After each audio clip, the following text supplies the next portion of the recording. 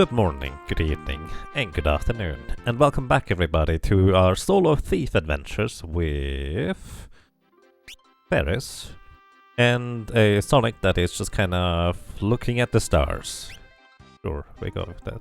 Last time we managed to finally get into World 2 and we made it past the Great Wall of Crayclaw, actually, not Carlboss. We got our double lance, which is immensely much stronger than any other weapon that we had before, and for that matter, actually very likely is the strongest weapon you can get at this point in the game. And on top of it all off, this, Thief can actually equip it. Well, actually thinking about it, the Earth Hammer is probably technically stronger, but this one is really good. Alrighty. Let us continue. I have, in the meantime, kind of tried to figure out what gold level I would want to have when facing off against XDev, and that gold level is going to be level 55. At level 55 I will have a bit over 3000 HP, which should allow me to reasonably survive 2 vacuum waves in a row, if that ends up being a concern. So that is going to be my initial goal, which means if I see some enemies along the way that we can reasonably easily take out, I will just try to do so. And honestly, that will largely kind of be enemies on Hideo Mountain that I can think of. But because we actually deal pretty good damage at this point with the double lance, there might just be a lot more. Oh, timer, thank you. There might just be a lot more. How much do I add to the timer? Sorry, thank you. Let's just say 4 minutes. It will be fine. Yeah, I do this way too often. Thank you, Bonsai. And thank you, Ghost Eye.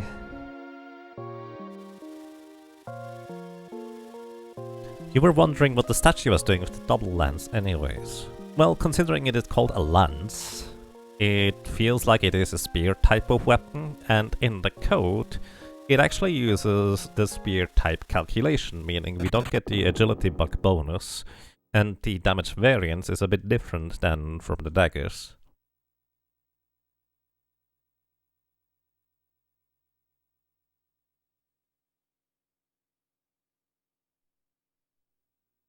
It kind of still begs the question why a thief and ninjas and mimes can actually equip the double lance in that case, I guess.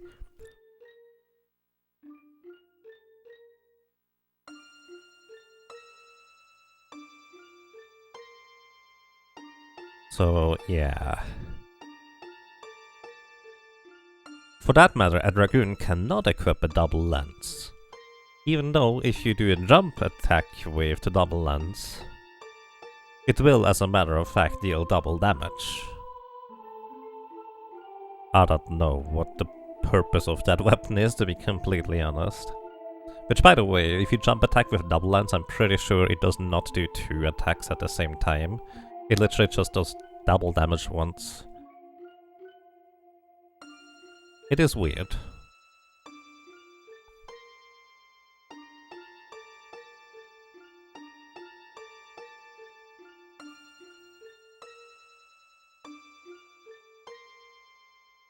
Hello. Hey Luther Kitty, welcome.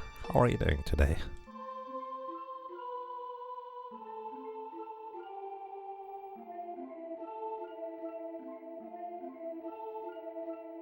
You know, you get asked what about this game way too much, but you ever check out Bravely Default series only cause the finished demo for the upcoming one? Oh, I really like the demo for Bravely Default 2, or whatever it was called. And is that game actually released now? Because honestly, I didn't keep track of it. I just remember liking it actually quite a bit when I played it. In February. Alright. Yeah. I feel like that would be a good game to put on my list of stuff too that I really would like to play. They released a new demo about a week ago. Oh, interesting. I still have the demo installed on my Switch, so I could win something. You're doing alright, just sitting back. Nice. Enjoy your sitting back and relaxing, hopefully. Alrighty, so getting back to Final Fantasy V here real quick.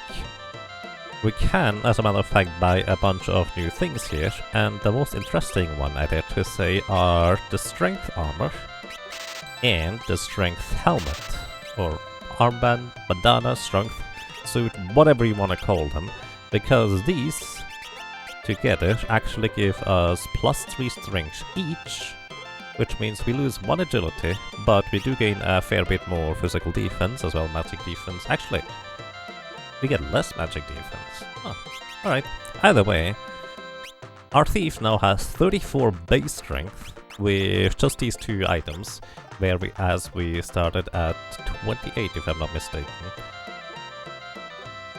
So this is actually going to increase our damage output by quite a bit, which is going to be pretty awesome. Then on top of that, I don't think I need anything else here. I could get an Ori Halcon dagger, but because we have the double lens, there's likely not much of a reason to get another weapon. And that's kind of largely it. Ferris is in the front row in case I want to knock out some enemies, and we never have to worry about back attacks anyways.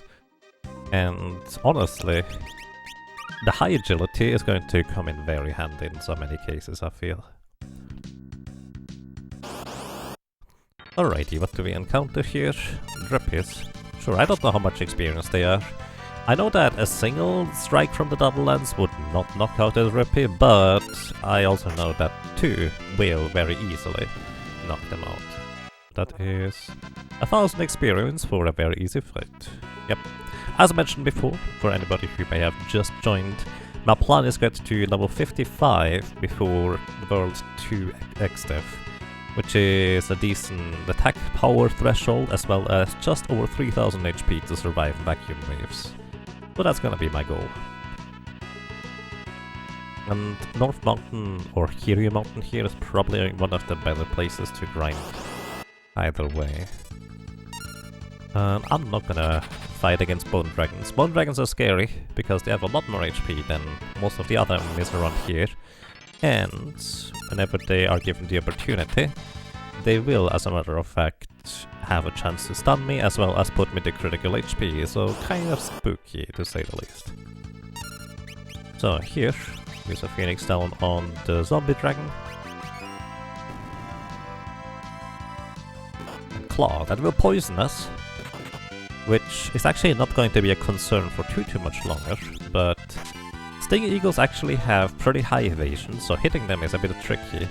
As mentioned before, daggers actually cut enemy evasion in half, but the double lens is not a dagger, or at least it's not calculated like a dagger. So that is something worth keeping in mind. Alrighty, the reason why poison is not much of a concern anymore soon is because we're about to get one of the best armors in the game. The armor with a drawback, to be fair, but still one of the best armors in the game nonetheless. So this is the Bone Mail, and we are basically almost immediately going to replace our Strength armor.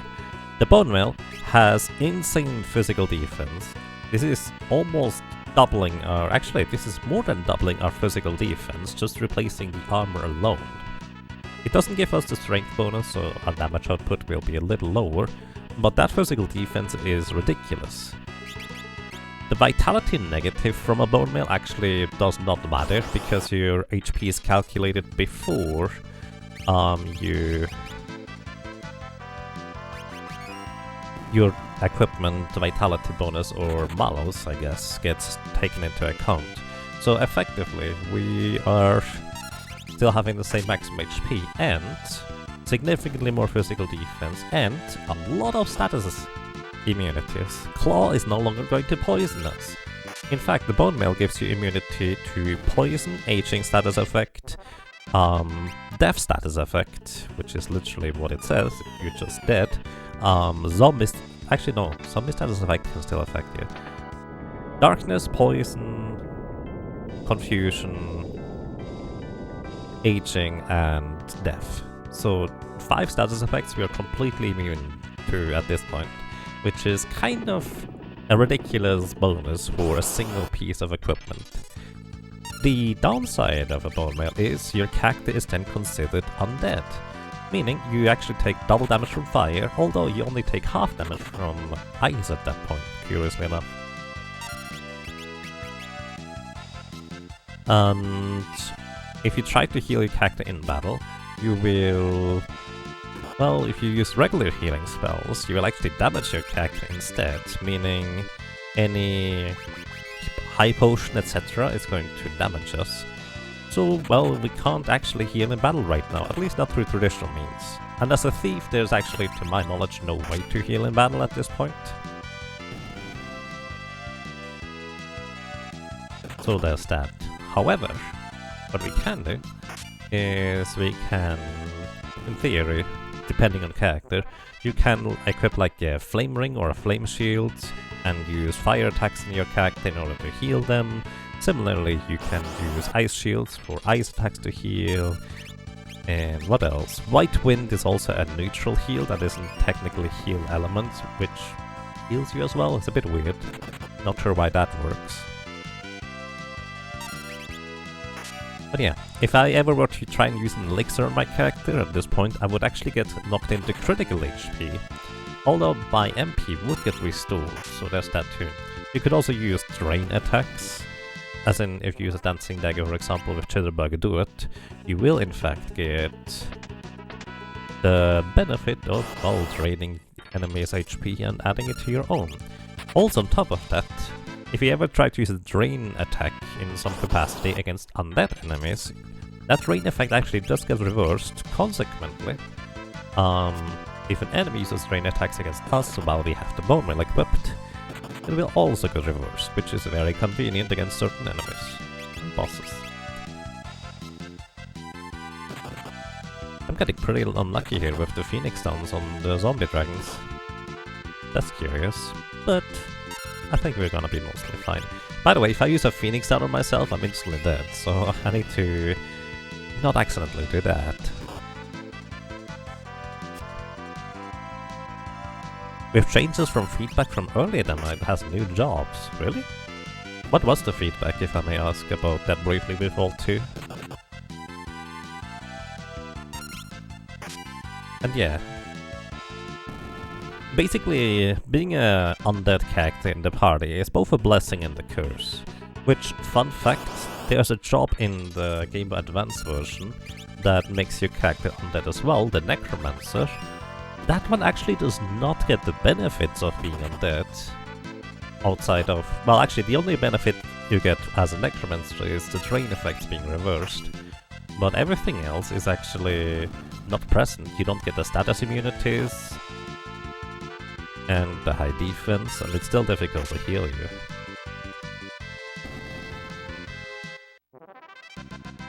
So yeah, there's that. Alrighty. We're about to face up against the next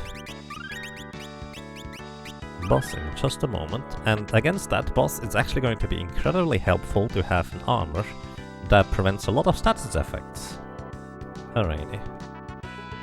But I actually don't want to go... well... no, I'm gonna keep the bone mail equipped. I could... so here's the thing. The bone mail in the previous fight gave me immunities against various status effects.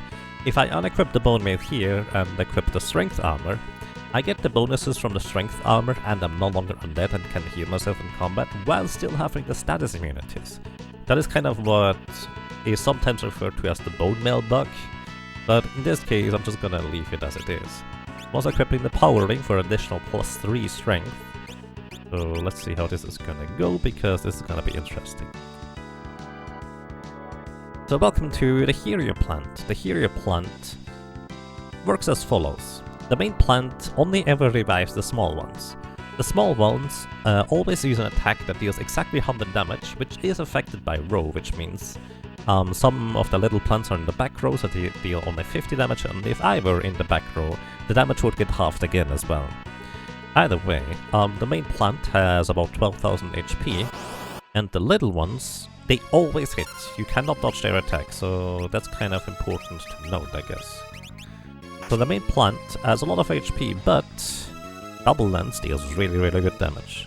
Now the Hero flowers, there's 5 of them total. I hope this is the correct one. Each one of the little flowers has 100 HP. And worth noting is that each one of the little flowers, whenever it attacks, it will apply a not a random status effect, just a specific status effect. The flower in the bottom left is the one that we need to take care of because that is paralyzation. At least I think it's at the bottom left. Yeah, it is the bottom left one. I'm never sure whether it's the far left or the bottom left. Either way. Now, each one of the other flowers that are still alive, they're still going to deal damage, so we need to knock out the main flower quick enough, because I literally can't heal as mentioned just before. But it's really important that I knock out that flower, because each one of the other flowers, they have a 2 in 3 chance to do their physical attack plus status effect. So there's Darkness status effect, Poison status effect, Aging status effect, and Confusion status effect. As mentioned before, with the Bone Mail we are immune to most of those. And well, it's basically just kind of going to be who kills who first type of deal. And as also mentioned, there is no way to avoid these attacks. They will always hit, guaranteed. I just need to get lucky that the main flower does not revive the bottom left flower repeatedly.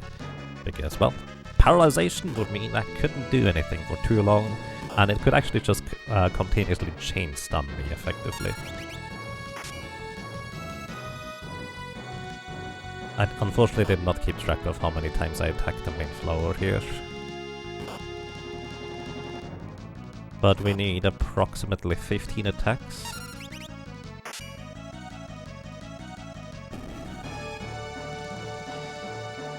Maybe less. 10 attacks would be 15... 10 attacks would be 8,800, almost 9,000 damage actually, thinking about it. So 13 or 14 attacks probably do the trick already. Either way, with high enough damage output, even if you don't have a way to knock down the little flowers again and again and again, as long as you can equip the Bone Mail, and, well, can somehow survive to an extent, this fight is not too terribly difficult. And we even get an elixir for our troubles.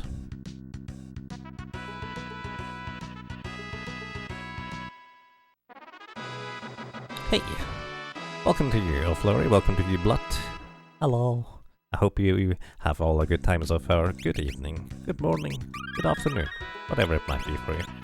Alrighty, gonna go back to the Elf Cape for additional physical evasion, because against regular enemies that is still very helpful. So yeah, some characters struggle actually quite a bit against the Hero plant, unless you might use the aforementioned Bone Mail bugs, status immunity, transfer bug, whatever you wanna call it. Because then you could actually just heal. But I figured, Thief is probably strong enough that I don't have to rely on it in any capacity, and I think that just worked out fine. Need to be careful that I don't accidentally use the Phoenix down on Ferris, that would be pretty bad.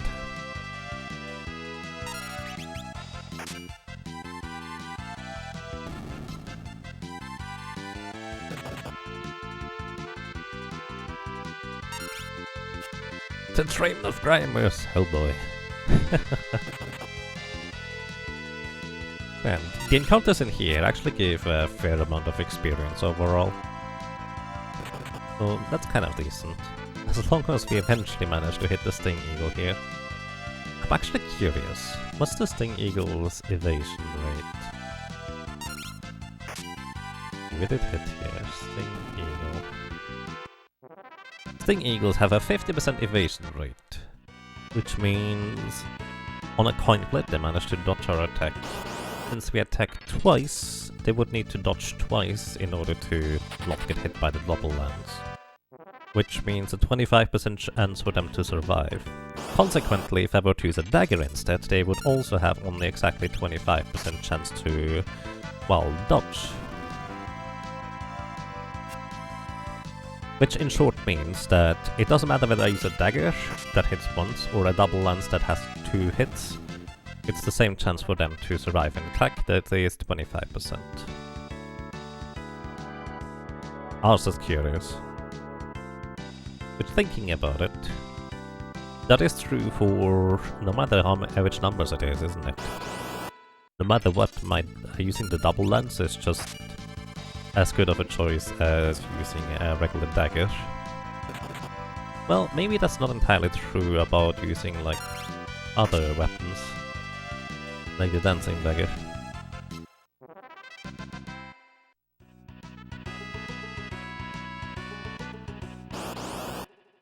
By the way, that chest on the right side is a cottage, which heals your entire party, HP and MP to full, but only on a place where you can save.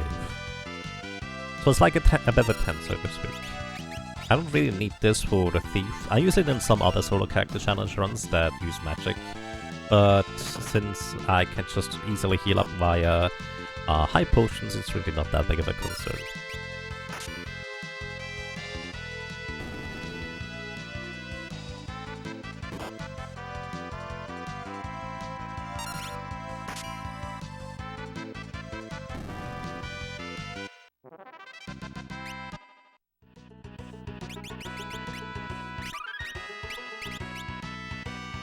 I mean, I could get the thing anyways, because if I get it into more encounters inside here, I actually don't mind either.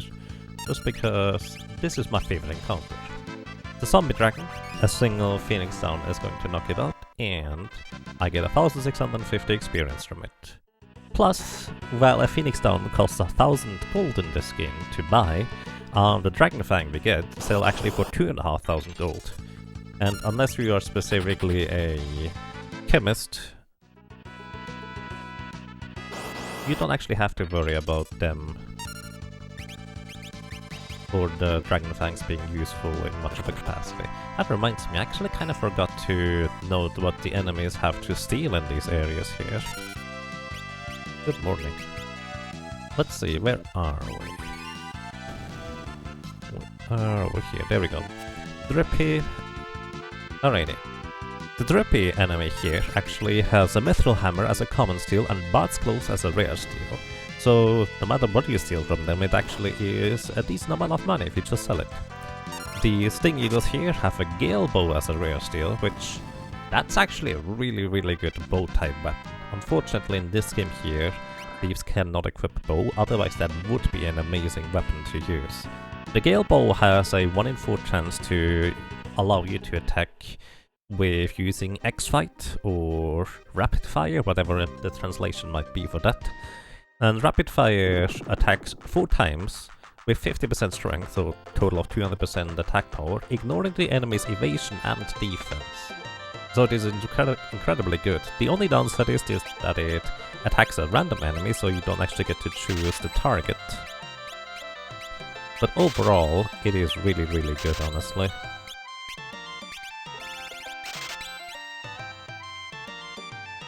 Is the bow worth selling? That's an excellent question. I don't actually know how much worth it is. The thing is, it's the rare steal. There's no common steal from these Sting Eagles. So trying to steal it from them could take a while, let's put it that way.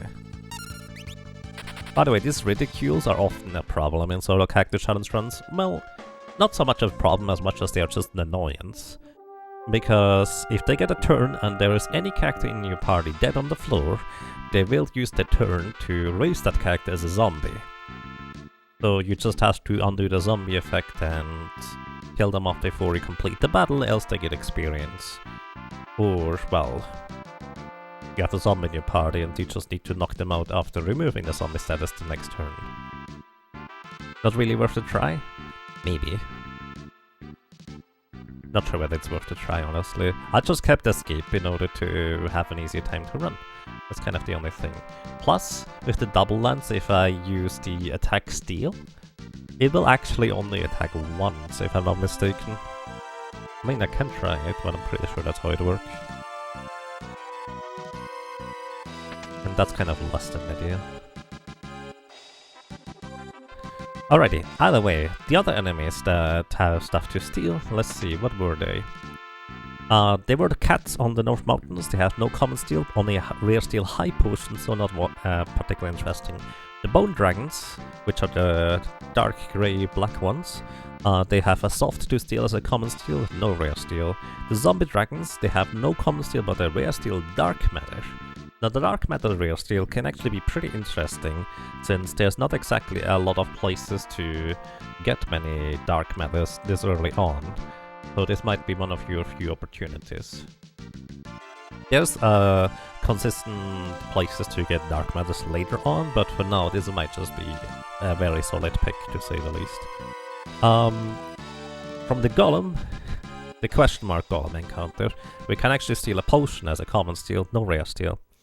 Then the Golem battle, where we need to help him, he has a soft as both the common and the rare steel. And also the rescued Golem afterwards has a soft as a common steel, so those are actually two different or monsters in a sense. Then, what else? Bone Dragons in the Golem encounters as well, the Zombie Dragon in the Golem encounters, where you rescue Golem, have nothing to steal. The Hero Flower and the Hero Plants have no items to steal. There is a cave just to the east of this castle here, where there's Undergrunda, the weird centipedes, the spooky ones. They have nothing to steal. The Gill Turtle has a potion as a regular steel, a high potion as a rare steel, so neither are particularly worth mentioning. What might have been worth mentioning earlier is that the Abductor we fought in Val Castle and basically two-shot has a power ring to steal as a rare steel. Then on the plains, all the enemies have a potion to steal, no rare steel. Except for the Ridicules, they have a Maiden's Kiss to steal as a common steel and no rare steel. So that's kind of the entirety of the cast that we have encountered until this point. So now we actually get to go to different areas where there is Cure Beasts, they have no common steel but a high potion as a rare steel, Land Turtles which have a potion as a common steel, no rare steel, Bold Money which have nothing common, a high potion as a rare steel, and the Sleepy Enemy, which is probably one of the more interesting ones, because the Sleepy Enemies have a Healing Staff as a common steel. Pretty intriguing, I dare to say.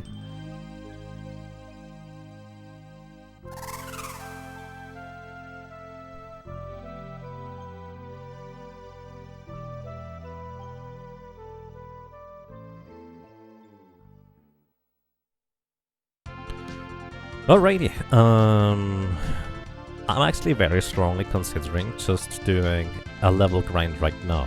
As mentioned before, I will want to get to level 55 before encountering Xdeath at the end of World 2, and I can't really think of a better place to grind than maybe here in the mountain, or just going for the Cure Beasts. The Cure Beasts have the advantage that we would be able to get elixirs from them on a regular basis, because they each have a 1 in 16 chance for an elixir drop. So that might just be my best option. And it certainly wouldn't hurt to get that before we even go into the Barrier Tower, which would be more or less the next destination of where I would want to go. So,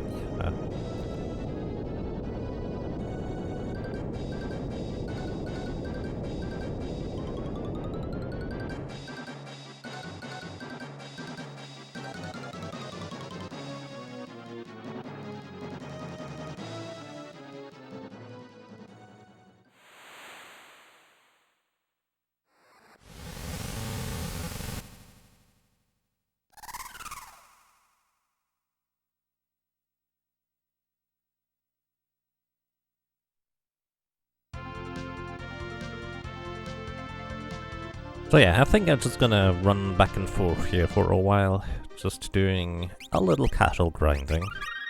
And I do like casual grinds, they are quite nice and relaxing, and I don't have to use my brain too much. Sometimes that's quite nice. So yeah, welcome to this grind, I suppose. Let's see. Oh, I don't one-shot the land turtles. That's actually an issue. I wonder how much HP they have. I would guess about 1,000. Let's see. Land turtle. Land turtle have 1,300 HP, so it's actually more of a 2-shot rather than a 1-shot. And they hit actually pretty hard. So chances to knock these out in one go is not that great. Huh. How many elixirs do I have? 27. Probably sufficient.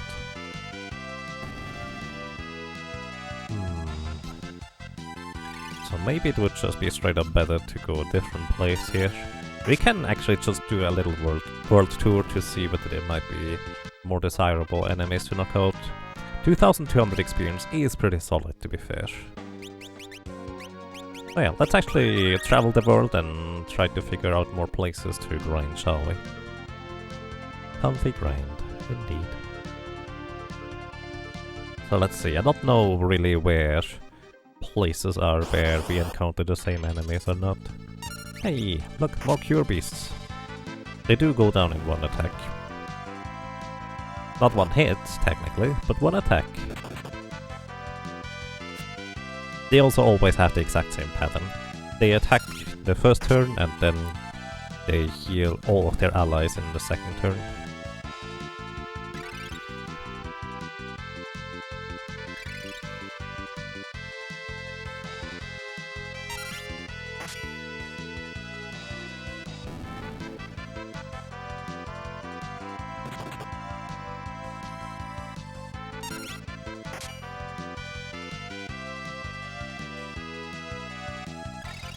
Did I just miss? I was slightly distracted. I must have missed. I didn't realize they had evasion. Oh well. Paris gained a level. Let's actually see what we find in the forest. Forest and plains encounters are usually different. Bold money. Oh yeah. Oh no. Oh no, they have evasion. So they have 1,300 HP, I actually just happened to gloss over that when looking for the land turtle. So one double hit would do the trick, but if you can miss them, that's less than ideal. They would actually be pretty good experience, all things considered. They do hit pretty hard though, to be fair.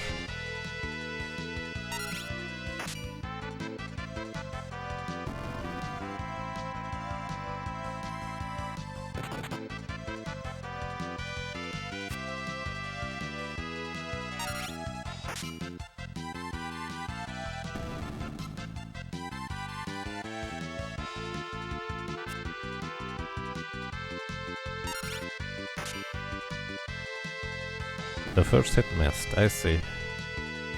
Interesting. Let's see, Bold Money, they have 10% evasion. So 1 in 10 hits is going to miss. Let's actually just see, I do prefer this over the land turtles, to be fair. In comparison, let's see, land turtles give us 790 experience. The cure beasts give us a bit less, 620 experience each, but they are guaranteed a one-shot, so attack-wise they are more worthwhile on that end.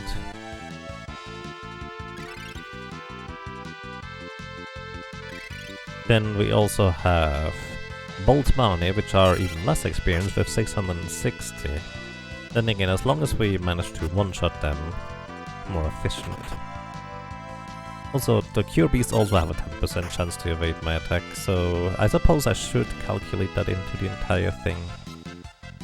Maybe.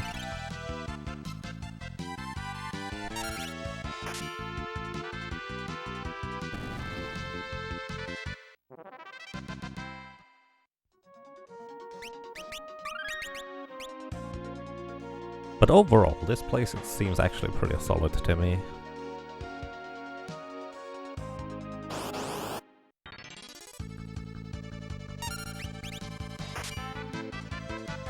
Welcome to Utrecht, and since you are not going to stay too long, thank you for dropping by, and I hope you have a most pleasant evening.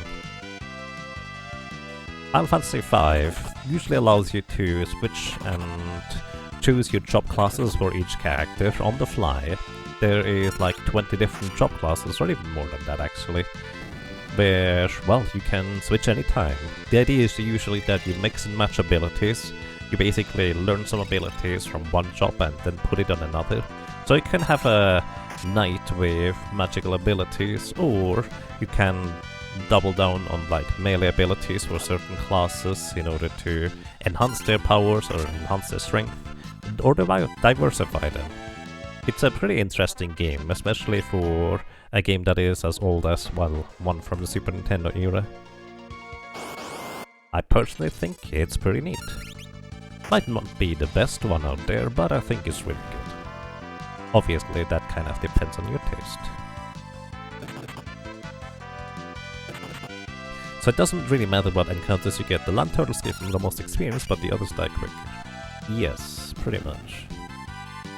Over here we don't get any land turtles, so that's kind of more desirable overall. I'm actually curious what the probability for bolt manis, etc. is in comparison to the cure beasts here. Because I didn't realize that you got 4 cure beast encounters in the forest here. Let's see.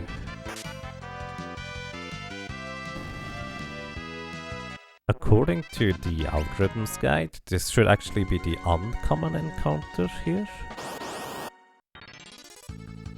The bolt mani is actually the very common encounter, and a single land turtle is the rare encounter. So I'm pretty sure if we want to hunt down bolt mani here, that is actually pretty efficient to do.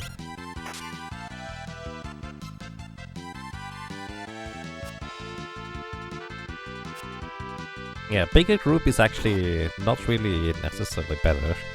I think the sweet spot is like 2 enemies, because then you don't have to worry too much about multiple enemies taking many turns to take their action until you can get your attack in again. In fact, it might very well be desirable to have single enemies instead, where you just one-shot the single enemy each time. Since we don't have any area effect attacks.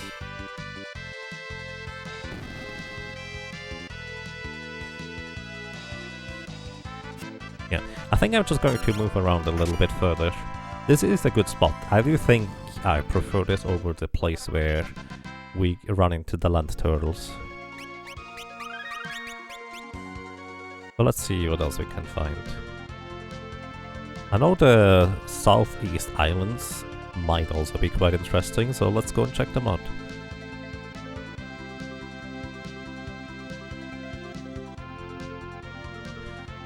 Maybe, so here's another thought.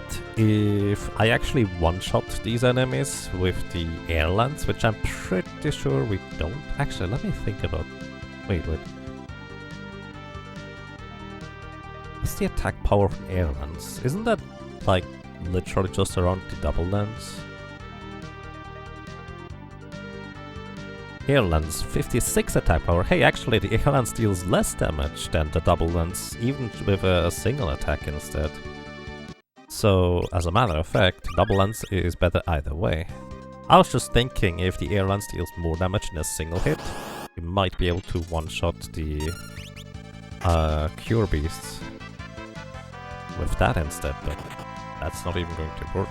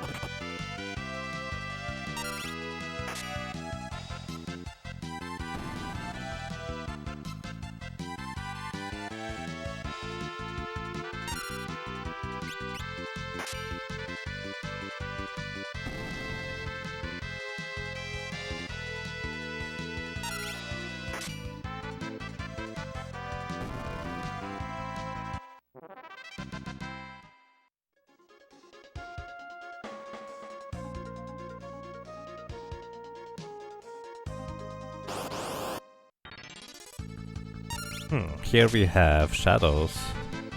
They have a lot more defense though.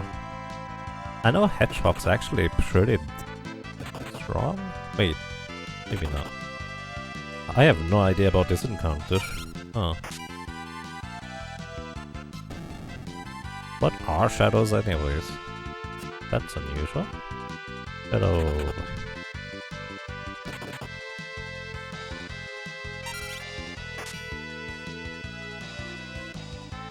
Shadows with one hedgehog. They do deal a lot of damage. Wonder how much experience they give. Shadow, 1000 HP. They do give a bit more experience than the previous encounters. Oh, the hedgehog is not even a one-shot.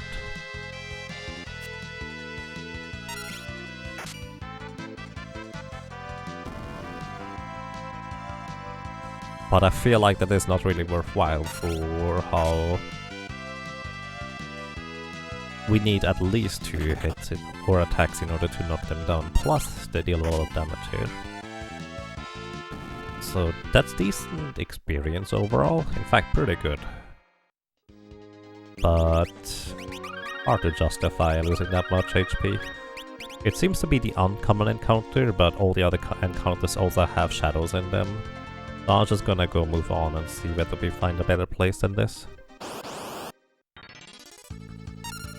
Nope. Well, if I'm not mistaken, anywhere where there's no overworld encounter defined, you find goblins, and that just happens to be one of them, just over there.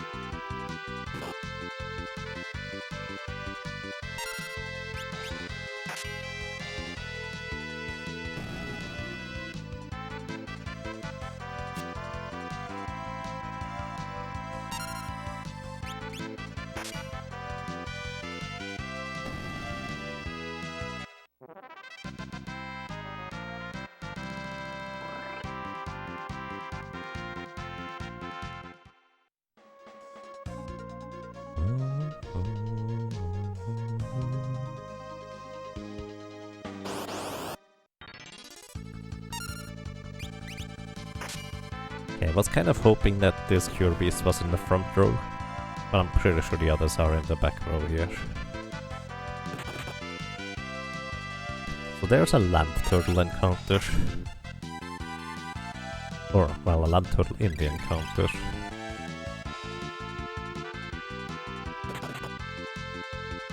That actually might just be enough HP now. They still get knocked out in 2 attacks. And hey, Fisk at work, welcome. Does Fussel High work? I think so. Yep, does work. Hello! Oh my goodness. That's a lot of hello! Hello!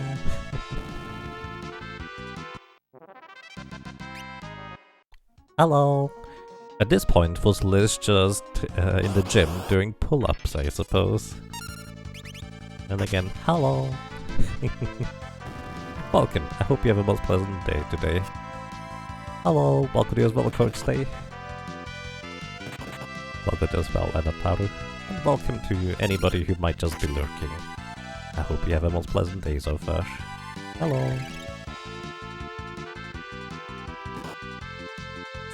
One thing I'm actually wondering about is whether there's an option to redeem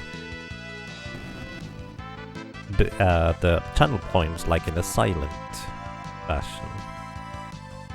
I don't think there is.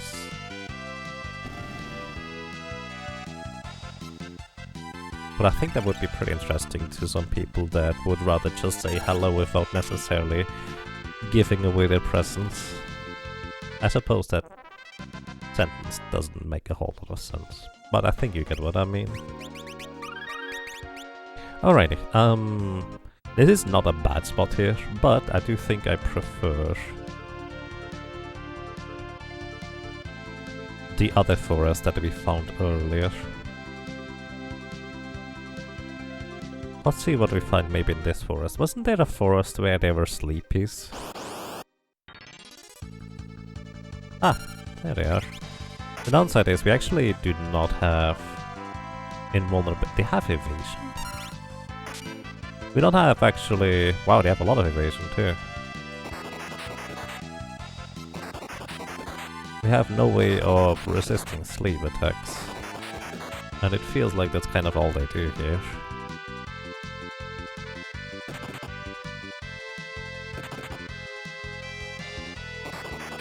Alright, we're just gonna run here. I think this might be an interesting place to grind, because I do also think they have pretty solid experience overall.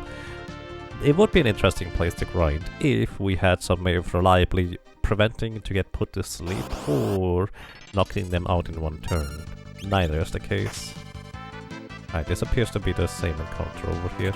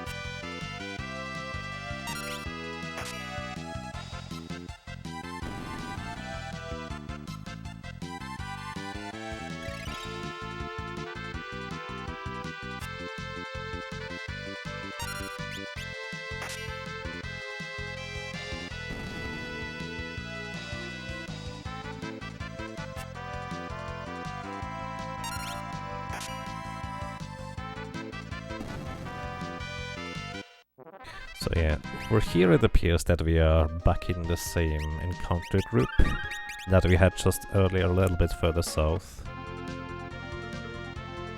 Kind of curious that there were some goblins in between. Also, I'm kind of curious what's in the desert here. My suspicion is that we're gonna run into some sand crawlers or goblins. Either way, I don't really expect there to be anything particularly worthwhile over here. Ah, it's goblins. As mentioned before, goblins, they literally are just here in case there's no encounter group defined for a specific area slash environment.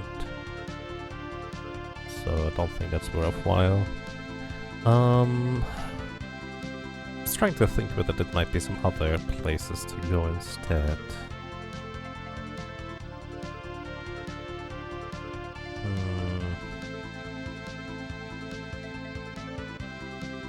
Druids are not a good idea. I think Moa Forest has just a few too many enemies that deal a higher end damage.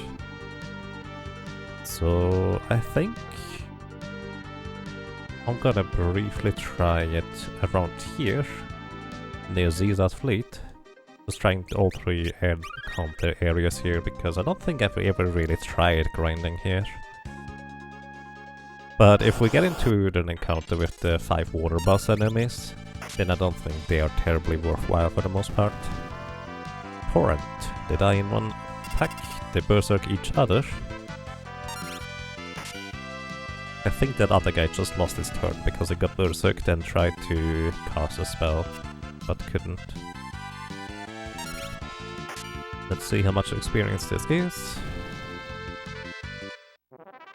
990, huh?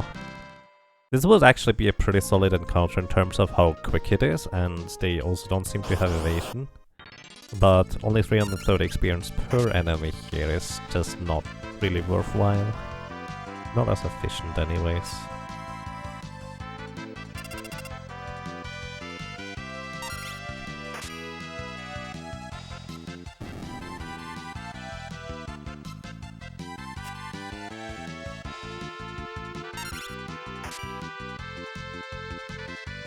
Did we just have the exact same encounter twice in a row?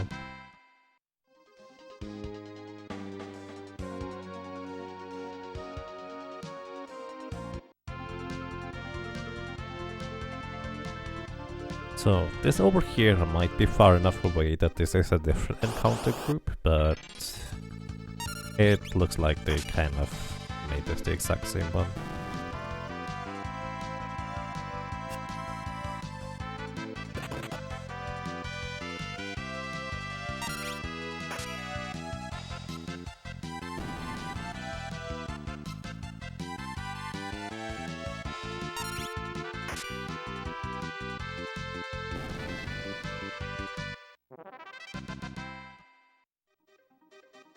Let's see whether there's better encounters outside the forest, maybe?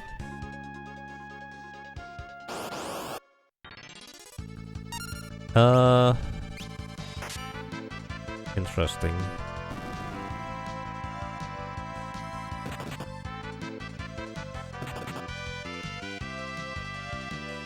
I mean, to be fair, this is a very nice place to grind without having to worry about health, so might not be the worst. Water buzz. Let's see. This is 3 enemies. Less or more than 990 experience. Actually, the exact same amount. So all of the enemies around here give the exact same amount of less than half as much as a cure beast. So I think we're just gonna go back into the forest with both money and cure beasts, honestly.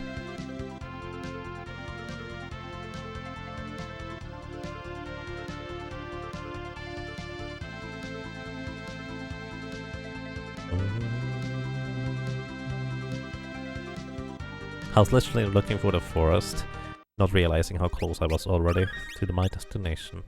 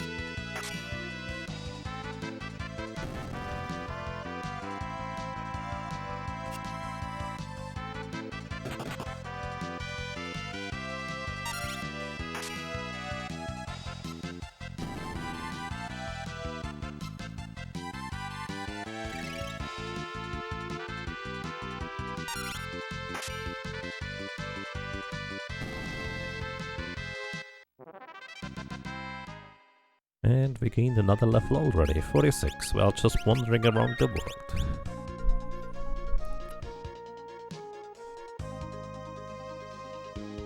I've always been wondering, does wandering around a place, as in moving around a place, have any relation to the word wonder, as in being curious about something? Because wandering around the place and wandering around the place, I'm pretty sure I'm not pronouncing one or the other right. But since they are so similar, I've been kind of wondering whether they might have any, like, relation to each other as words. But then again, that might be a weird thing to try and research.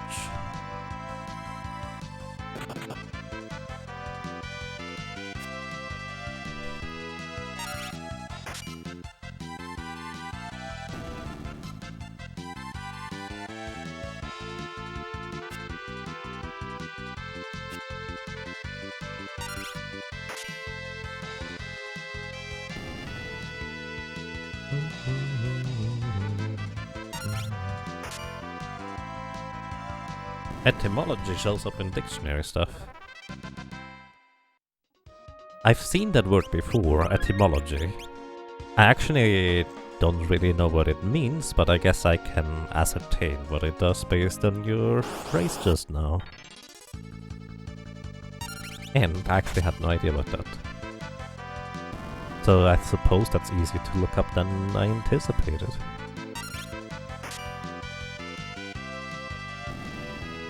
Or might be just harder, who knows?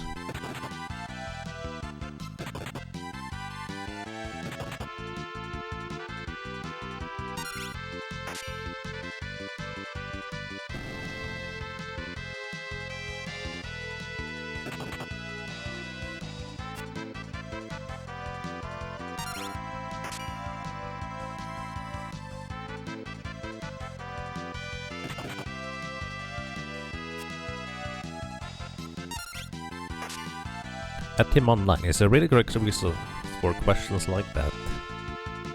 Oh, alright.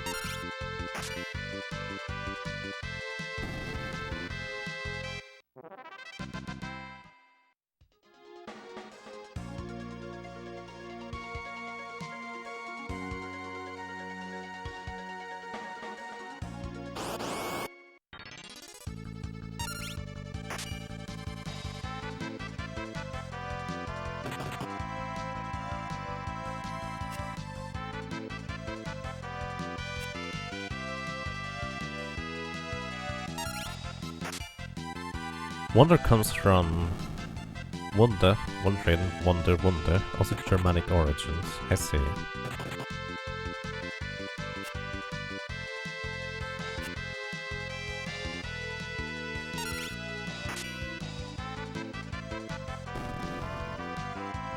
So it has no relation to wonder with an O?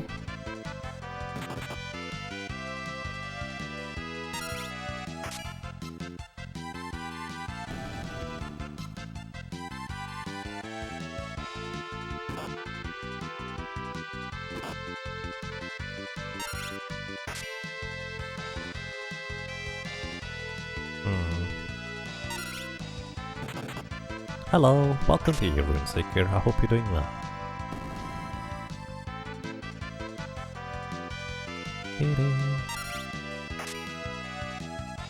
Looks up etymology of the word etymology. Nice. It's wandering. We're wandering pretty much. Okay, fair enough. So those are mostly distinct words.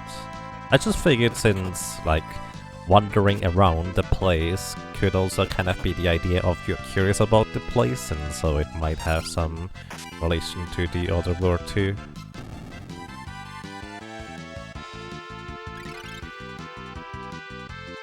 Thank you. I actually now have an idea on how to look up these things until I forget the word etymology again, I suppose. Maybe, maybe not. We'll see.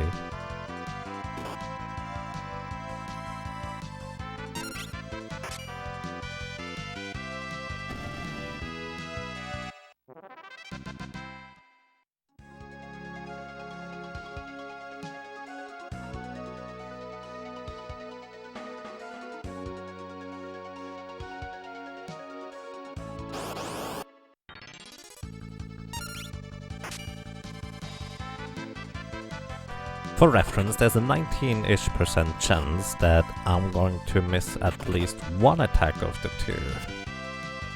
So, how consistently it feels like I miss one of the two attacks on the first enemy I attack in each encounters is quite intriguing to me. But I didn't even pay attention to that all the time in each encounter right now. Mostly just kind of something I noticed the last, like, few.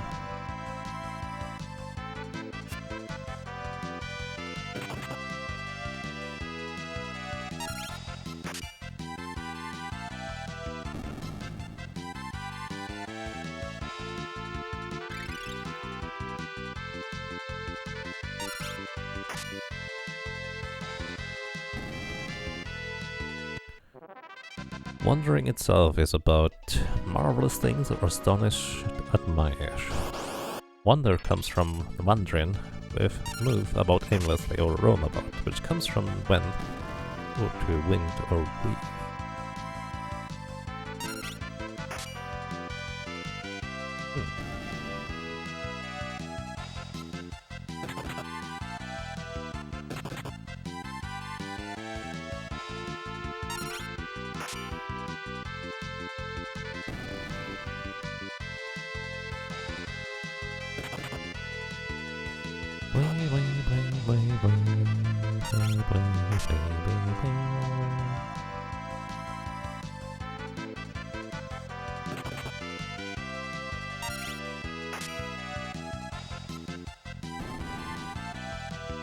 Intriguing. So yeah, thank you very much.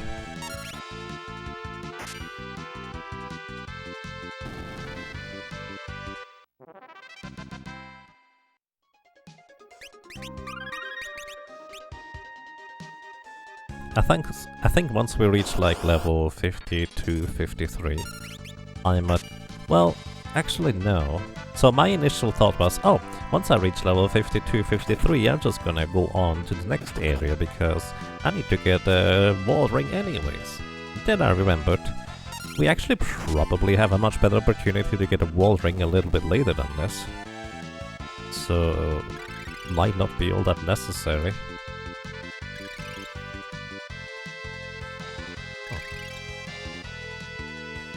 I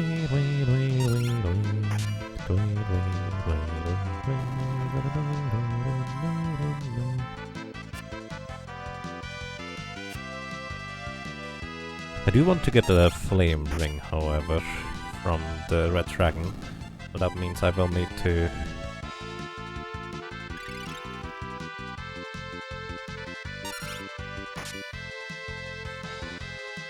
I will need to get the rare steel from a red dragon, which might be not without risk, but few resets maybe.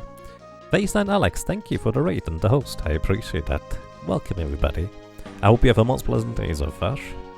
Hello. How are you doing today? Welcome to you, Baseline Alex, welcome to you, Anubiros, welcome to you, Tondret Ascalda, and anybody else who might have joined us. How are you doing, and if I may ask, what were you doing over there?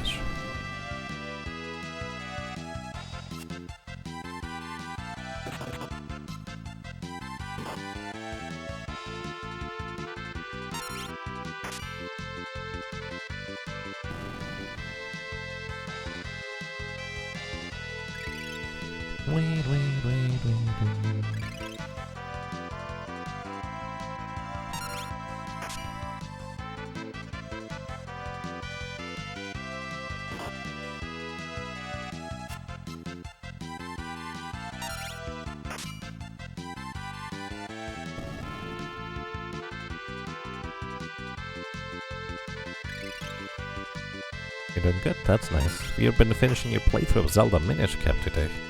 Nice. One of the... actually, that is the latest Zelda game I played through myself, I think. I think it was a good one. Although it was also the Zelda game that made me recognize maybe Zelda is not that much for me.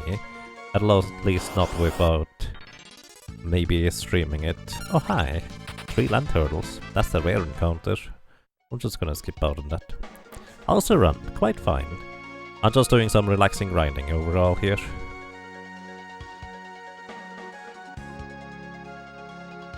Because I will want to have level 55 for XF at the end of World 2, and I don't think there's gonna be a whole lot I will want to kill along the way, so I'm just walking back and forth, and just spacing out a little bit.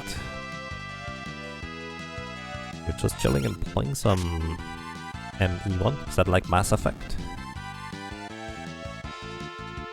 Never really heard of Mass Effect. Or never really seen much of Mass Effect, but I know a lot of people really like it. Could also be something else.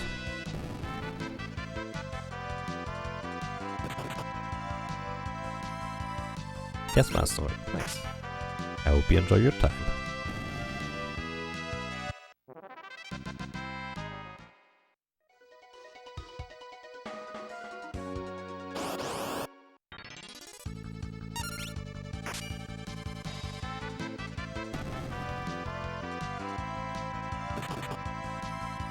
One thing I keep noticing in the Super Nintendo version for Final Fantasy V is how seemingly frequently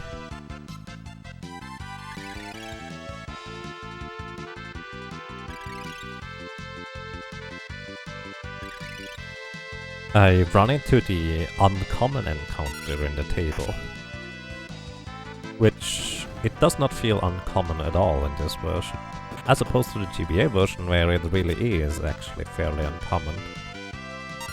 Quite interesting.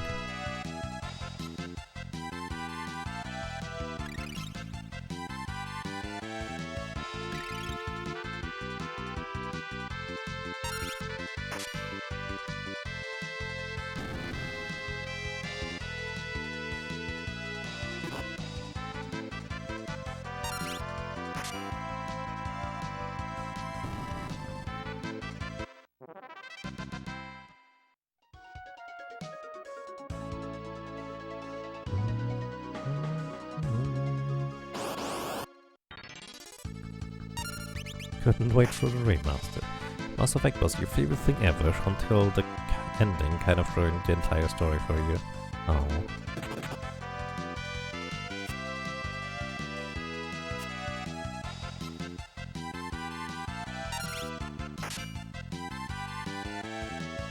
But you're saying SNES is superior? Maybe. It's definitely better in certain aspects for grinding. You try to grind in the longer runs.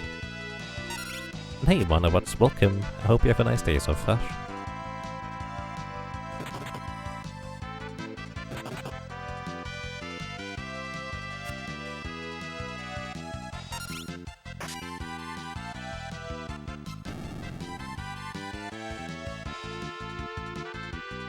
No, you!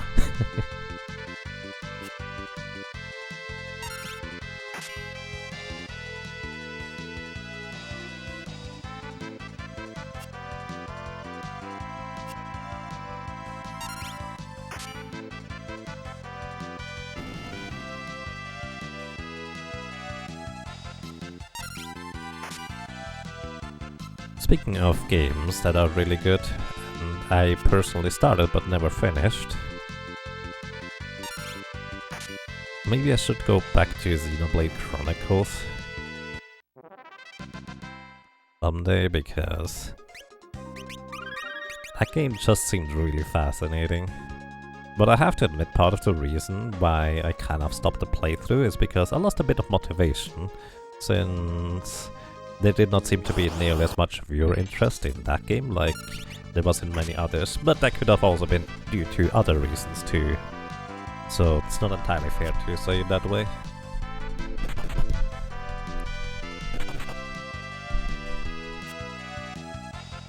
Just kind of was my impression at the time. But at the same time, it is such a fascinating world overall. Maybe I did get a bit too hung up on the side quests, because for once, actually did really enjoy doing basically all the side quests, which is a bit unusual for me.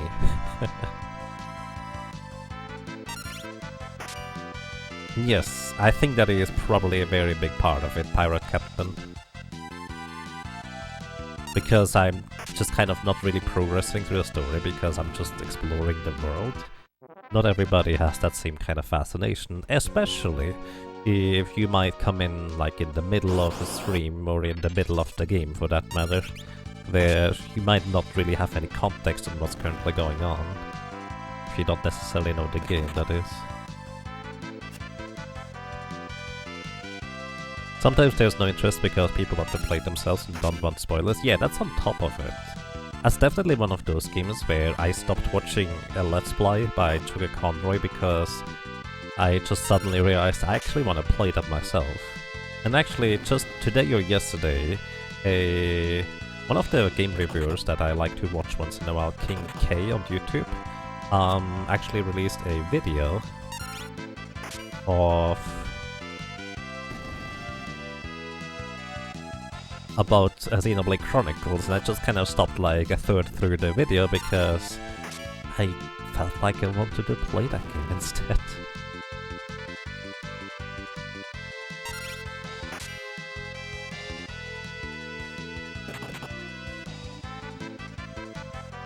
Yeah, like, it's very true, there's plenty of reasons why people might just not be as interested.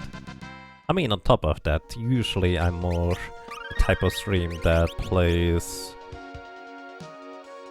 like older retro games, which are easier to watch because it's not 3D and there's much clutter on the screen. So I think it's just all culminated into, well, a bit tricky for me to stream it at times. But it is very fascinating, honestly.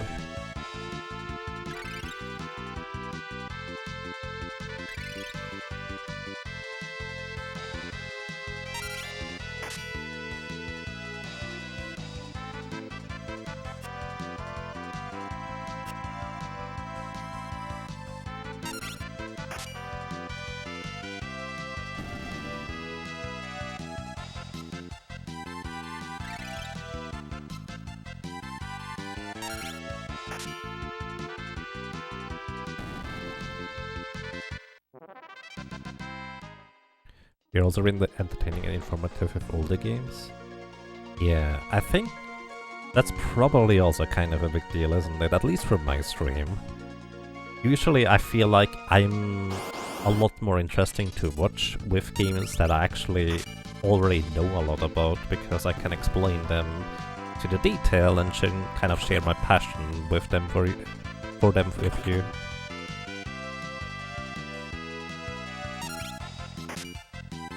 You have a lot of problem with BGG. He streams a lot of games you're interested in. Ah, I see. Yeah.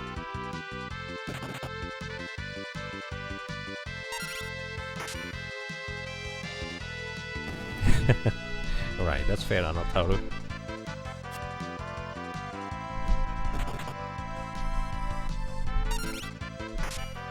I do think in a fair bit of games, I would be more interesting to watch if I already know a majority of the game and kind of can just give a guided experience, if you will. But, especially with games I've never really played before, it is really difficult to find the motivation to play through it on my own time, and then on top of that, play through it on stream afterwards too. Like, I've been kind of planning on doing that with Sunless Skies. I've actually played that game a bunch now offline, but at some point it's just like, well, if I just do more of this and I want to stream it later, it's going to be, I will just redo stuff. Which I suppose is not a problem if I'm just really interested in a certain game, but it is a little bit tricky to mentally justify when I'm just mostly interested in the game, if that makes sense. Yeah, I can break down Divinity Original Sin 2 Yule of Data Analysis. I actually know a fair bit about Divinity Original Sin 2, having played a good chunk of it already, so that might be more interesting. I really like the game, but I'm also kind of in the middle of that playthrough still, and since I'm playing this in co-op, I don't want to breeze ahead either, so might just take a while.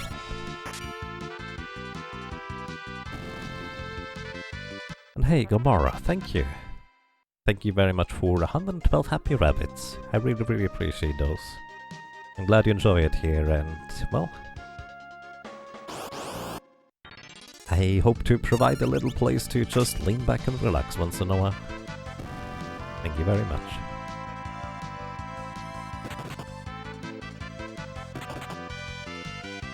Never seen Sunless Skies, on a bit of Sunless Sea so far. Right. From what I was told, or what I know about the game, is Sunless Skies is overall just a step up from Sunless Seas, although it would help if you know about Sunless Seas already, in order to maybe get into the background and stories, etc. You weird that you usually prefer your data in context. You can't watch videos, but you love system mechanics. You enjoy your stream because it's chilled. You feel affinity for how you process and present data. Aww. Thank you.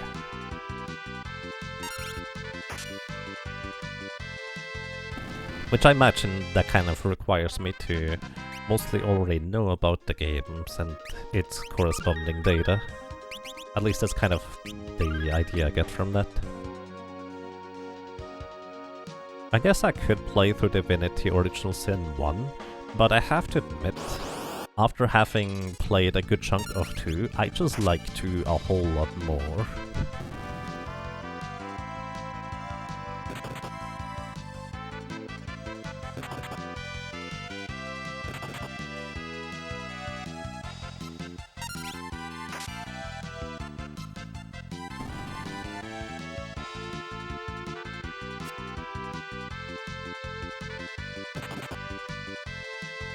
I see, fair enough.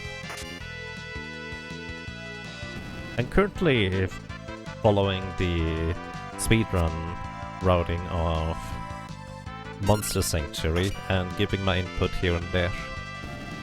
But I also feel like I'm a little bit ahead of, behind the curve, just because there's so much to consider in that game, it's kind of crazy. But maybe, since there have been actually no speedruns of Monster Sanctuary yet, just kind of trying to do an ad hoc run would be potentially intriguing. No idea.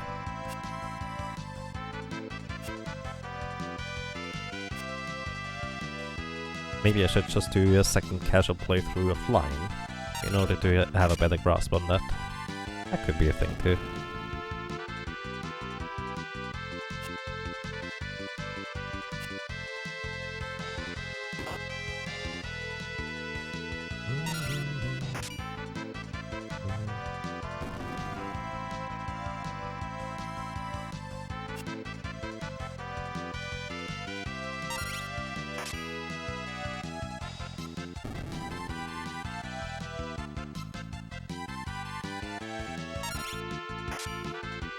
Stardew Valley Co-op. The speedruns or the casual play? Did we ever do casual play online or streaming? I think we did. But fair enough.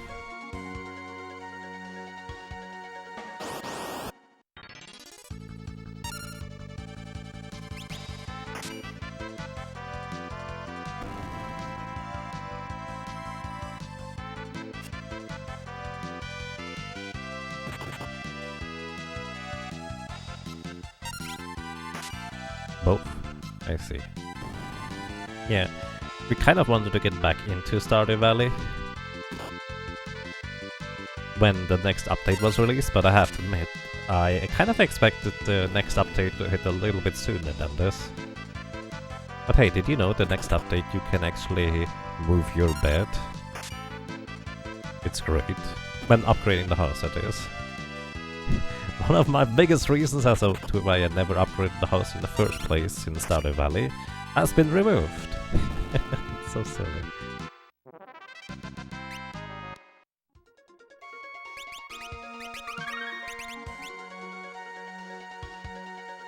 I still feel like that's such a stupid reason for me to never upgrade the house, because the bed is so far away from the entrance.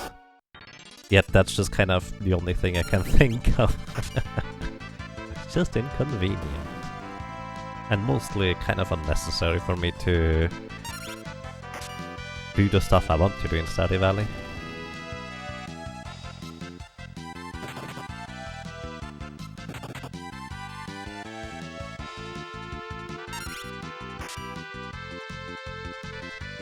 And to me the spookiest thing is still that when at some point I mentioned that, you know why I don't upgrade the house? It's because you can't move the bed.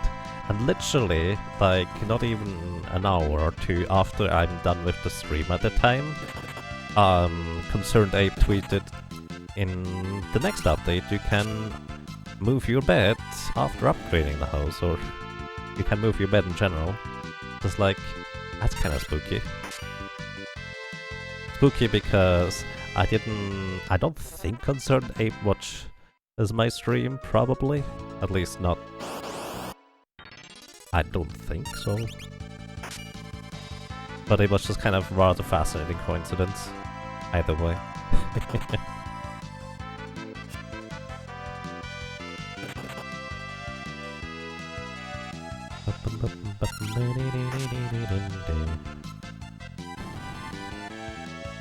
There are no coincidences. Oh, there's plenty. It's statistically improbable for there to be no coincidences in any given amount of data sets that you could analyze.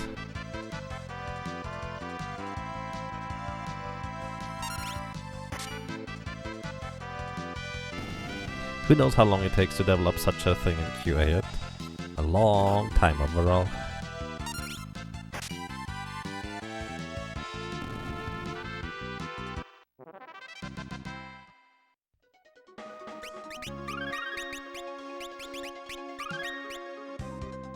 You're a statistics. No, you. Wait. I mean, I really like statistics and data and spreadsheet. And cookies. And a hot chocolate. Those things don't necessarily have much to do with each other, but you get the idea.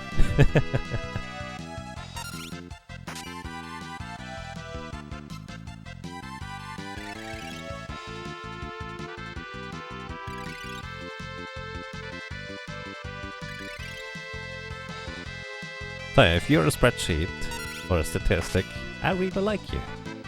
Probably. Maybe the data in the statistics might be something that I'm not too happy about, but statistics in general is kind of neat.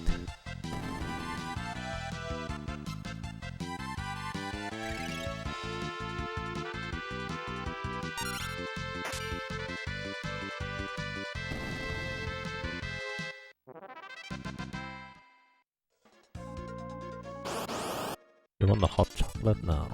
Oh. I made one myself yesterday.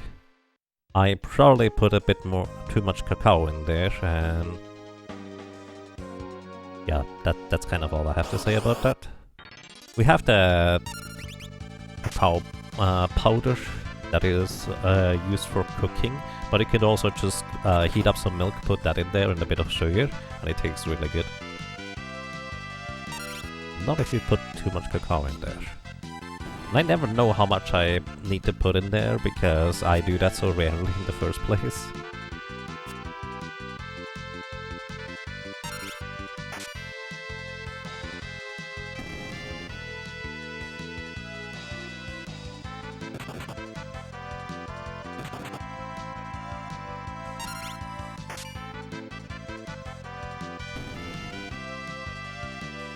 Needed sugar and or fat. There's no specific fat I put in there, but it's like a... I have cups that are about half a liter of milk, then a soup spoon, or whatever you call that, full of sugar, and like a half a spoon of cacao powder. I think is the mix that I should try to use. Maybe a bit less sugar, probably less sugar.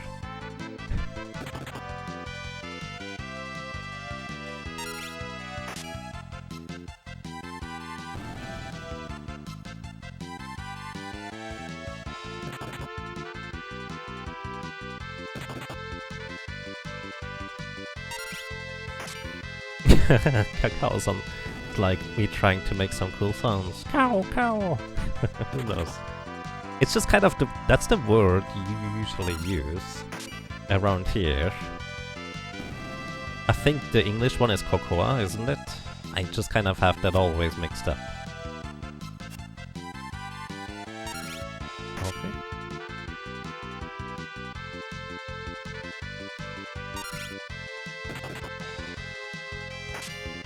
Yeah, I think that's what you say. Or how does it work?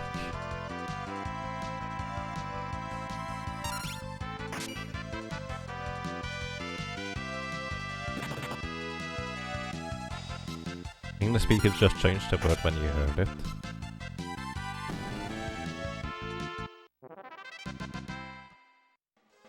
Around here is, I guess, pronounced like cocoa.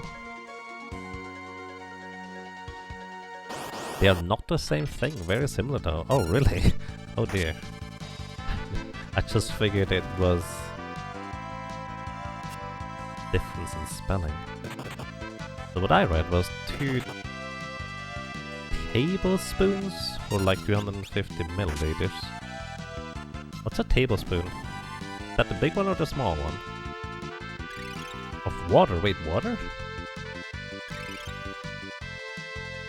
You're hoping teaspoons of powder, then add... Wait, teaspoons of powder and add powdered sugar or cinnamon sugar into water? I'm not using water, I'm using milk for that, but then again, I don't know whether water works for that. It might. Teaspoon is the little guy, alright.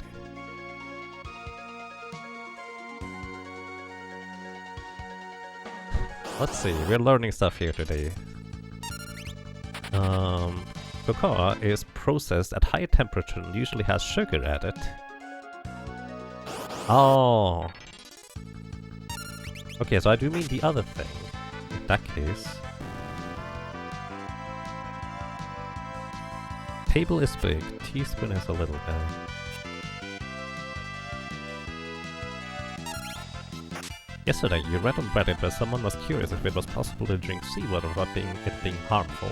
The most upvoted response is if you add enough fresh water to that you've collected, you could eventually get it to effectively a saline solution similar to what's in your body, in which case drinking would be okay. I mean, just dilute the stuff you need to dilute sufficiently enough in order for it to be no longer harmful, huh? Okay. I mean, I suppose it's not technically wrong, it's just probably also not the answer people were looking for.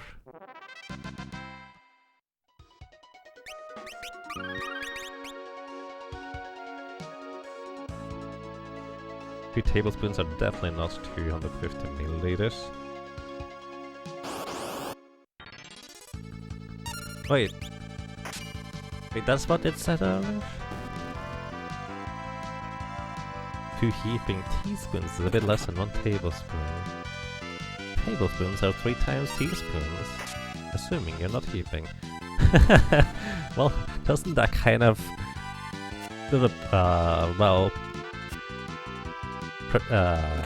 isn't that kind of part of how much convection there is?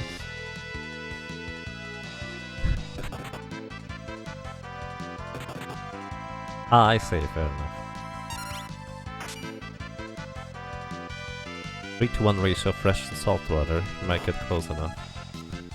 Okay. Measure once, cut twice. Hey Life Tactics, welcome. How are you doing today? And how much... what... So, just kind of to reiterate. So, cacao is the stuff where it's already processed and you probably just need to put it in milk in order to get a chocolate drink. And cocoa is the stuff where it's the more... like, without the sugar added, basically. Is that accurate?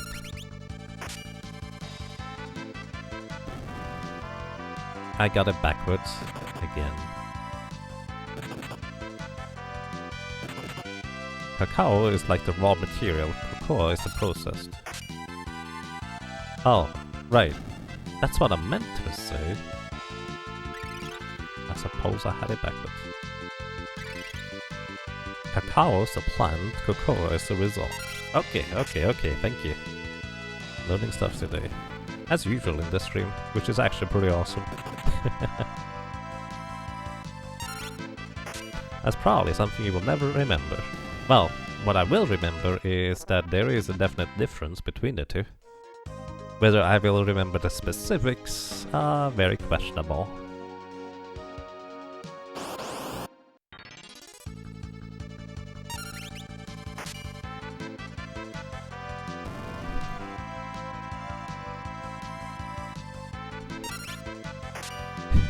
So yeah, thank you for the insight. Really appreciate it.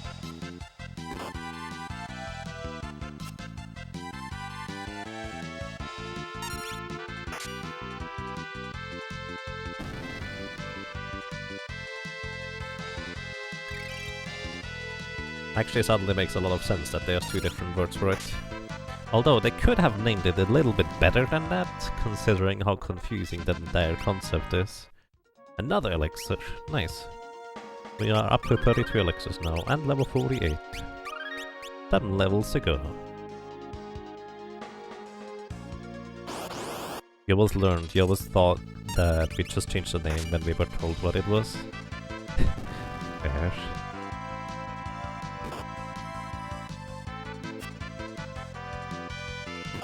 It's confusing. The cacao beans can now both make cocoa powder and cacao powder, which are both very similar, but cocoa is processed with much higher heat. Okay, okay. Cocoa is usually heavily roasted beans like coffee. Cacao beans. Alright.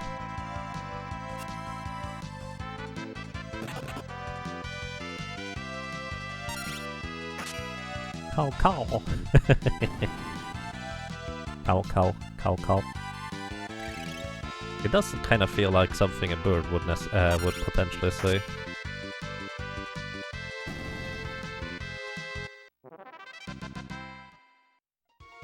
Cacao plant / beans are a natural thing, but cacao powder, which we put in milk, is processed.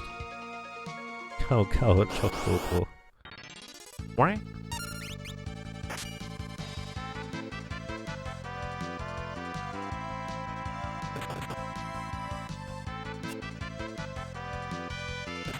You were literally just looking at cocoa butter the other day.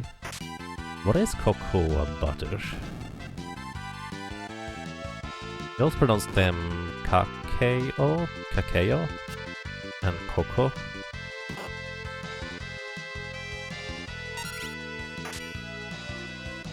Okay.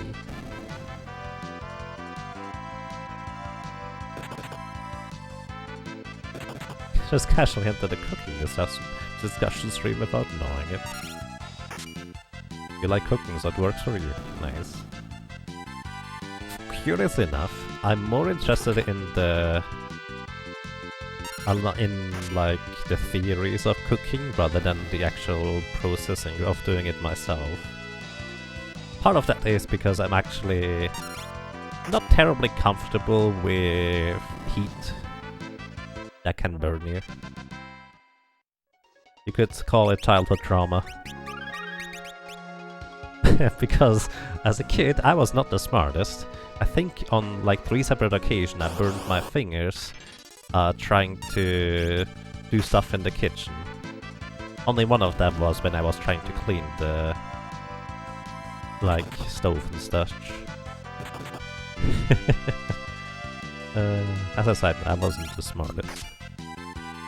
But hey, I learned. Cocoa butter is apparently also in cacao beans and filled it out to make the powder, but it's needed to make chocolate, apparently. Having been through some painful moments in your life, you can sympathize. You still burn your fingers doing stuff in the kitchen. Ouch. Please don't. Cocoa butter is always present in milk chocolate candy bars. Usually there's more butter in milk chocolate than dark chocolate. I mean, yeah, you need a very, very, very small amount of actual, chocolatey powder stuff. Otherwise, it's very quickly much too much. That's if I understand you correctly, anyways. You just have calluses now? What is a callus?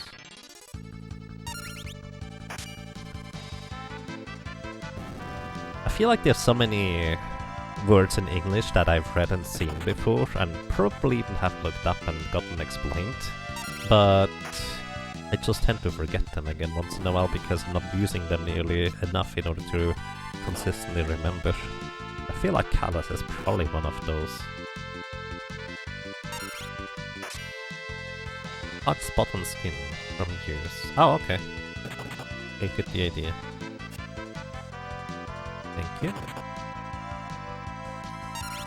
Right, thank you, Blood.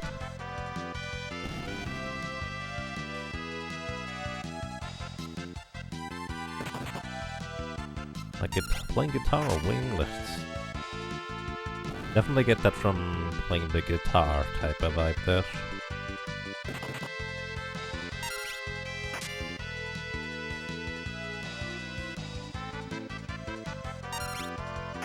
weighing... Did I say weighing lifts instead of weightlifting? Ah, of course. The more lifts you weigh in your life, the less you feel in your hands. We are leveling here. Conveniently enough, the Cure Beasts also have a decent chance of dropping elixirs each time we defeat an entire group of them, but the main idea here is just grinding. I've determined that I want to have level 55 for X-Death at the end of World 2, so that is going to be what I'm going towards. And I also kind of mostly determined that it's probably the most efficient place to grind, rather than anywhere else, so here we are. You bought some 85% cocoa dark chocolate, and let me tell you, that's too bitter for you. Yeah, that's also too bitter for me. Actually, often I just like the chocolate flavor, but I don't necessarily like chocolate bars themselves, curiously enough. Which might be a bit strange, I suppose. Like, here in Switzerland, there's so many types of chocolate, and a lot of them just are like these very finely tuned and exquisite chocolate pieces, at least that's what they tell us. Me? Well, it turns out I tend to like the cheapest stuff. All those pralines and such, not a big fan actually. Chocolate chip cookies. Can be good, not too many please. Swiss has some good chocolate though. Well, probably. As I said, for me it's always kind of been a weird thing because I just tend to prefer the chocolate that is cheaper, I guess? Like there's a dark chocolate bar that you can buy in the stores around here that are meant for cooking. I prefer those by a landslide over a lot of other chocolate. And it's really cheap for a large bar too. Good does not mean expensive, right? It's just also, it is much less processed, I guess.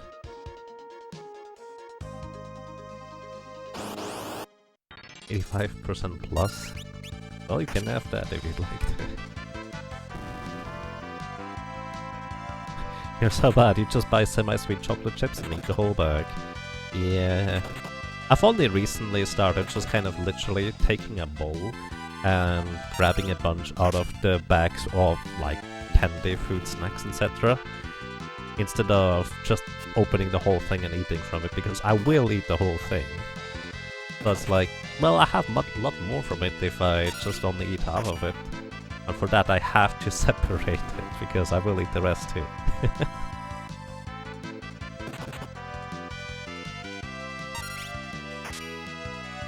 It's kind of common actually, people who aren't Swiss would consider Swiss chocolate more special and uncommon, but for you it's just been around the time. Yeah, probably. Kind of similarly, I didn't really appreciate the view of the mountains I literally have outside the window here. Until I've been living in places where it's just like, I look outside the mountain, there's another building there. It's kind of weird.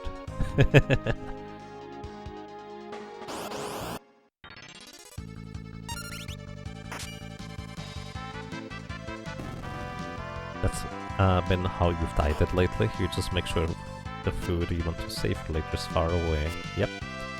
Make an effort to get the food, because if you really want to get the food, you'll probably get up and grab it, but if it's more of just an easy quick snack that you could just snatch and grab real quick, might as well just wait a little. Mix a mutton, yep.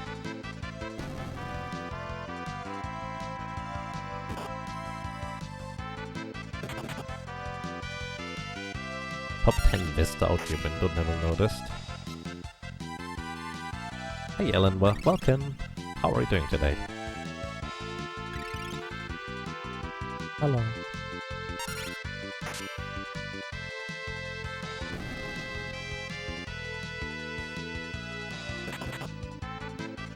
Oh, wow. That's a bit more extreme than what I usually tend to do. Interesting, probably. It is weird how you take the place you live in for granted though. I imagine a lot of us do. You know how people say that you don't know what you have until you lose it? I feel like it's kind of part of that, isn't it? That's probably not true for everybody. Some people do recognize these things well in advance. But a lot of us are just like, oh yeah, it was so nice to take basically anything at that point. It was so nice to not have dental pain. I didn't really appreciate not having dental pain. Now that I have, well, shucks. How about you, Jäger? I'm doing quite fine, thank you.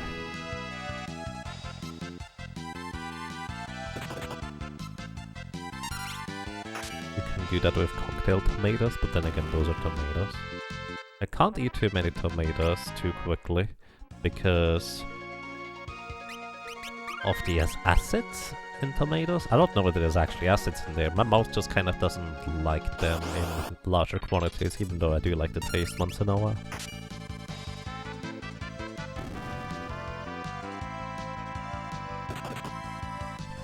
World of Warcraft is legitimately where your bad eating habits come from. Loading screen, get food now. Flight path, get food now. I'm too lazy to get up and get food, so I just kind of tend to tab out and watch some streams while waiting for stuff like that. You struggle to move away from that? Aww. Yeah, I imagine that can be rather difficult to get away from if you're just so used to it.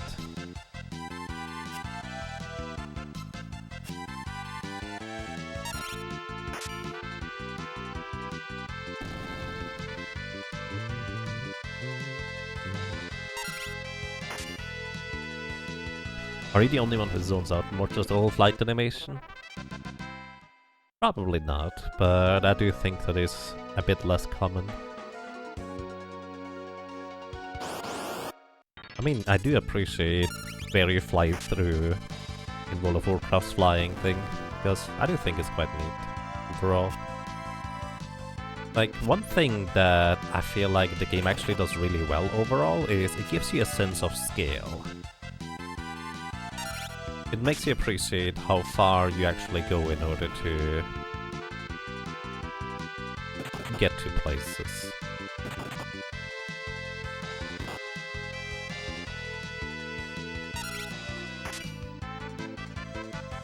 You feel bad for that one character that has to put 3 piles of bodies around the whole game. I mean, it's like it's training montage, right? You just carry a whole lot of stuff, and by carrying a lot of things, you get a lot more strength along the way. Because the more you carry, the more strength you get on your journey, right? Maybe. Unfortunately, you don't actually gain any strength in Final Fantasy V for carrying around your allies, but you get all the experience. Because they are just sleeping the entire time.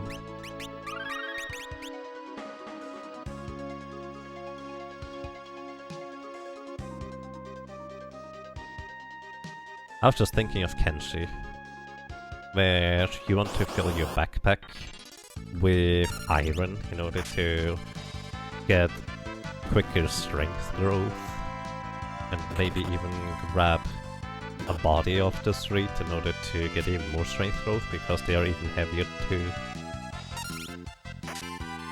Paris is getting buff, carrying her friends around.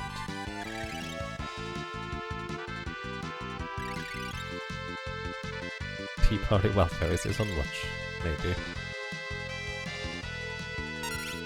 It's not like you drag them around in coffins like in some Dragon Quest games. You know, at least the coffins have wheels. Probably, anyways. I do actually think the coffins are probably more convenient to transport.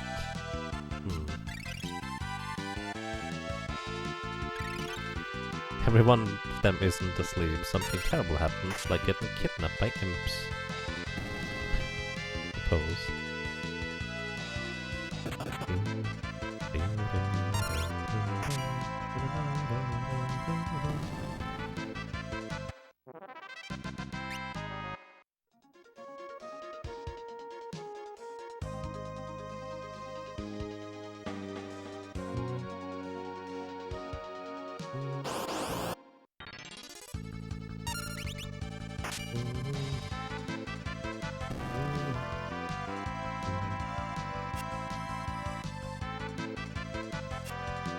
So you're doing the right thing, keeping them asleep.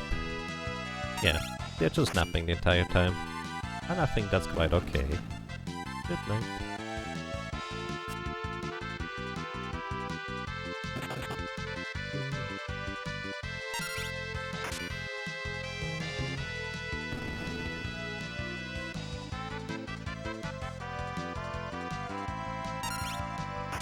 On a completely separate note, currently the Mega Man Relay race is going on, where different people are in 3 separate teams, racing through Mega Man 1 through 10 probably? Oh, 1 through 11, plus Rockman and 40 apparently. So that might also be quite interesting.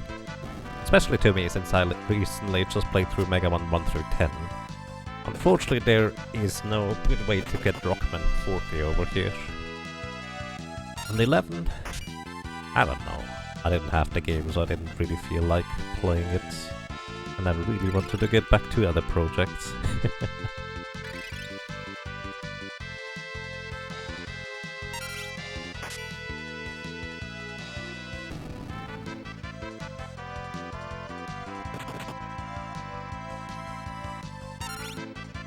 You can get Rockman and 40. I mean, is that like on Steam anywhere too? Because most of the Mega Man games are on Steam somewhere. Admittedly, I didn't spend a whole lot of time looking. Emulator? Oh, I see, that's fair. It's just kind of recently I've been erring on the side of, let's just play safe and not really use emulator for most things. The things I nowadays use emulators for are mostly routing of games I have either way. And I suppose I want to play through Dawn of Mana someday. I can't technically play this on a PlayStation 2 here, but it just doesn't look as good, so I might actually just pop it into the disk drive and play it on a PS2 emulator that hopefully will look better. DBA has Mega Man Bass. Same game, worse studio. Or worse audio. Wait, same game despite the smaller resolution? That's kind of impressive though.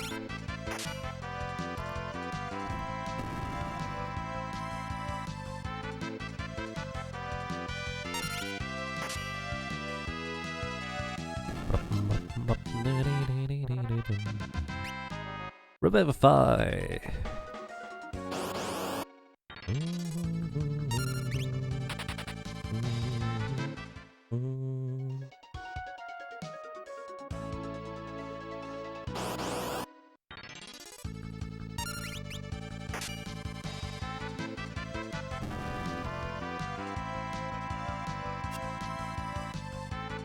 It was a SNES release after Mega Man 8 was released on PS1. Mega Man 8 was on PS1? I guess that makes a lot of sense actually. My favorite boss of Mega Man 8... Was it 8? Wait, was it 8 or 7 that had Freeze Man?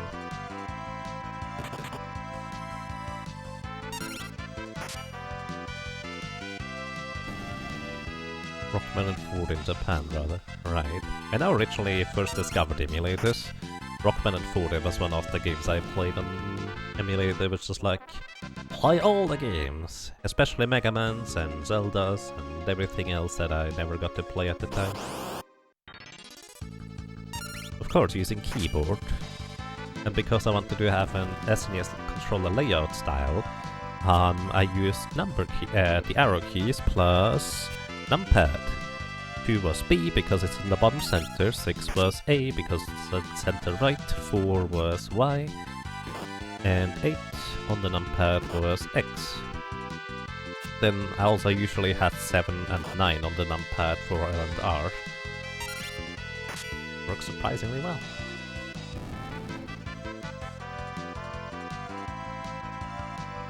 We love Flying with Bass.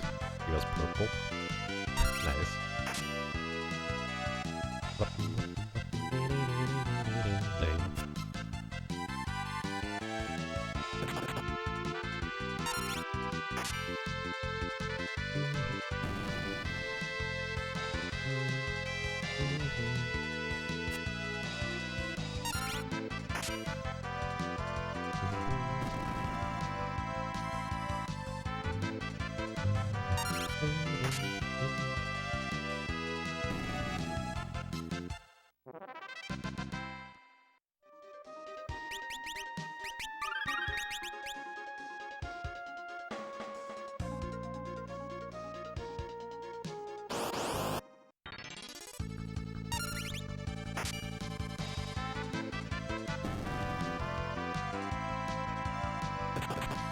You remember first playing Bahamut Lagoon when you first discovered emulators? I remember I played Bahamut Lagoon when I first discovered emulators, but I didn't have a translation for it at the time. Since even if there was an English fan translation, I didn't really know any English, so I was just playing the Japanese version and clicking my way through things. Pretty sure I only got like 20 minutes in or so. Looked interesting though.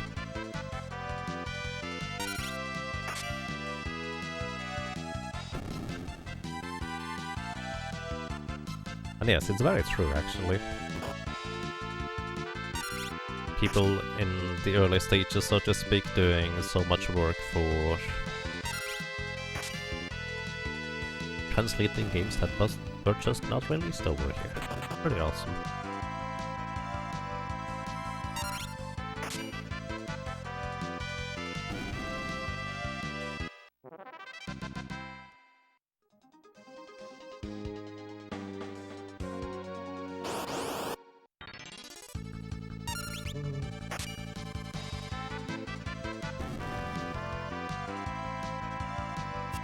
Yeah. Indeed.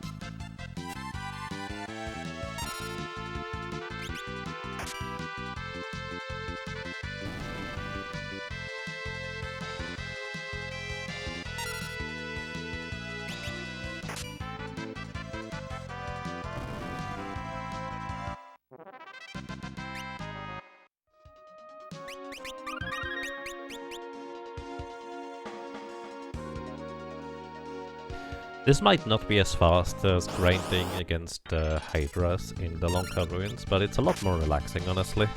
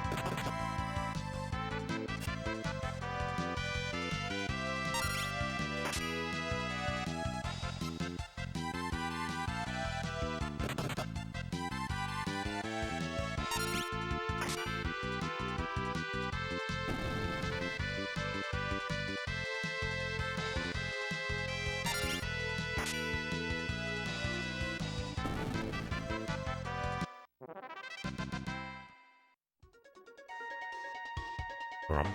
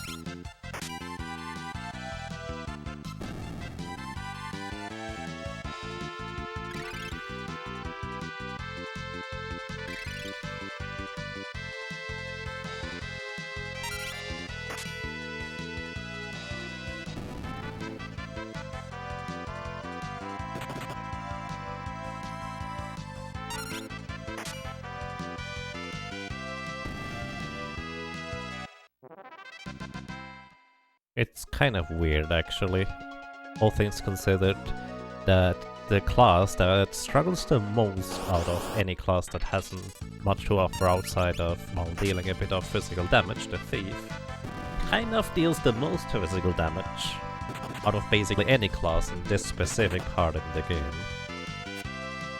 Well, physical damage. Mages are still stronger for the most part.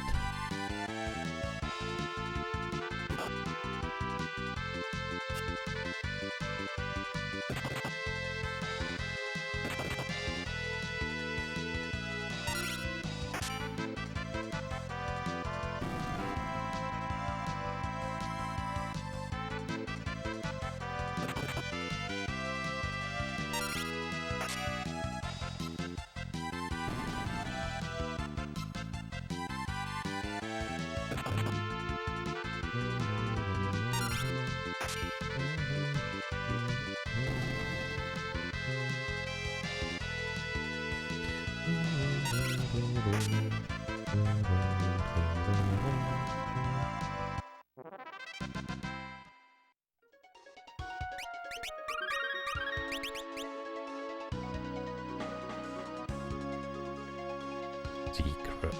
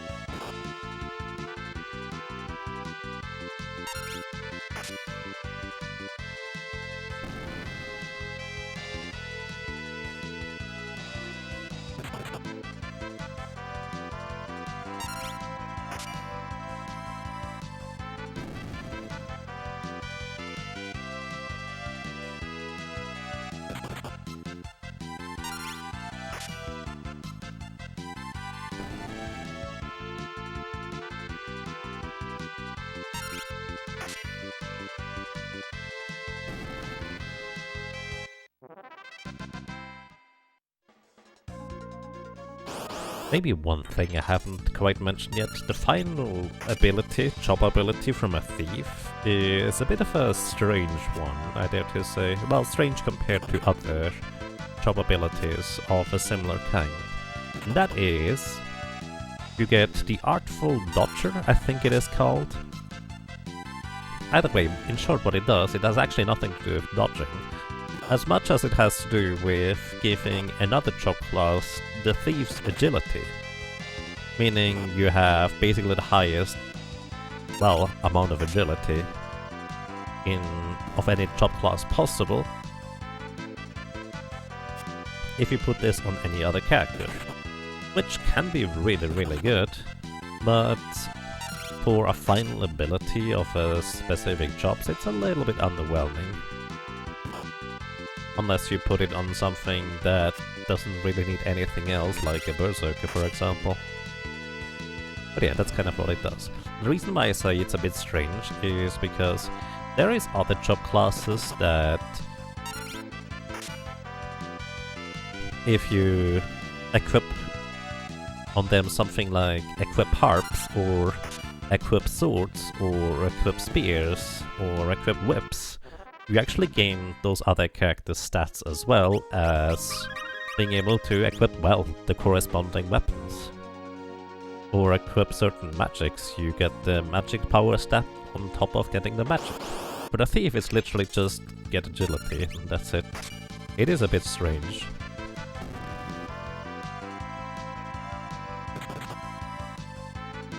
You feel like all of the base jobs should have had something like that? Yeah, a lot of them do, with their main stat. I think equip harps is one of the more interesting ones because it gives you a good amount of agility and a good amount of magic power to a character that could potentially use both. The only downside being that harps, outside of one specific ones, are not really particularly good.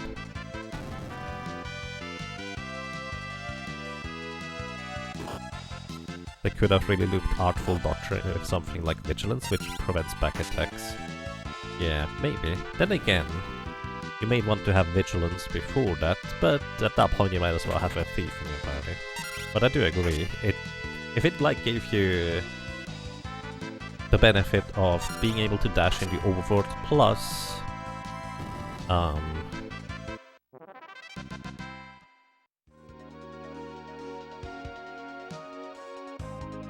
no back attacks plus the thief speed, then it would actually be a bit more appropriate.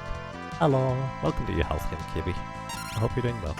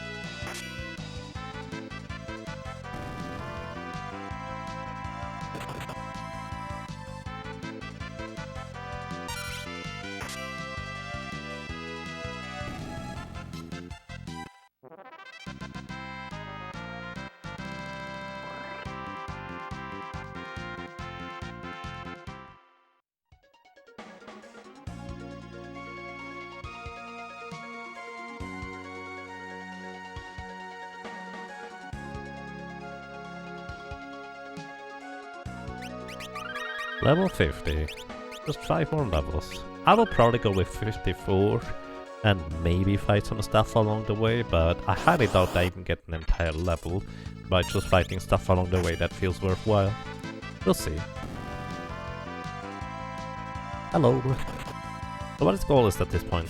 Yes, we are aiming for level 55, which is the level I have determined where I will hopefully survive 2 vacuum waves from X-Step at the end of World 2, which should deal around, I would guess, like 1400 damage each, plus HP leak status. And that's kind of my main goal. I want to somehow survive that guy.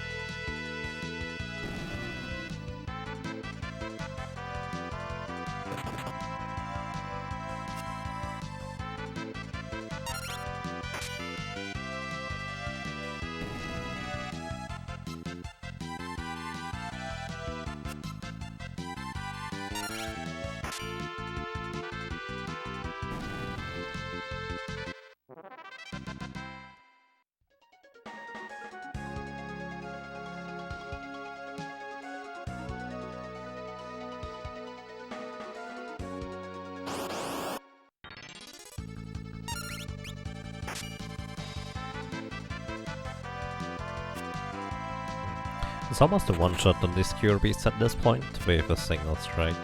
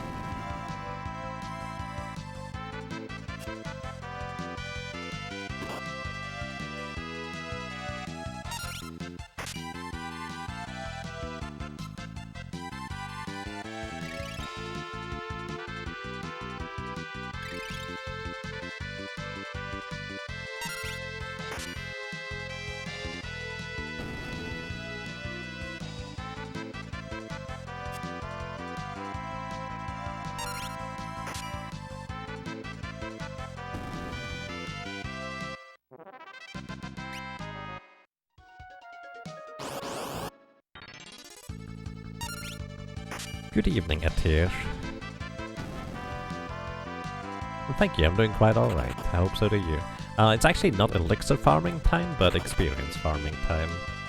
Elixirs are just a nice little side product of this specific area, which I deem to be probably one of the more efficient ones to grind. Maybe not the fastest one overall, but at least it's nice and relaxing. So that's kind of a factor, or a thing that I factor into the grinds as well nowadays. Like, how easy can I just space out and hold down the A button in order to win? Turns out very easy here. I'm doing quite okay, thank you. I do enjoy kind of a bit of a simple grind once in a while. No complaints. I hope you're doing well as well, Atir. We're level 50, we are aiming for level 55 right now. We're almost 51 at this point.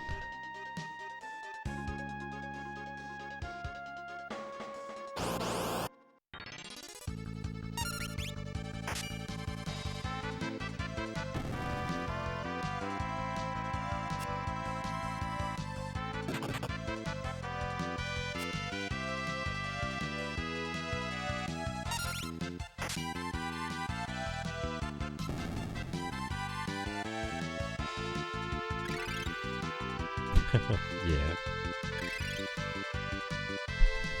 Pretty much.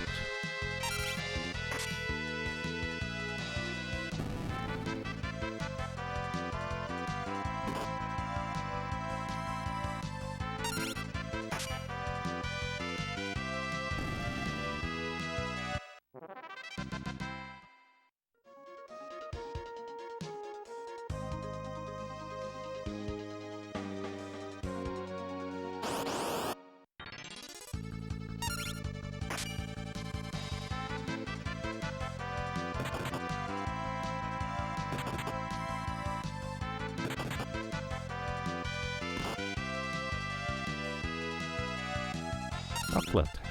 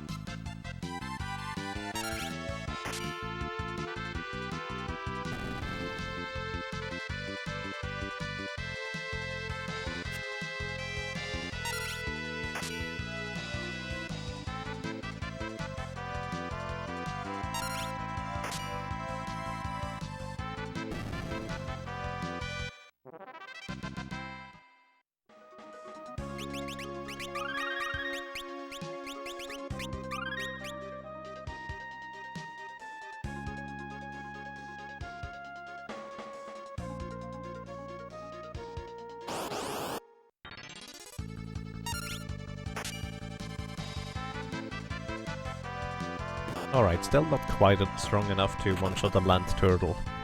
I was kind of hoping that maybe we deal just enough damage, but I guess we're kind of not anywhere close since they have 1300 HP. We are just over almost 300 damage short still.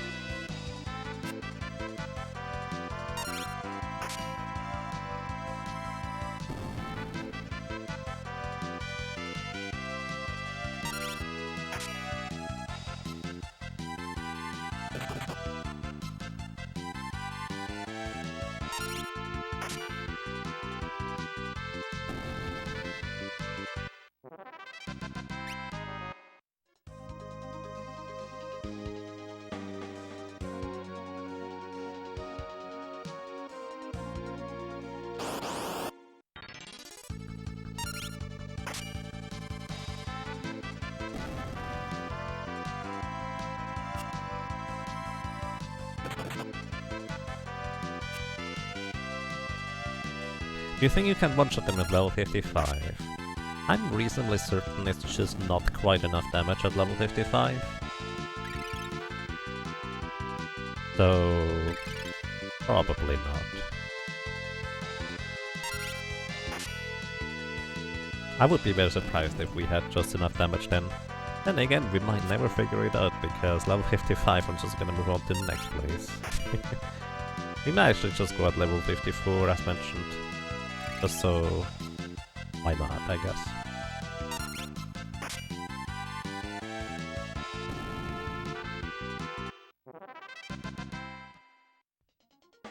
Yeah, I know Sola from Sola.com, who has basically diary entry about almost all the top classes solo through FF5, did Atmos the true solo character way.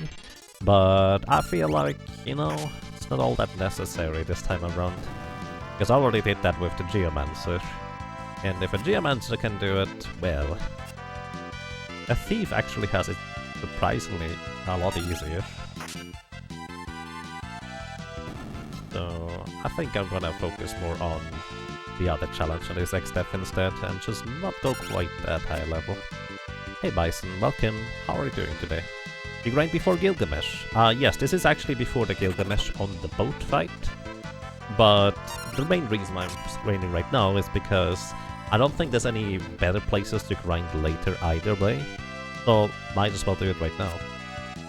That's just kind of my idea slash philosophy about this.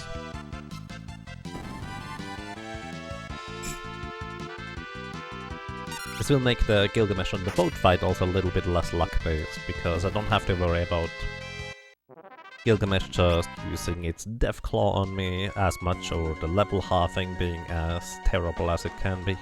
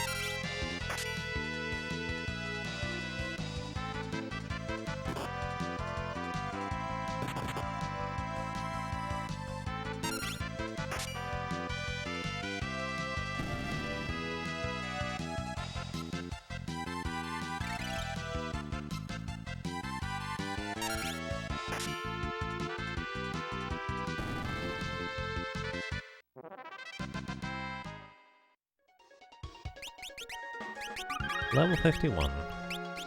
3 more.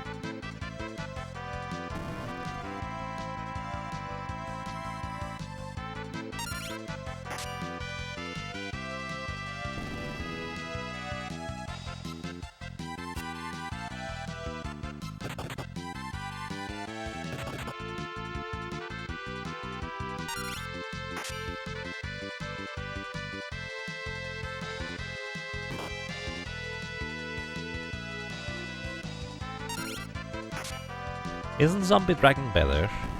Possibly. Probably. The reason I am not at the Zombie Dragons is for two main reasons. One, I only have to hold down the A button here so I can space out and be a bit more lazy about it, rather than to having use items for Phoenix Stones, etc. And two, I also get elixirs along the way here, which may be helpful in the long run. Although to be fair, I feel like at this point I have enough elixirs to easily last the entire rest of the game.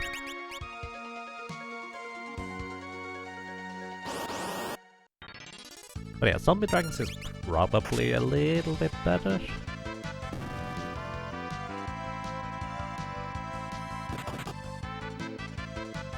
Probably.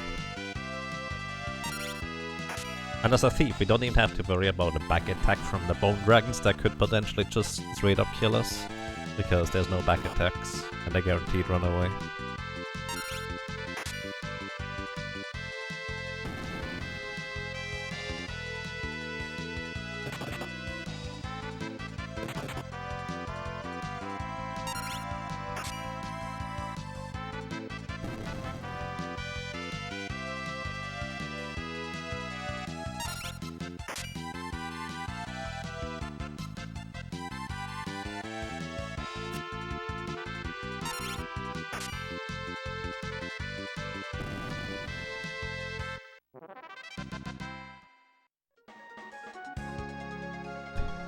You have enough elixirs, feels like I have said in Fiesta runs, and you found yourself farming elixirs within an hour more than once. You think? I think.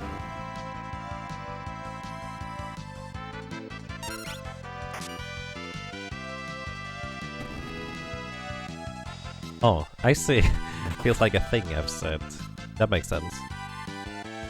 Yeah, that's fair. But at this point, I like to think I have enough experience in solo cactus runs that it's likely that I'm reasonably okay.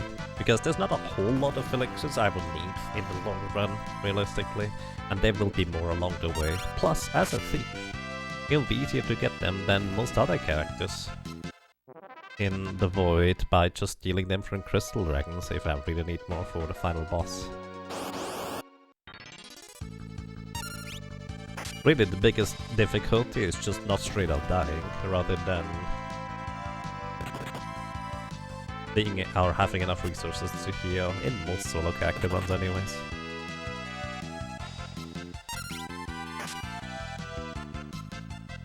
You'll have reliable solid damage too. Well, not as great as other characters, but surprisingly, right now, single target damage is actually pretty good for a thief.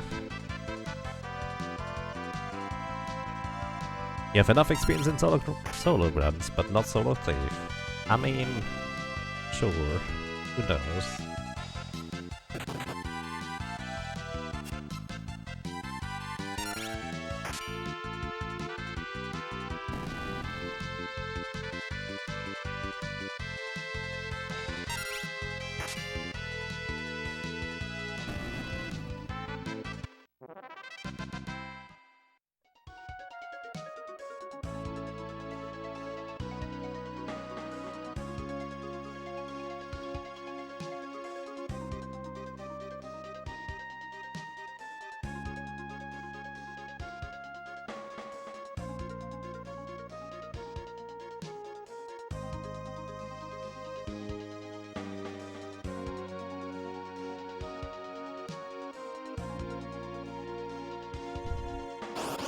Is Solo Thief even that bad in World 3 though?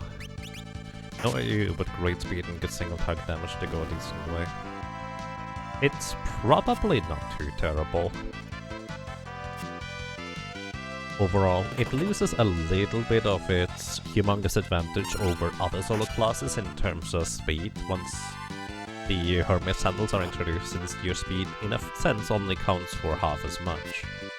But at the same time, the really high speed, once you do get a decent weapon like the double lens here, actually is a pretty solid advantage. Because there is various bosses that most other solo shops just don't have enough speed to outpace. And the Thief does not have to worry about enemies getting double or even triple turns at times, because you do have, well, pretty good speed. Like Gilgamesh on the big bridge was actually a good example for that.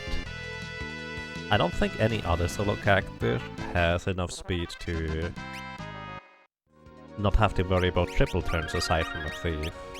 Well, maybe that's not quite accurate. Ninja Mystic Knight might just be fast enough, but yeah.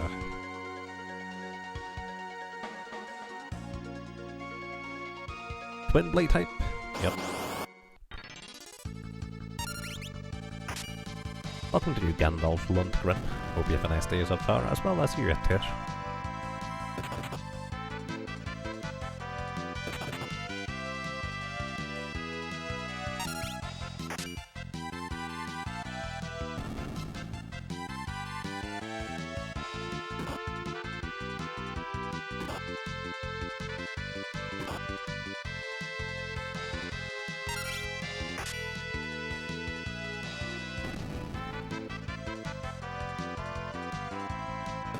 Might be your favorite non-legendary weapon in the game.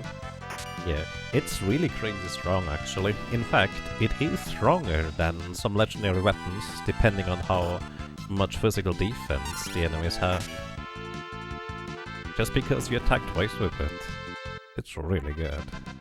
And the fact that it does have more attack power than basically the best dagger you can have in World 2 really just kind of compounds on how powerful that thing is. Yes, that definitely helps too, that as a ninja you can make the chicken knife flee effect just completely go away with the double lance in the main hand. And then again, even if you didn't have that ability to make the chicken knife flee effect go away, it is still more damage than using the ninja exclusive dagger or the assassin dagger on most bosses or enemies that don't have particularly high defense. Just purely because 2 attacks is, well, literally double damage. As long as the base attack power is strong enough to go through at a reasonable rate, it's just really good. How would a base class with a Master Thief compare with your character now? The Freelancer with a Master Thief? It would be, I would say, about 2-ish times as good, just purely because there's so many good equipment pieces that a Thief just can't equip. Like, you would get a ribbon at this point that is really high defense, plus a lot of status immunities, and plus 5 to all stats.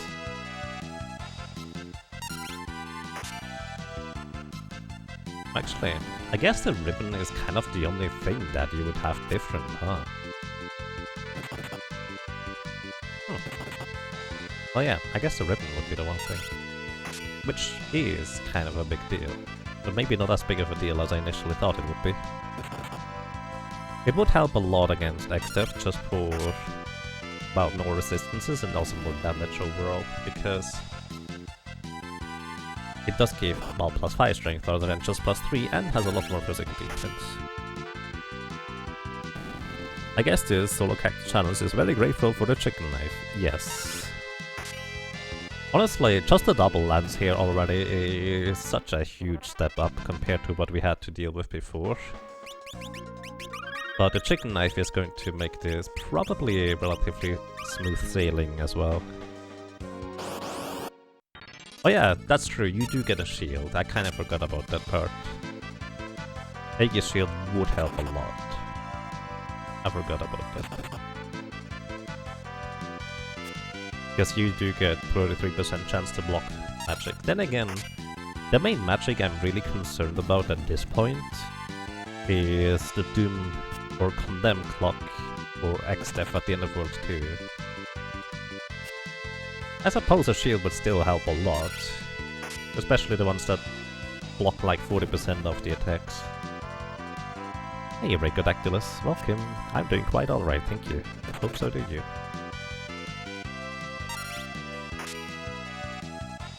to my knowledge, they actually did fix dagger formula in the PC version, which makes them fairly overpowered. Because I'm pretty sure they originally balanced the damage or attack power of daggers around having that bug on the daggers, and didn't realize that with the formula not bugged, the dagger's attack damage should probably be a fair bit lower. So I think that is fixed, but I'm actually really not sure. It's just something I've heard. What I do know is that the Geomancer in the PC version always gets terrain or Gaia from all the way from level 1 through 99, which means in some areas you actually have very powerful terrain effects, although nothing consistent because you can't intentionally keep your level low or anything like that. Plus, higher level Gaia effects are not necessarily desirable.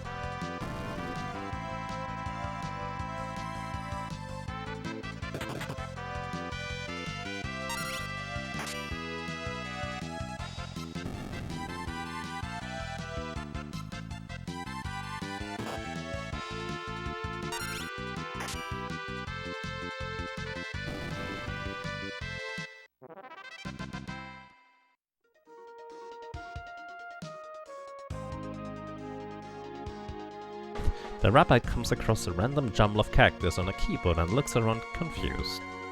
Then the Evermamtov pivot show up. They play around and have a great time. Evermamtov. Can anybody pronounce that word Evermamtov? Like it's elemental, but with cutesy speech, like Charlotte has, where you replace the L with a W. Like Evermamtov pivot. Chabot. Yep.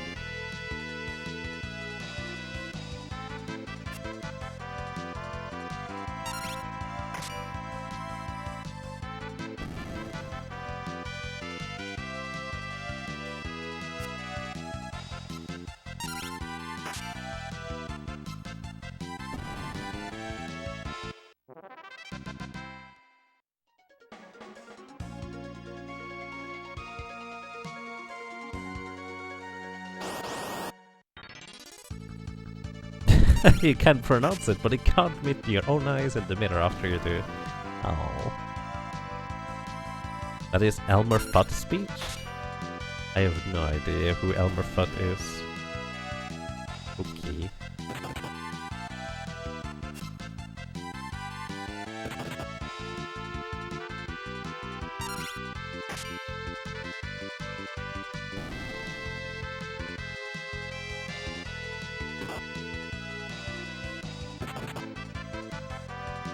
Be very, very quiet. Be thumping rabbit.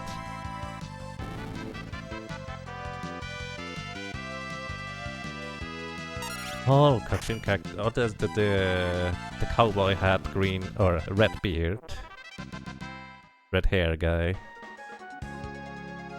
Let's see. I never knew what his name was. I'm bad with references, but I'm trying to learn. It's just I know who that is, but I don't know the name. Similarly, I know a lot. Well, I've watched a bunch of movies, but I have no idea about most movie characters' names. There's like a few exceptions, but mostly because they are internet memes to a certain extent. The red-haired guy is Yosemite-san. Oh, right, the piggy. That's a different one. Why did I think of the red-haired guy? Yeah, the piggy.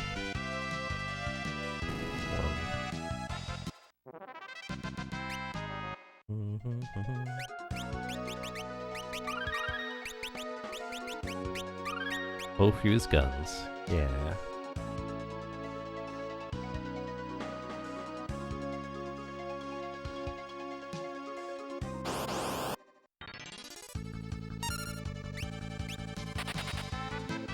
Pig is Porky Pig? Wait. Alright, I actually have to look up Elmer Fudd. For some reason I thought he was a pig. He does look the way I expect him to look.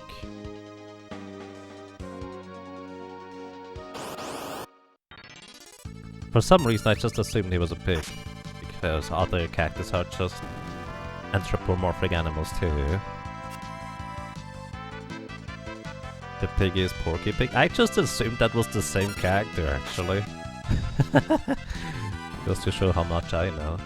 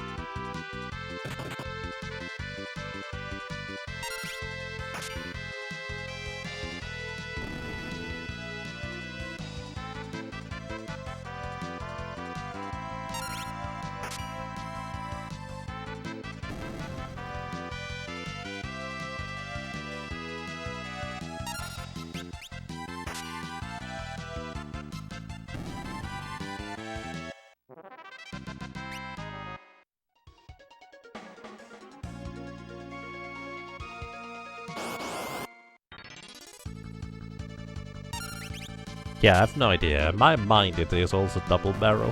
And I think the pictures I just looked at earlier also depict mostly double barrel.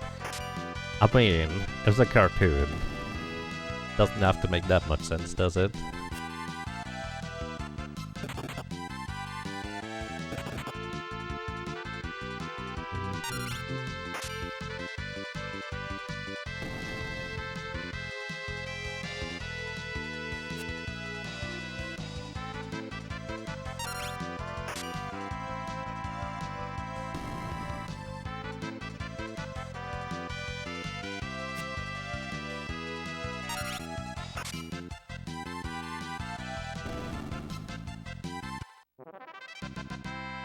Level 52.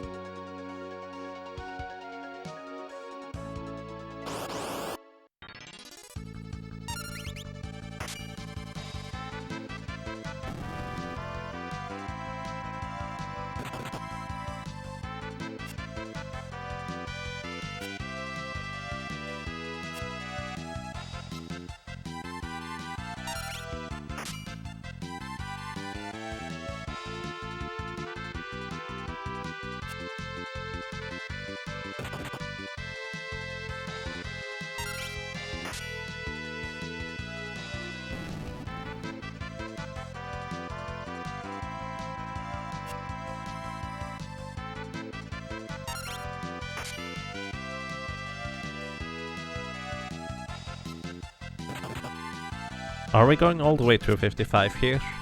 I'm probably just going to continue moving after 54 and try to knock out some enemies along the way. But I kind of doubt that there's going to be enough enemies for me to knock out that I consider to be worthwhile. That I would reach 55, so we'll probably just come back here a little bit later.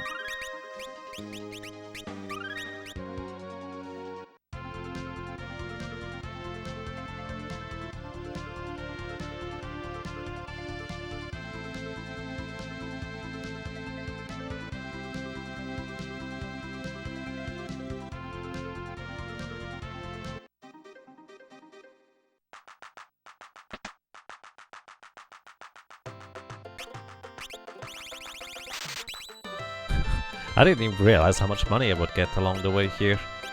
We have had 200,000 gold at this point.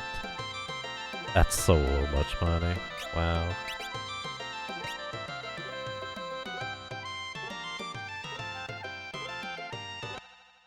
But we're not still not quite done yet. Just restocking on high potions first.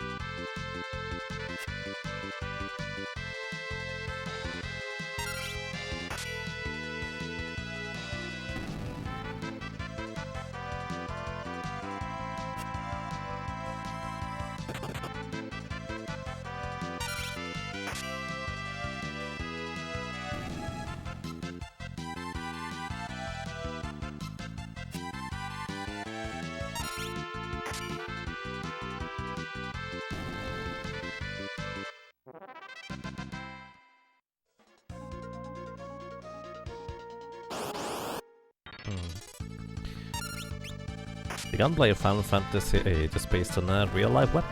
At least it similarly can't be a coincidence. I mean, the bayonet is kind of a similar idea, isn't it?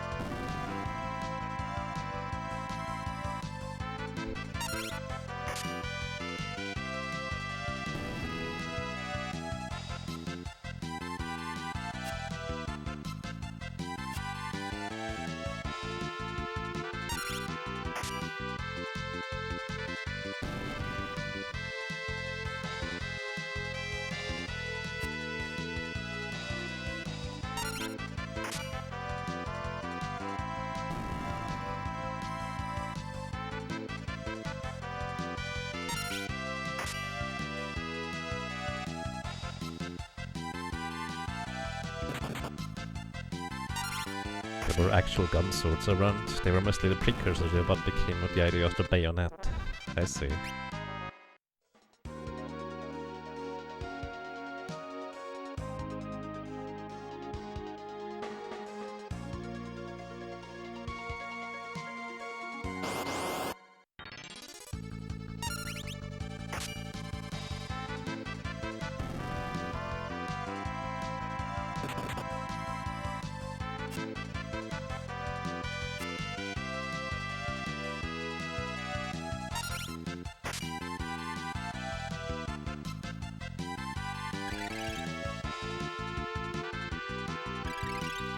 There were probably some of them that were meant as a surprise. I got a sword! Haha! Yeah, maybe. Kind of just reminds me at this point of people with umbrellas, and they just kind of unsheath the like sword type thing out of the umbrella hilt, because that's a thing apparently.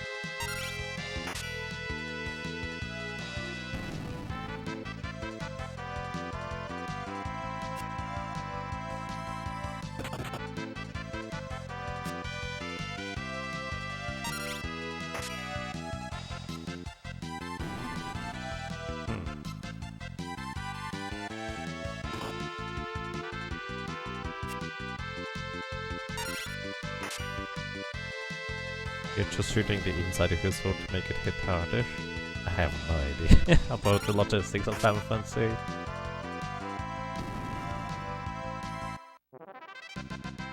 Alright, interesting. So, you want to tell me that...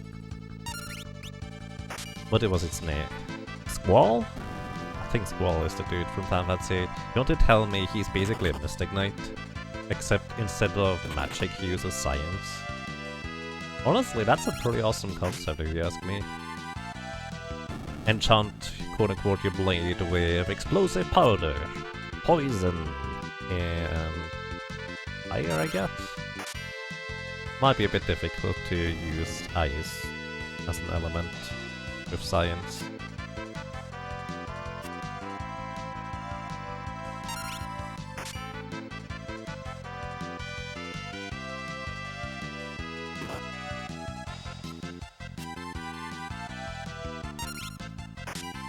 It might actually be the silliest weapon in the series if you think too hard about it.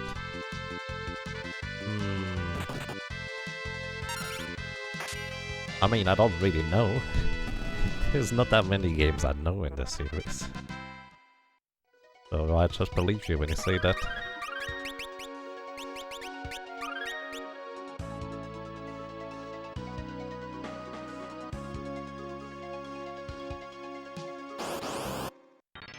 Every call would be risky? Yeah, I suppose that's very true.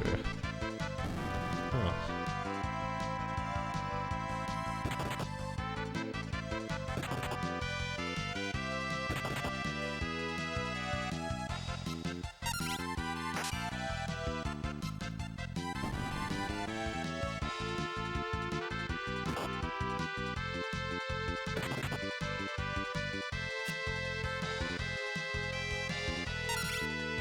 Lulu's doll?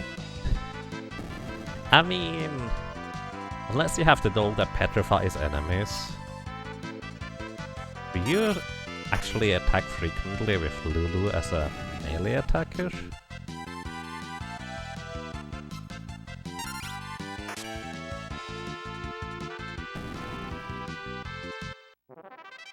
Selfie uses a selfie stick? What? Lulu's dolls are weak magic focuses or something? Yeah, I suppose that's accurate. Which definitely has a strong influence from the concept of voodoo dolls, I would say.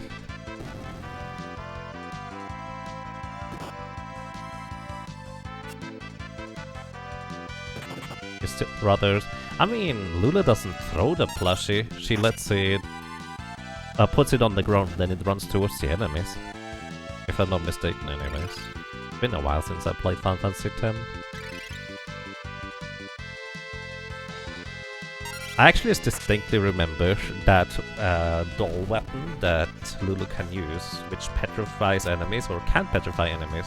Then again, I might have enchanted it with something. Either way, I remember going through a jungle in Final Fantasy X, having a lot of trouble taking down the enemies in there.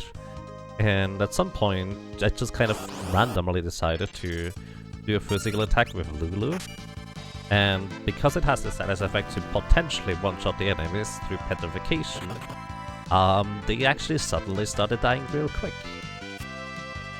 For reference, I had absolutely no idea how the proper system of Final Fantasy X works. Nowadays I would probably be more able to figure it out, but I was just terrible at it at the time.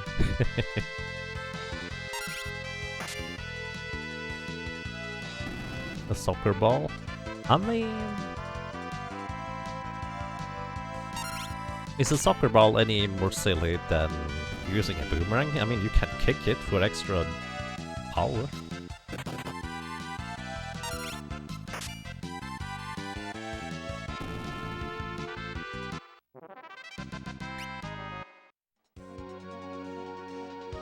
The ring in Final Fantasy 15.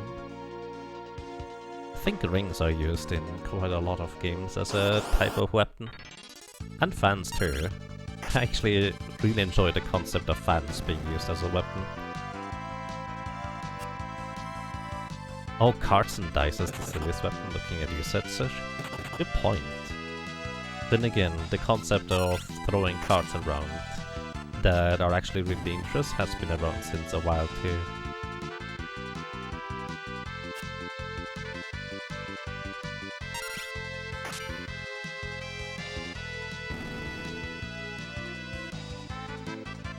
Yeah, but still a good nomination, honestly. Just trying to think, what's the silliest in Final Fantasy V? Probably the bells. The harps. I suppose both bells and harps are just like, ooh, you're actually using magic through them, rather than the bells and the harp being used as the attack weapons themselves.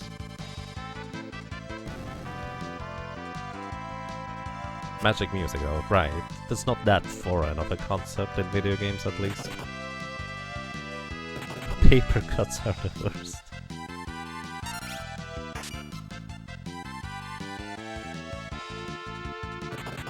Imagine being sentenced to death by paper cuts. Why would you even think that way? That's kinda not that great.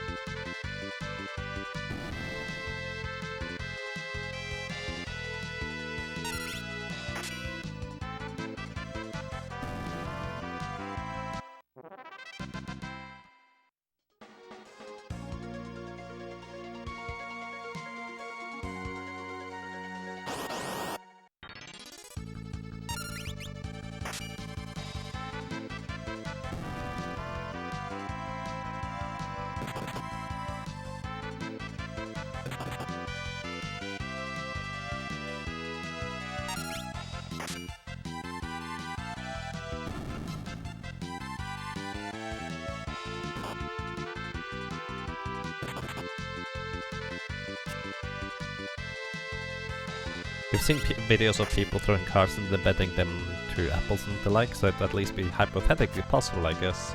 Yeah.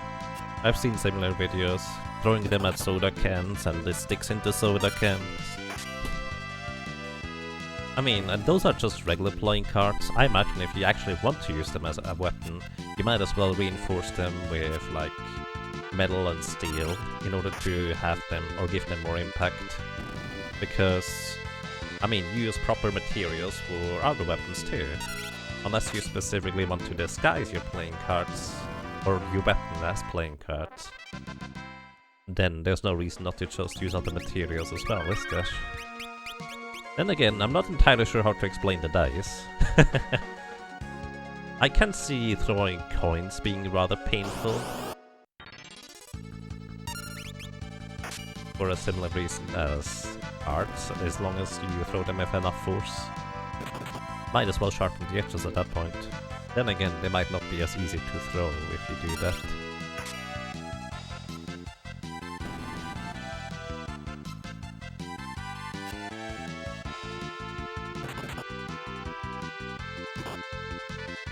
A frozen swordfish as a regular weapon. I see. Interesting. I do remember Skies of Arcadia also had a fish as a weapon.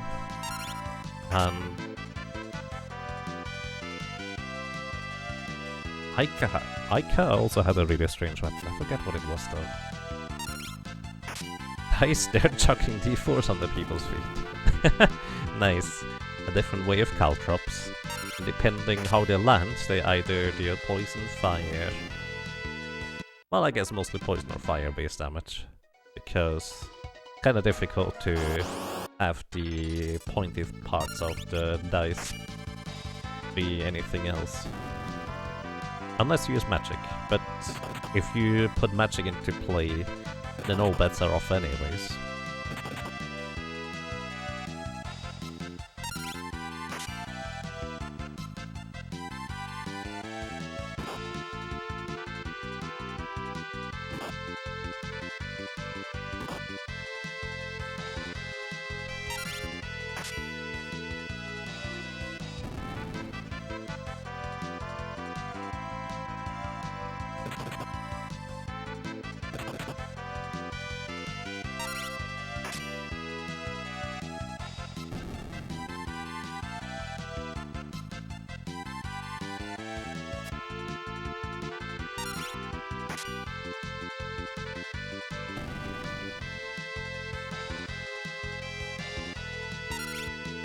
Heavy metal dice thrown hard enough would be like getting hit by a rock from a sling or something too. Yeah, pretty much. How you throw them that hard becomes a question. A really good throwing arm, or... Well, I mean, at that point you might as well just use the literal sling you suggested. Final Fantasy 3 is understandable, they all use the weapons by punching them. Wait, do you punch with the weapons, or do you punch the weapons? I mean, I guess you can punch a harp, and it's going to make some sounds that are maybe so unpleasant that it might actually affect the enemies. Then again, you will probably not use that harp for too long. Also, I don't recommend punching a sword. Hey Plushie, welcome. How are you doing today?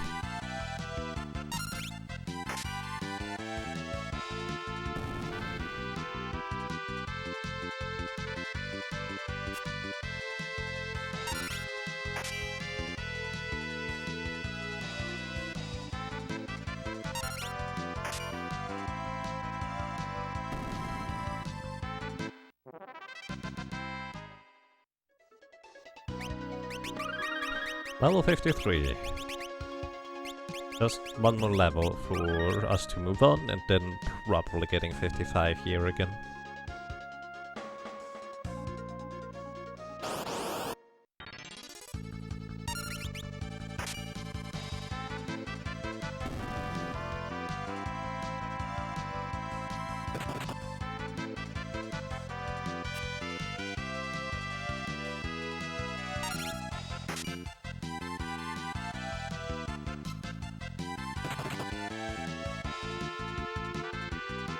Punching a sword is relatively safe if you punch the hilt. Elsewhere is a bad idea.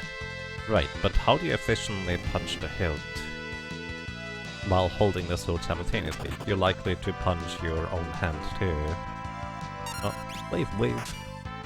Waving to the Snar. Welcome. I hope you're doing well.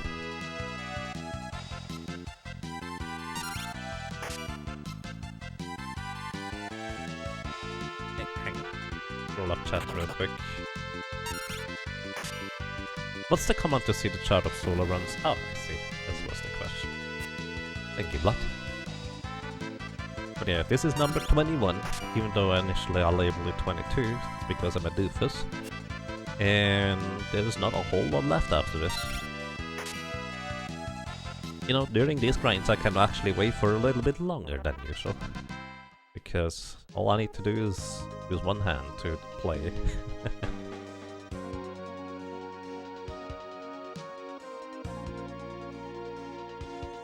Alright, I'm gonna stop waving now though, but thank you and welcome. I hope you have a good day.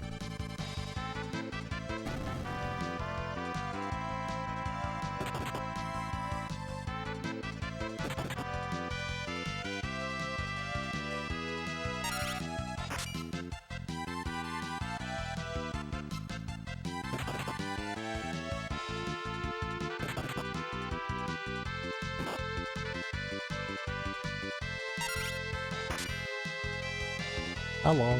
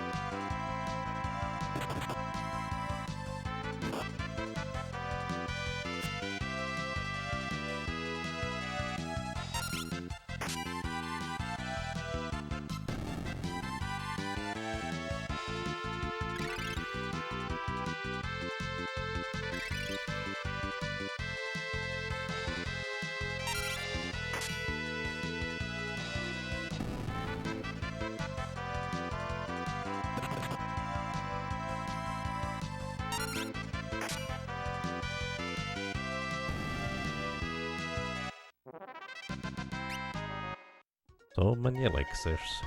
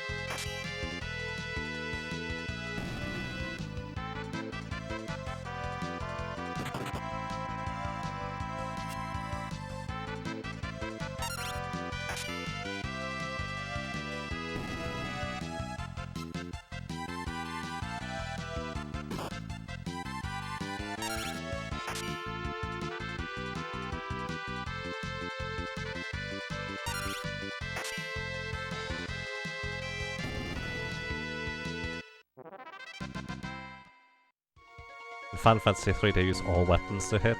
Oh, I see. I don't know what kind of weapon types exist in Final Fantasy 3, to be fair. Well, aside from the obvious sword, probably axe, and punching, I guess.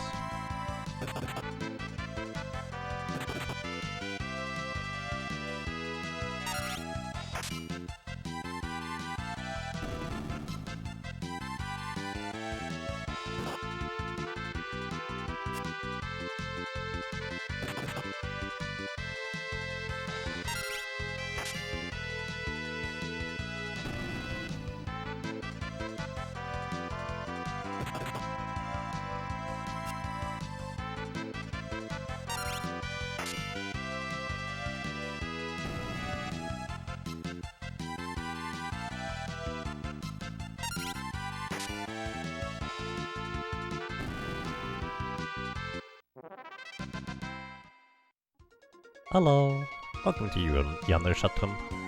Hope you have a nice day so far.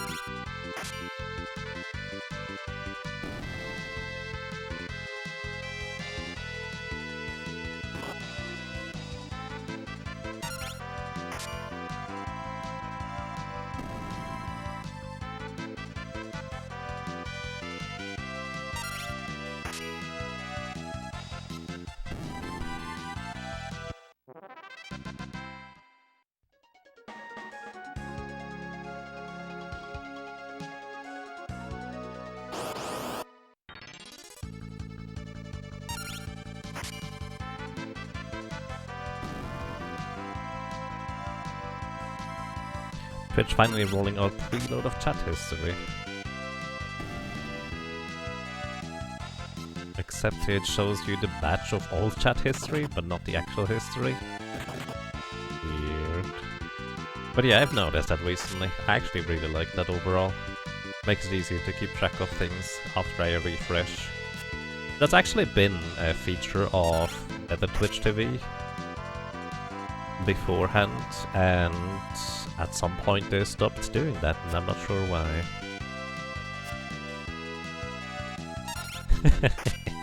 Frogs are friends, not food.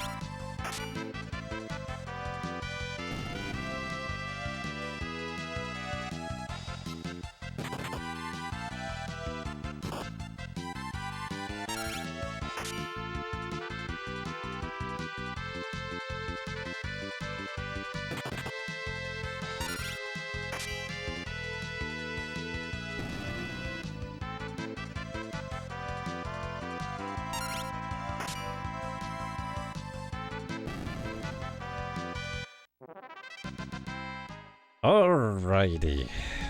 We have reached level 54. A little bit over 3000 HP. One more level in order to get an additional attack bonus. Damage bonus. So, gonna be one more level that we will want to have, but I will try to get a bunch of experience along the way. Alright. Our next boss that we're going to be encountering here is going to be Gilgamesh on the boat. Gilgamesh on the boat has 8888 HP, and generally speaking, not usually particularly dangerous, as much as he is just really annoying in conjunction with his buddy Enkidu. But it can be dangerous if you don't deal enough damage quickly enough, because he does have Death Claw, an ability that both paralyzes you as well as puts you into critical HP. So we basically just hope that he doesn't use it, or if he uses it, we resist it. Either way is quite fine. Finally indeed.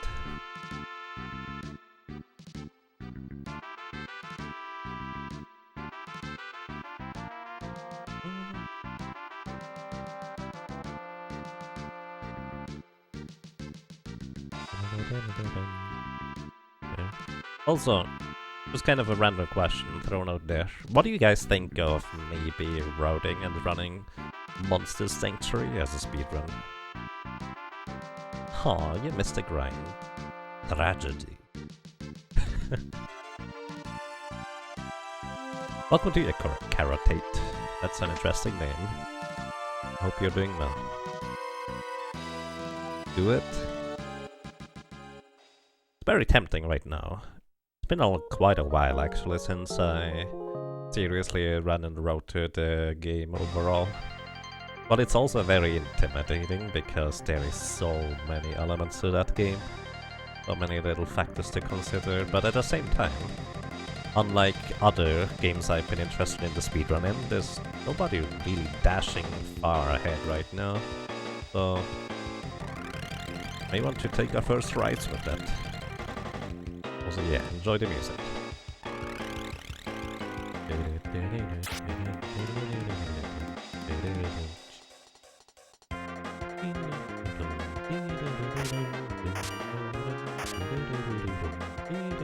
I'm actually wondering whether I can just keep the bone mail equipped and I can kill Gilgamesh before I get killed. I'm really not sure that's going to be a thing that will work, but maybe we can try. We do deal a tremendous amount of damage, so actually damage-wise it should work out. So, alright. First attempt at Gilgamesh is going to be a little bit more risky than I think is the reasonable way to have a more reliable way to win, but this could also provide an interesting opportunity. I like how I just saw the Rabbi twirling in chat as Ziza just did the twirling as well. Alrighty. Welcome to Gilgamesh. As mentioned before, he has 8888 HP, and he's kind of a meanie. He's pretty fast, but we deal, well, 1600 damage if we hit both attacks every time. Missile is 75% of our current health and damage, which actually would be really bad because that's a lot of damage. Luckily, we actually resisted it. His physical attacks are not too terrifying. So basically, once he drops below 6000 HP remaining, he will call in his buddy Enkidu. Enkidu has 4000 HP and will always cast the White Wind at the beginning of battle. So basically it's going to heal Gilgamesh back to full, so that's why I didn't keep track of the HP yet. I'm going to hit Enkidu twice here, and one of the benefits of having a bone mail right now, Enkidu is actually mildly dangerous if you don't have the bone mail equipped. If you let him attack and he casts Vampire, because Vampire deals damage equivalent to half his missing HP. So I actually want him to use Vampire and I want him to hit it. He did use Vampire, but he missed unfortunately, so it's a little bit awkward. Used Vampire again and missed. Oh well, I'm just gonna hold on the button in order to try and eliminate Gilgamesh here. Enkidu just healed for however much HP he has thanks to White Wind. And I think he does that every, like, 5th turn or so. Ooh, Deathclaw is exactly the thing we don't want to see, but I got lucky and I resisted it. The high level definitely helps a lot with resisting these attacks. Just gotten unlucky because we are high level, we also resist the vampire attack, which is less than ideal.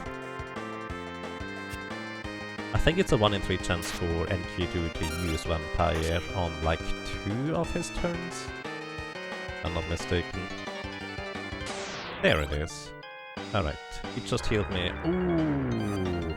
Before Deathclaw hit. That's less than ideal. And we're done. Alright. This is kind of why you want to kill Gilgamesh sooner rather than later. The thing is, the Bone Mail would actually have potentially helped me there if only the Deathclaw hit before Vampire hit us. Then it would have actually had a chance to heal us. Aside from that, we were probably stunned for too long either way, in order to be able to survive. So that's just kind of the deal with Gilgamesh there. We do deal a lot of damage, but in theory we can actually deal more damage via the use of the strength armor, with a +3 strength bonus. So maybe that's gonna be more worthwhile overall. We were pretty close to knocking out Gilgamesh, so that was just... basically just barely he knocked us out in the end there.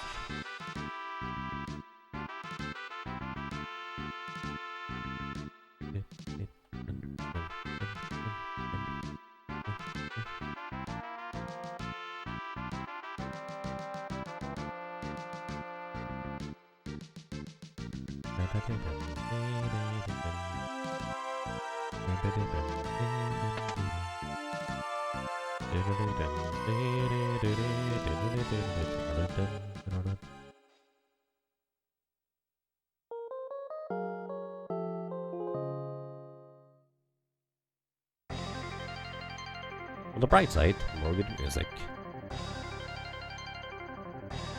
I mean, the more reliable way of finishing this fight would probably be knocking out Enkidu as soon as he spawns, rather than just trying to have him knock himself out via the vampire. We need to deal 3000 damage to Enkidu for him to knock himself out with vampire. Then again, it could technically heal us as Gilgamesh. Yeah, alright, so here's the thing. Unless we... I'm going to keep the Bone Mail equipped, and unless we get lucky enough... Unless we get lucky enough that he just happens to knock himself out with Vampire, or we knock him out in 2 attacks, I will not leave him with 1000 HP again, because he did heal Gilgamesh for 1000. That actually may have been the difference between Gilgamesh getting knocked out or not. I have to admit that didn't keep precise track of his HP. So I'm just gonna make sure Enkidu has less than 1000 HP remaining.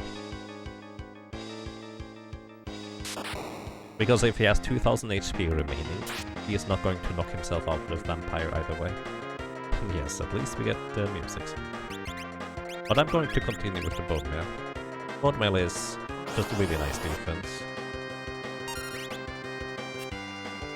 Yeah, it's fascinating. We are about at the speed tie, except that Gilgamesh rolled a +1 again. Probably. Alright, he's going to call Enkidu right here.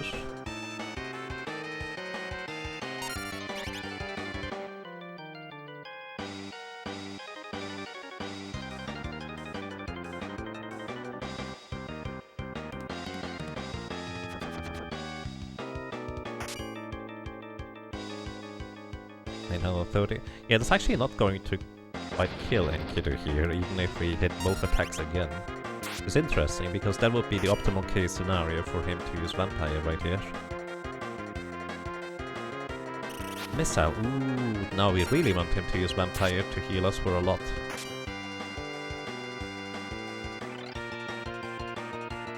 probably the biggest downside of using the bone mail. I can't heal through the missile damage, and while they don't deal a lot of physical damage, they will eventually deal a lot of damage. Also, the slow is really bad.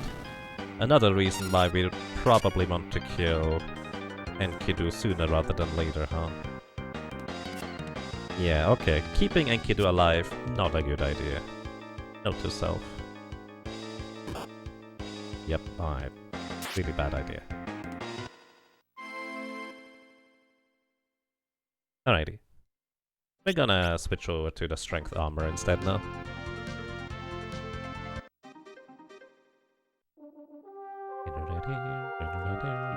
Brute force method unsuccessful. Then again, we almost won. It could work. I just think with a strength armor is probably a little bit more reliable.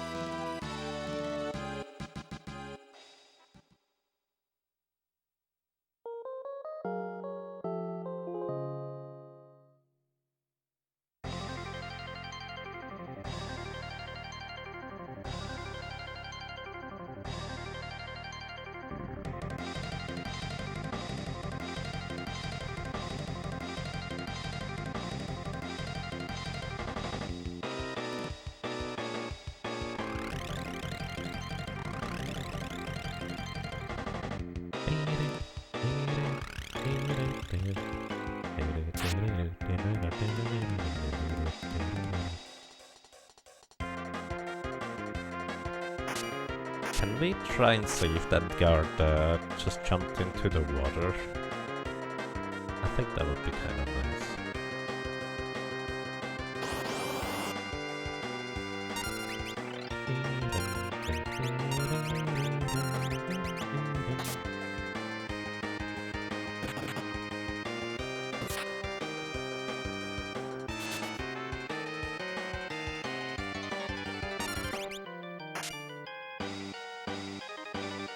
Oh, by the way, something I haven't even mentioned yet. Dealing. So the gobbledygooks here, they have a potion for regular steel and a high potion for rare steel. And Gilgamesh actually has a very interesting common steel, the Genji Glove. The Genji Glove is a unique item that you cannot get anywhere else and is only obtainable here from Gilgamesh in this specific fight. They are an accessory that has pretty good physical defense, but it's heavy armor, so we cannot equip it. Alright, I'm going to go with the strength armor. It also allows us to deal a little bit more damage, probably actually, I don't even know. Might not actually break the threshold for dealing more damage.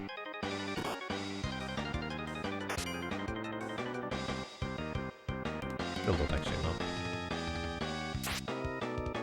And as you can see, without the bone mail we do take a lot more damage than before.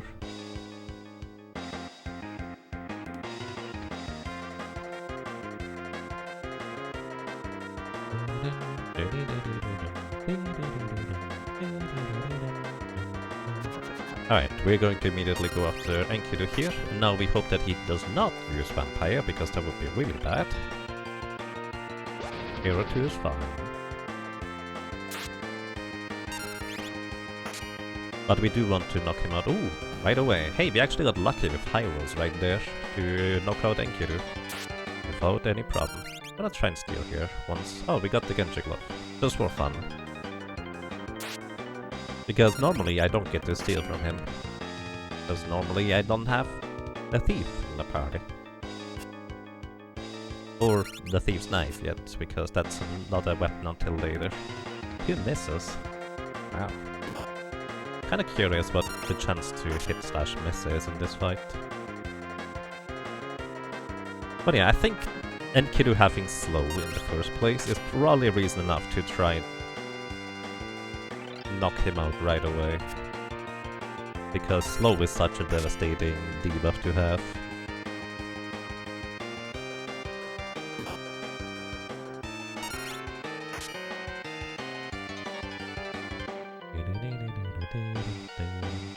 Death Claw missed.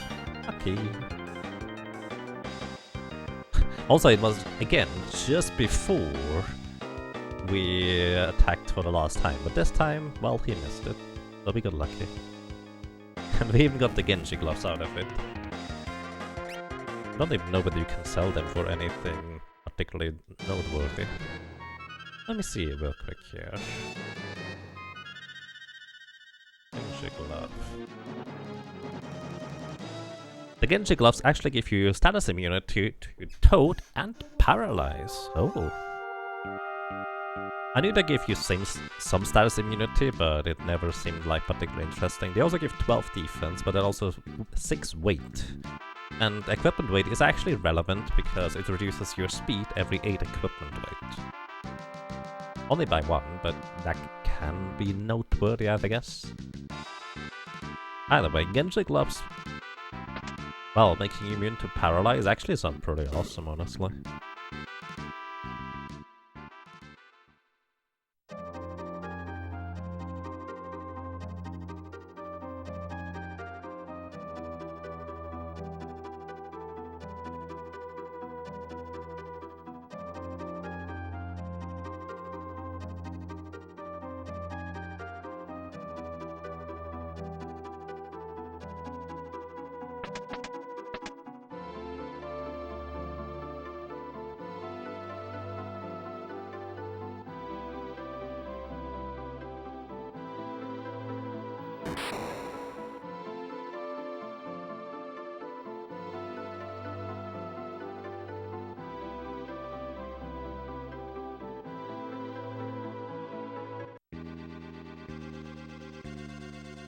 Alrighty, welcome to the Barrier Tower.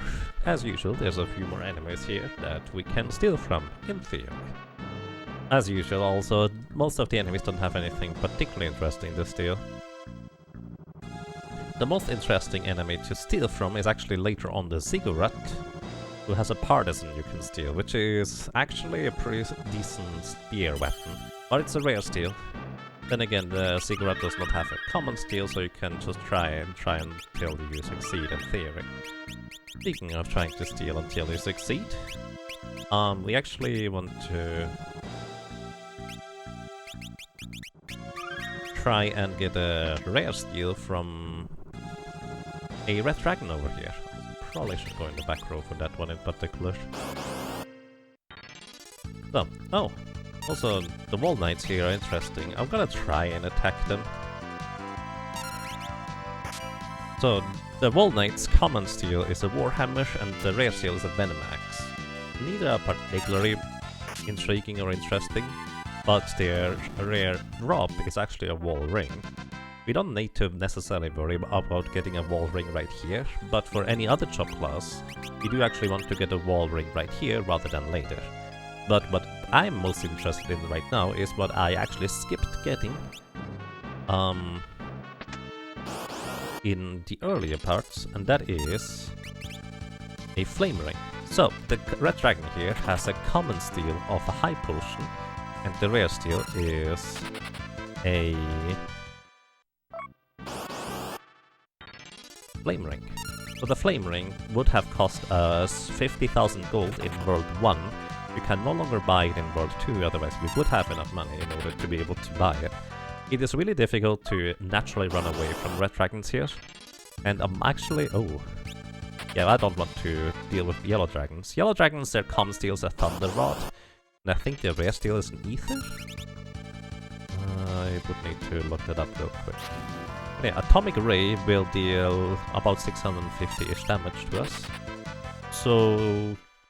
it would be nice to have a Flame Ring in order to grind for the Flame Ring, but then again, I would be missing out on the Thief Gloss, so maybe not. Where did I write down the Yellow Dragon? Yes. Actually, I was absolutely correct from my memory. Yellow dragons do in fact have the rare steel of an ether and the common steel of a thunder rod. Just for reference. Oops, I do remember it being pretty strange overall. Either way, this is what I'm gonna be doing here for a while. I'll just try to steal the high potion overall. What I should do, in hindsight, I should equip the Guardian Dagger in order to have a chance to block the physical attacks from this thing. Just a little bit more defense. It's not terribly dangerous overall, because while the Red Dragon is pretty beefy, it is not all that strong in general. You just deal a ton of damage or some amount of damage to us. Plus, it's really nice that we have a common steal of high potions here. So we mostly will sustain ourselves on the high potions we steal until we finally get the Flame Ring. But yeah, I felt like this was probably a lot more efficient to get a Flame Ring from, rather than the grind for 3000 monies. And I think that prediction might hold true. Hard to tell. And as usual, if you have two thieves in your party, one could steal and the other one could immediately escape before the enemy gets to act, making it significantly easier to get a specific steal you may want from a chest encounter.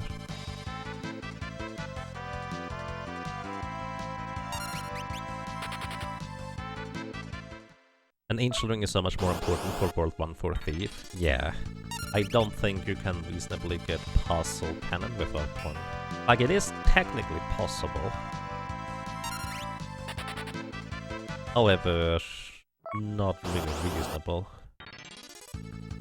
You would probably spend more time in the Soul Cannon encounter alone than the entire time it would take you to grind up 50,000 gold by the Flame Ring and then defeat Soul Cannon, the aging status in effect, assuming you have enough elixirs in order to survive the fight in the first place and high potions.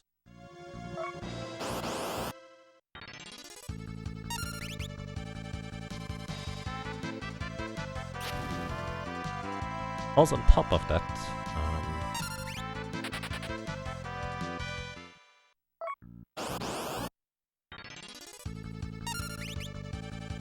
it is technically possible for you to resist the launcher's attacks rather than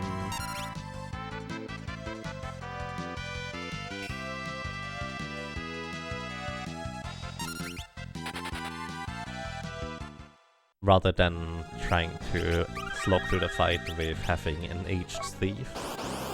But the probability of that is very, very low. Assuming you grinded up high enough that you two-shot the launchers, which would actually be a slightly higher level than I went to, you would need to avoid 2 launcher attacks on the first go round, then 1 on the next one, then another one. Let's see. 2 because the first attack is gonna bring 1 to half. 1 more, then there's only 1 remaining, so that is 3 total. And 1 more because there's still 1 remaining. And then the last attack. Yeah, you need to...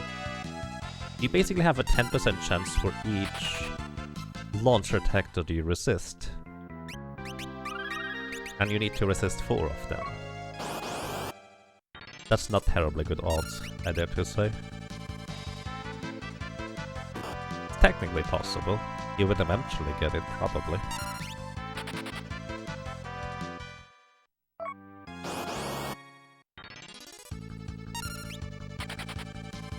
I actually don't know whether the yellow dragons here are a rare or an uncommon encounter. It feels like an uncommon encounter and a rare encounter, maybe? But it's actually kind of unusual to find the yellow dragons in these chests here. It is possible, as you can clearly see. It's just not particularly common. You always expect the red dragon, basically.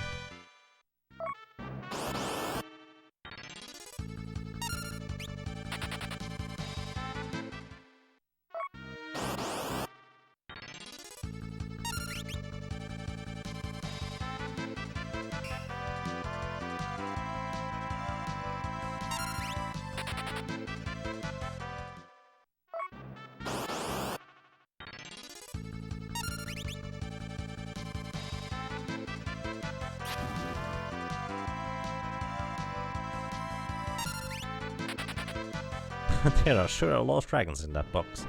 I mean, we just slammed the box's lid on the dragon's head in order to just keep them back in there.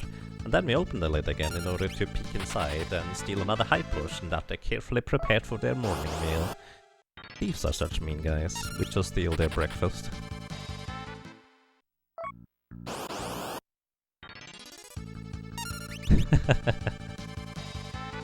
The mental picture of what is happening here is pretty great. Ferris opens the box, grabs whatever the red dragon is holding, and shoves the dragon back into the box and closes it. Yep. Slam the lid on the dragon's head.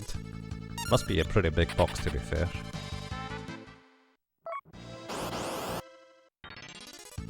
Alrighty, overall the yellow dragon encounters seem a lot more common than I expected they would be. As I said, I guess it is probably the uncommon and the rare encounter, which would account for 76 out of 256 chance of happening. So it is more likely for red dragons, but yellow dragons are not that uncommon.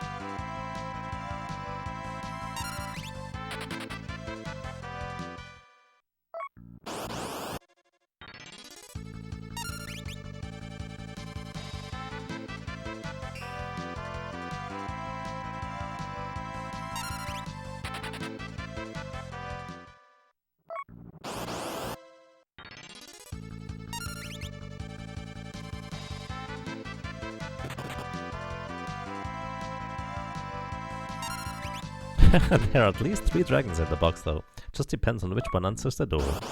Yep. Oh, we got the flame ring. Nice. Didn't take too long.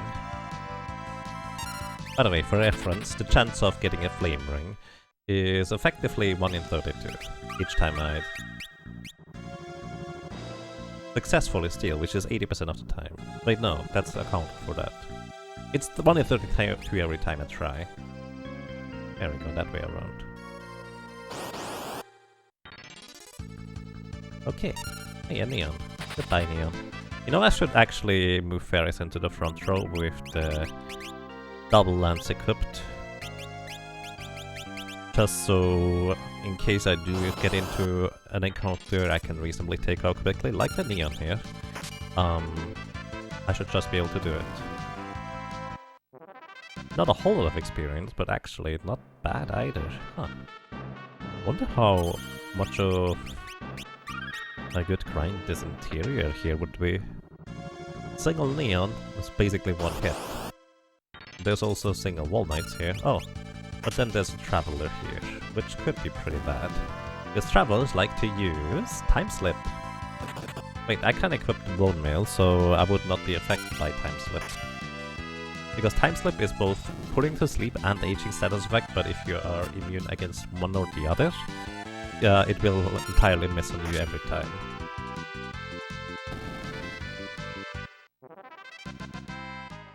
It's actually a pretty good experience. That's better than I expected it to be, plus more reliable to straight up kill the enemies. Interesting. Let me actually run around here for a little while longer. Just to see, because... well, I guess actually I could go also these encounters upstairs in the single walnut room. Trying to get the wall ring from here. Wall ring from later would not be great, honestly, but I suppose it would work. Now I'm actually curious, how much MP do walnuts have? Yeah, wall mage. Wall mage has only 100 MP? Okay. So running them out of magic is pretty easy. I just need to get a mystery waltz from the dancing dagger.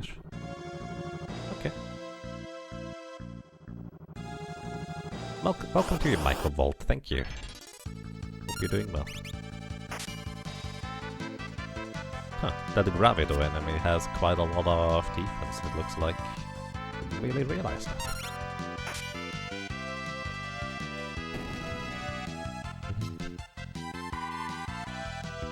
By the way, I didn't actually finish mentioning what you can steal from these enemies. So these Gravido enemies have no common steal, but their rare steal is a high potion. There's a green Gygas type enemies called Ziggurat upstairs that have no common steal, but a Partisan that is a decently strong Dragoon Spear as a rare steal. Then there is Trick here somewhere around here, basically machines or something like that. They have... Oh yeah, you have a lot of evasion, don't you? Trickers have only a potion as a common steal, no rare steal. The Travelers we saw earlier, those witches sitting in the moon, have a Dream Harp as a rare steal and no common steal, so interesting because the Dream Harp can put enemies to sleep, but there's a big but there. You can only use the Dream Harp on enemies that are not considered heavy because the damage of the Dream Harp itself is percentile based on the enemy's current HP. If I'm not mistaken, it's 3/16 of the enemy's current HP. So unfortunately, it's actually a pretty terrible... It's actually a pretty terrible harp, because the main gimmick of it is puts enemy to sleep, and it deals percentage face damage. Perfect basically for a boss, except that you can't use it on most bosses, which is kind of a shame. Alright, then we have these Magnetos enemies. They have absolutely nothing to steal, and also a silly amount of evasion as well as surprisingly high physical defense. They are weak to lightning though. Then we have Neon enemies in downstairs. They have a common steal of a speed drink and no rare steal. And then Atmos at the top actually has a common steal of an ether and a rare steal of a flail. I don't know why such an old weapon is the rare steal for Atmos, but it's also kind of oddly fitting considering that Atmos is effectively the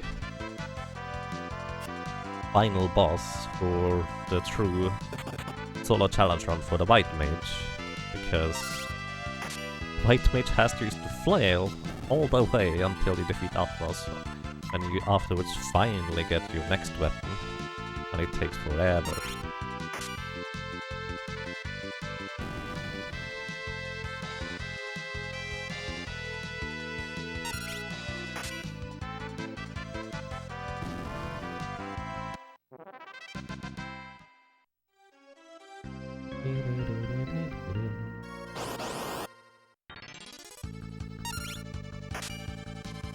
A little bit awkward that seemingly most enemies have some form of evasion around here. Just a little. Also, we are level 54. Level 4 quarter will only hit a character that has a level divisible by 4. As we've already encountered when we were grinding on the Hydras in the Lonka ruins.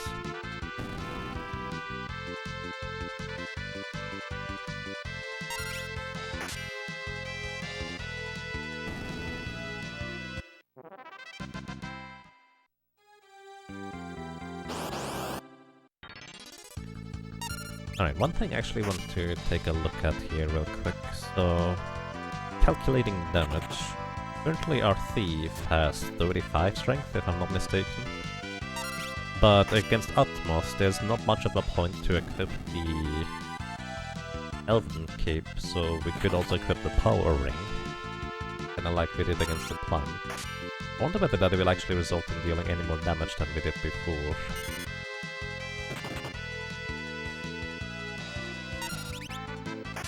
I seem to have that memory of Gravidos being especially dangerous when they are alone. Also, they cast Quarter, apparently. Okay, I'm gonna get out of here. Fun fact, Quarter says Quarter. But unlike level 4 Quarter, which actually quarters your HP, Quarter the spell from the Time Mage actually reduces your HP by 7/8 rather than 3/4. Not sure why, that's just how it is. Let's see, Ravido. Let's see, do they have anything? Nope. I must be thinking of the Furies that are in the Void. Ravidos don't have anything special going for them. The door on the left... Oh, by the way, speaking of chests, the chest where I stole the Flame Ring from the dragon. Power Ring, Strength Armor, 37 Strength actually. The chest that I stole from the dragon, if you defeat the dragon, you actually get a Blood Sword. Or a Drain Sword. It is a really interesting weapon. It's basically a knight-only sword that scales with magic power and has only 25% chance to hit. But the damage you deal will also drain or give you the HP from the enemy. It's a very curious weapon, but unless you specifically plan to use it and build your character around it, it is virtually impossible to use that weapon because you kind of need to combine 3 jobs. You need something to guarantee a hit because 25% chance to hit is just terrible. So like the Hunter's Aim or Rapid Fire would work. In fact, Rapid Fire is really good with that. But then you also want to have like additional magic power from like a mage class. And you need to be able to equip the weapon, so you kind of need a freelancer. Or a knight. Actually, freelancer I guess would work pretty well. So you equip the freelancer with Rapid Fire and like black or white magic, and that actually could be an interesting combo, but you wouldn't need something like that. Because otherwise the damage is a bit underwhelming. Where was I? Oh yeah, 37 strength. I need to check real quick whether 37 has any different damage than 30. You're level 54, right? 17.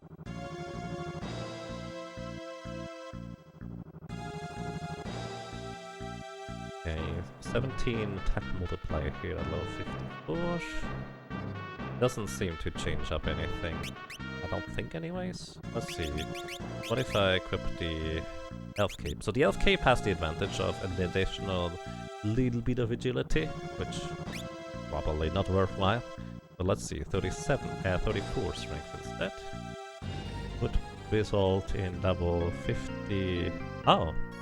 Oh, the 3 strength actually do make a difference. We do deal a bit more damage with that. Isn't that my... Oh.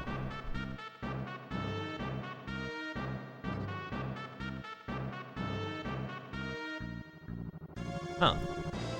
A fun fact, I don't need level 55, I need level 57 in order to deal a little bit more damage. That is the next damage threshold. I was calculating with 35 strength rather than 34 for some reason. Uh-oh. Oh well. I guess that means I don't have to worry about leveling up much more. So we're just gonna go to XDeath at the end of World 2 at level 54. Yeah, it's either more grinding or just go for it. And I'm just gonna go for it just to see how it's going to go. If it feels like just a little bit more maximum HP could kind of help a lot, then you might go for it. Either way, before we get to that, welcome to Atmos up here.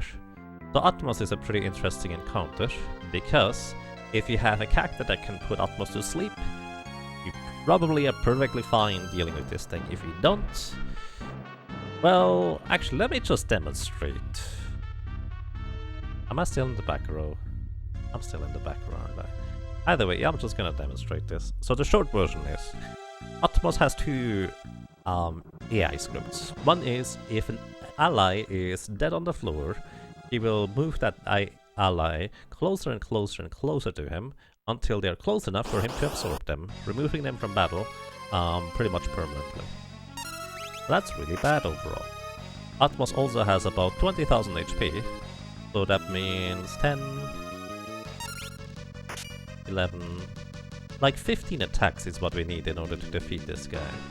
The problem with trying to deal 15 attacks is while we deal really good damage, once he absorbs the cactus, he will go into his other AI script, and that is, if none of the cactus are on the floor, he'll cast Comet twice per turn, and he has haste permanently, so he goes about twice as fast as I do.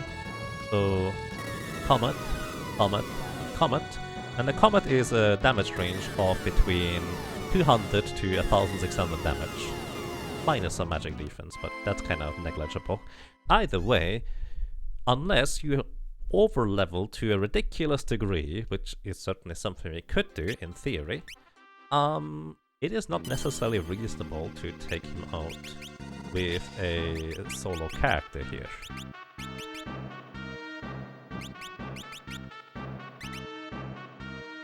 So this is kind of where a lot of solo characters have a little bit of a compromise. And that compromise goes as follows. And I'm going to do the same here with the Thief. In order to make the rest of the game not just be, alright, we grind now and everything else is just going to be relatively easy because we over-level to like level 70 or something like that. We're just going to make our other characters alive. They're not going to do anything, but they will just take their turns and defend. That's it. So this undoubtedly makes the encounter easier. There's no question about that. But again, the alternative is literally you need to grind up high enough until you have enough maximum HP to survive the comets, and once in a while get a physical attack in between. If you'd like to see such a fight, we did that with the Geomancer, which is arguably even worse than the Thief with less physical attack power and less maximum HP. Yep, alright. Enough talk, let's go for this. So that is +1. It is absolutely possible to defeat Atmos the, let's say, true solo character challenge way, and we have done it in the past with a number of solo characters. It's just for something like this, it feels like, well, I'm gonna just over-level it on, and that's the entire strategy. Let's just see how we can do this. He really does not like fairies. Fair enough. So the funny thing is, for some reason, having other characters in the team... Can you stop hitting fairies? Okay. Having other characters in the team, just taking turns, like they don't even need to do anything, like literally just defending, somehow makes Atmos also slower with absorbing them? I don't know why. So in theory, the absorbing pattern should be the exact same, but literally them just taking their turn, doing nothing, means the character gets absorbed significantly slower. Like you would think, oh, it should take the same amount of time when Fairies gets the same amount of turns in order to knock the same amount of damage to Atmos, but that's just not how it works. And I genuinely do not know why. It feels like the entire encounter is kinda janky.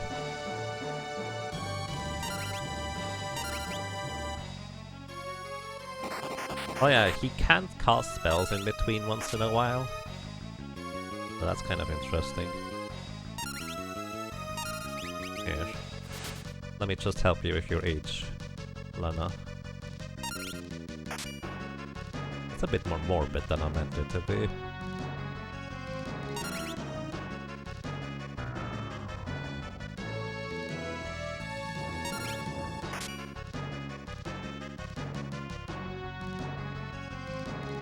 Yeah, basically, I think either philosophy is quite fine. Like, you wanna do everything through solo characters challenge style? I greatly respect that. I hope you use Emblade to speed up in order to do the grind though, because otherwise that's a lot of time invested. And there we go. I think it's related to battle speed. I would try to do an active. You think if it's inactive, he would actually absorb them at the same speed? I've actually never tried that, Risealizers. I haven't played the game with active battle speed in ages, actually.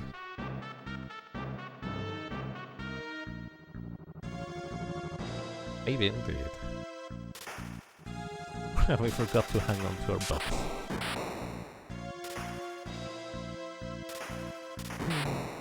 Also, hey, with the tournament, welcome. I hope you have a nice day. Also, welcome to you, Risealizer. I hope you have a nice day as well.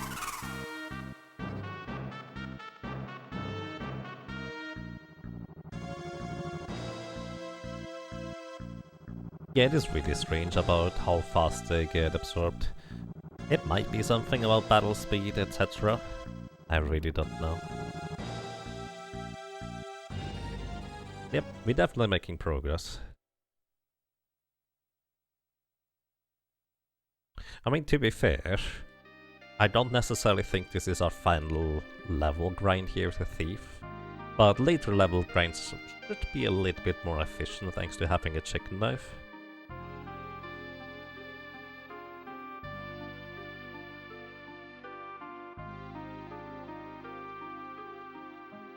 And basically, I don't feel the need to prove that I can defeat Atmos through Soul Cactus Challenge style with a Thief.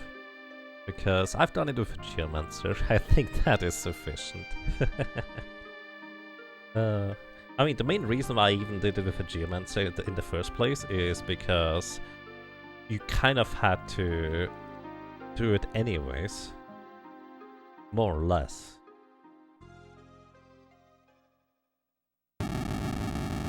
Because you needed to get to a ridiculously high level for XDEF at the end of World 2 in the first place, because you effectively were a mage using a dagger to defeat XDEF at the end of World 2. And we still needed a ridiculous amount of luck for that.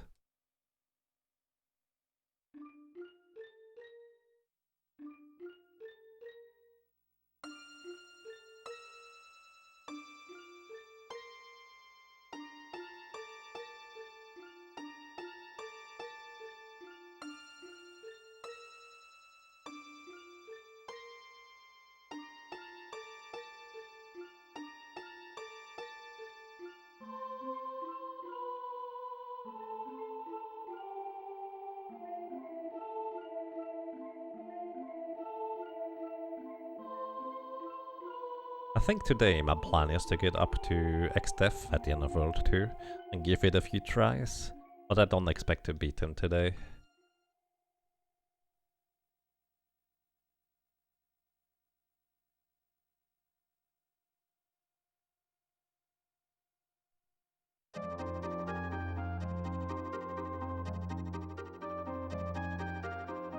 And before I forget about it, Galuf, you're gonna get the bone mail, because I don't really plan on fighting anything with Ferris at this point. Maybe I should.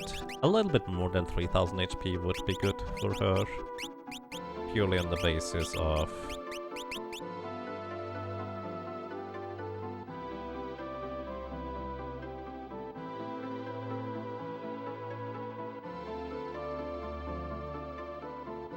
Vacuum Wave is going to deal about 1400 and some change plus.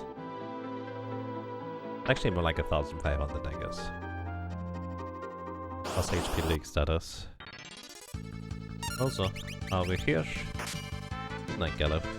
But the thing is, Galuf actually cannot knock himself out anymore, because he has the bone mail equipped. That is way more defense than he possibly can punch through with his dagger.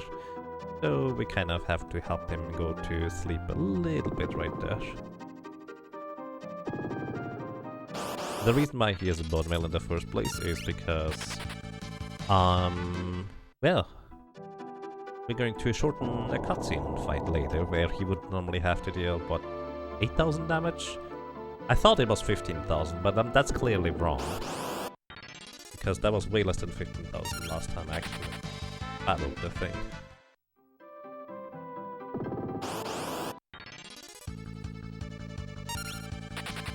Actually see, XDEF, Galuf fight. How much is it? That cost? All battle versus Galov. He starts with 50,000 HP. Okay, you need to deal 7,000 damage to him. So I was off by a whole 8,000 damage. Still a lot of damage to do with a level 1 character, even if you can equip anything you want.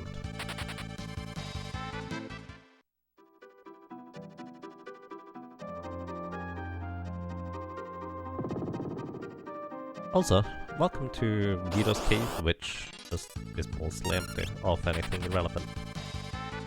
Oh yeah, we can actually... Hang on. What can you steal from... Oh, I remember actually, when I was making the list for the Metamorpha enemies. It was actually kind of sad overall. So the Metamorphas themselves... Actually, let's just say these Radiator Slimes here. They have no common steel and the potion for a rare steel. Lovely. The Metamorphas, all of them have a staff as a common steel and a high potion as a rare steel, so nothing too terribly intriguing either. Their rare drop is a lot more interesting with being a light staff, which you can break in order to cast the strongest offensive holy spell, which is literally called Holy. Light, Pearl, whatever you want to call it for other Final Fantasies, or Fade even. And all of the metamorphosis thingies, all of them have a common steel of a potion and no rare steel. A little bit sad. Also, by the way, there's going to be a little cave where you can find Shot on an island that I'm not going to go to, but what you could get there in theory is the druids in the cave have a potion as a common steel and an angel ring as a rare steel, so that's kind of interesting. There's also the Iron Dress enemies in there that have a potion as a common steel. That's it. Shot himself has no common steel and a Phoenix Stone as a rare steel.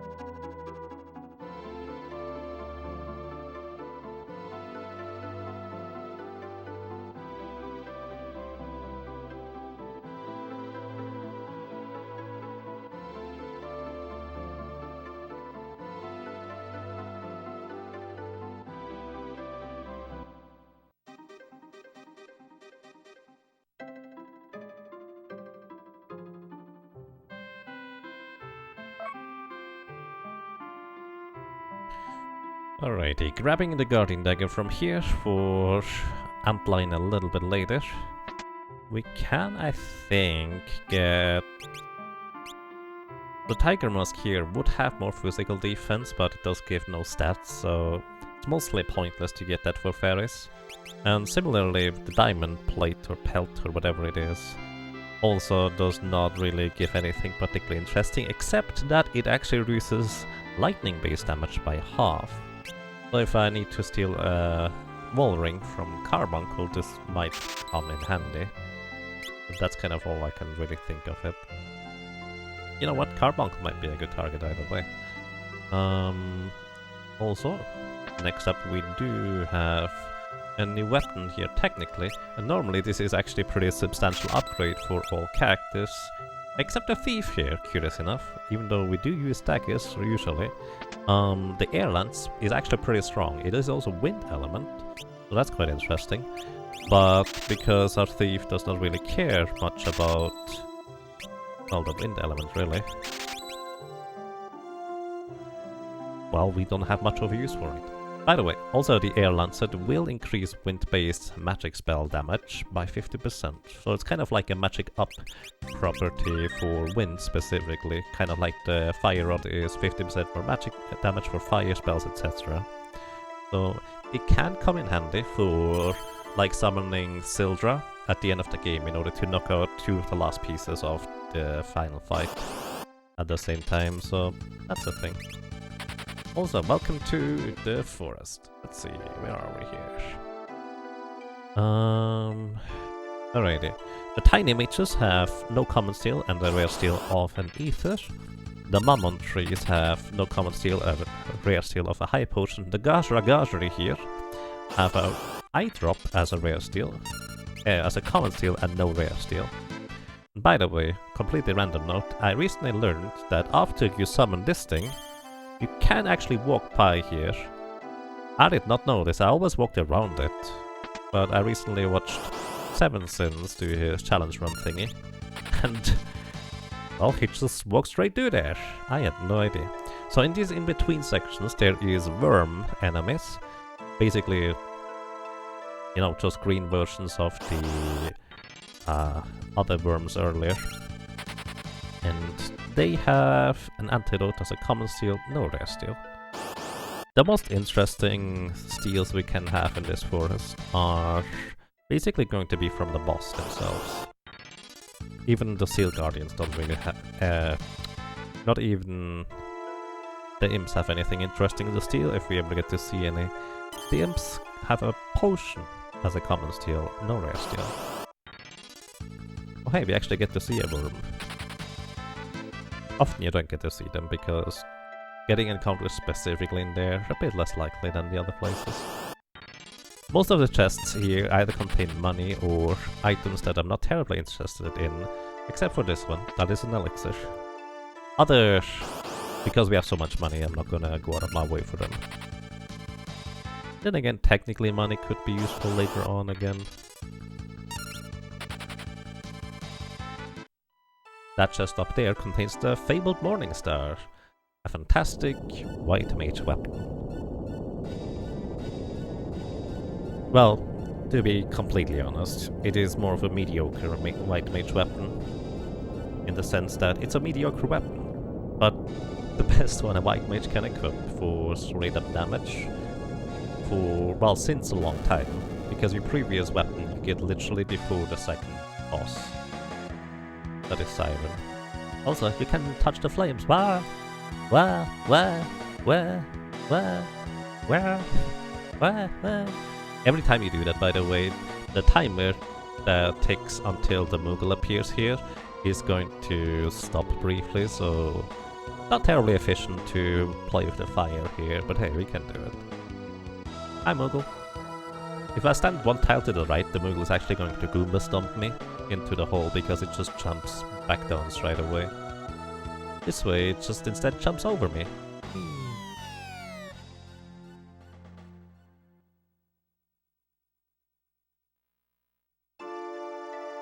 Also, there's a chest in just to the top right of the hole here we jumped in that contains an Aegis shield before the fire burns down the forest and a flame shield after the fire burns down the forest. The Aegis shield is the better overall rounded shield, but the flame shield sells for a lot more money, if I want money, And it also has 40% physical evasion rather than the 33% of the Aegis Shield. Flame Shield absorbs fire damage as healing. Aegis Shield has a 1 in 3 chance to block most spells.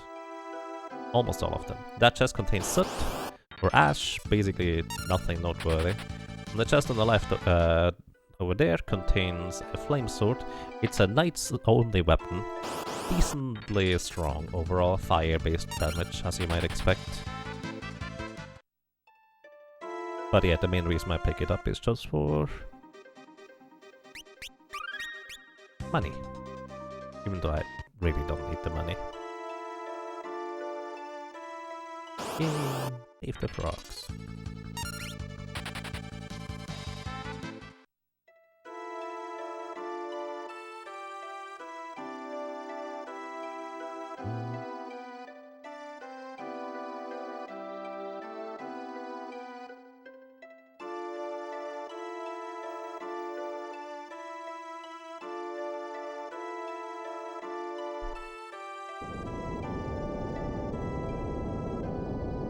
Alrighty, and welcome to one of the trickier bosses in Final Fantasy V. If you don't know what you're doing, this boss can easily overwhelm you, and even if you do know what you're doing, it can still easily overwhelm you overall. Okay, this is not the boss yet. I need to not forget to equip the flame ring here, because otherwise that would be a little bit awkward. Okay. Flame ring here, this is actually pretty much the reason why I want the flame ring in the first place. It's not technically necessary to defeat them, but it makes it a whole lot easier. Alrighty, these are going to be the Crystal Guardians. Each one of the 4 crystals has 7,777 HP, and once they drop below 3,000 HP remaining, they will start casting their rather powerful spells on the entire party. From left to right, or well, actually, no, let's go the other way. Top crystal is fire-based. The crystal on the right... Oh, I accidentally pressed escape. Good job. Can't run. I know. The crystal on the right is water-based, although it casts Aqua Ray, which is actually neutral element, which is curious, I suppose. What else? That is not gonna be quite enough damage, is it? No, I need 3 attacks.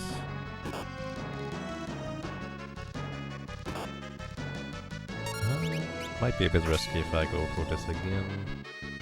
I'll probably have to manually heal. So if I actually didn't accidentally run away, I would be able to save an elixir here. Because, well actually, you know, this should be fine.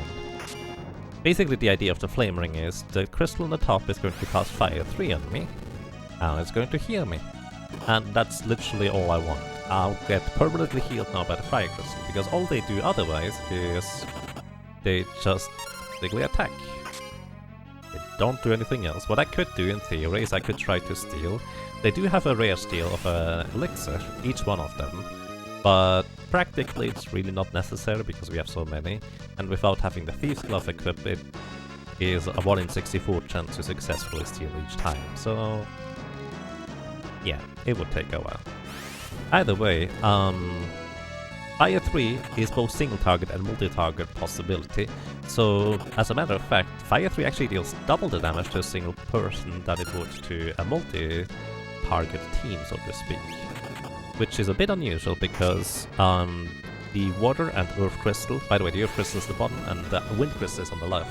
The water and the earth crystal, they both always deal the same amount of damage with their spells because their spells are always multi-target. So the water is about 600 damage, earth is about 600 damage. Except fire, which is I think slightly stronger and would deal about 750 to 800 damage depending on your magic defense. And hey Moo, welcome! How are you doing today? I hope you have a nice day so far.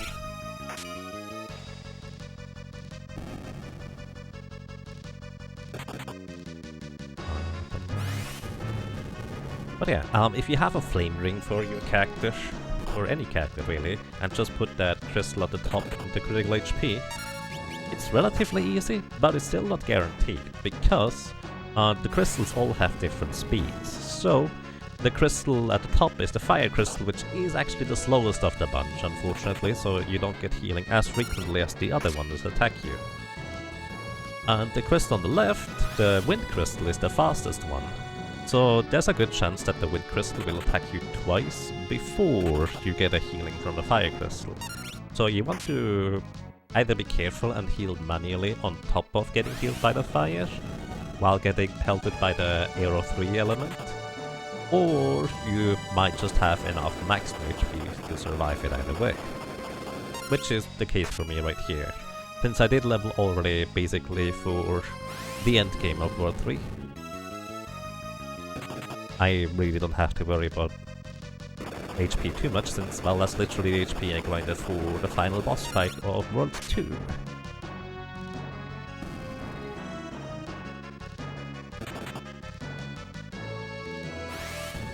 Kind of. You tried washing your pillow and abused the dryer at your mom's place, but you didn't know it takes actual ages to dry a full-down pillow.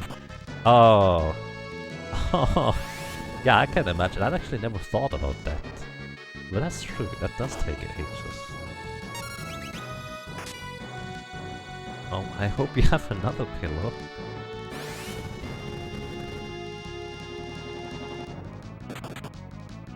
No pillow tonight, oh dear.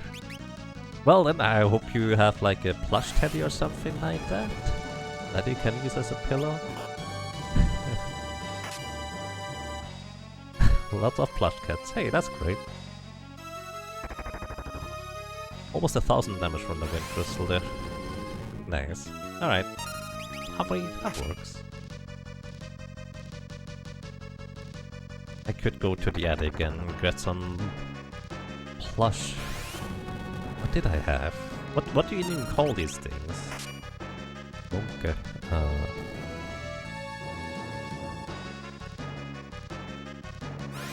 Porrings? I wish I had porrings.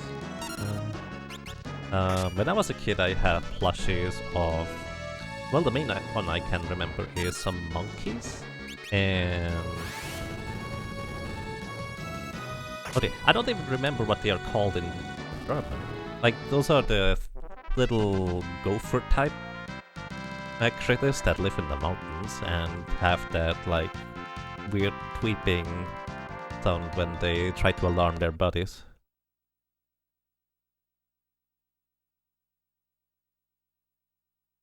Best done in the morning on a hot summer day.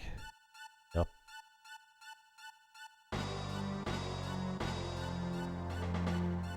I think that sounds about... Oh, is it really? Hang on.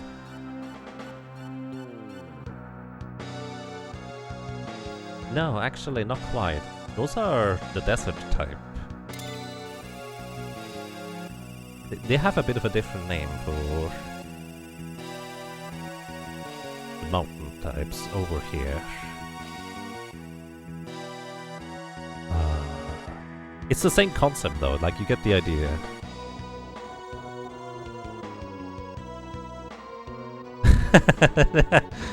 I mean, I don't know whether that's the name.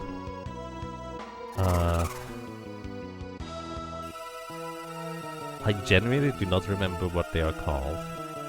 Aside from the Swiss German expression.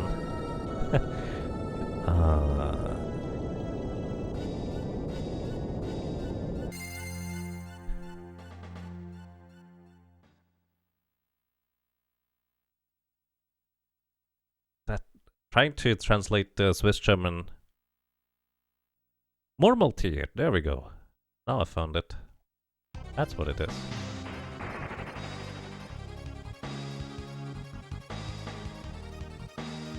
What's the English name for more multi-tiered? Oh, it's actually a groundhog? I never realized that's a groundhog. The groundhog, woodchuck, chuck, marmot. I guess. Yeah, I guess groundhog is the correct term there. Either way, I remember having 4 different sizes of a groundhog, and they all had like their little hands just together in the front. So I would just kind of order them by size and have each one of them just hug the next one in front of them. Yeah, that sounds about right. Alrighty. Mystery solved. That's a lot of damage there. 4,400 with the Fire 3 spell? Wow. I guess we could give Galuf also a Reflect Ring here. I don't have one though. Either way, Galuf right now takes double damage from fire because he has the Bone Mail equipped, so it makes him undead. And guess what happens if you give an undead character that is not heavy a Phoenix down? Well, it knocks him out. In this fight you're not supposed to be able to lose, but there's like 3 different ways of how you can intentionally end it early, and it plays out as if you knocked out X-Def and Galuf got knocked out at the same time, either way. It's a bit of a weird cutscene this way around. Is he?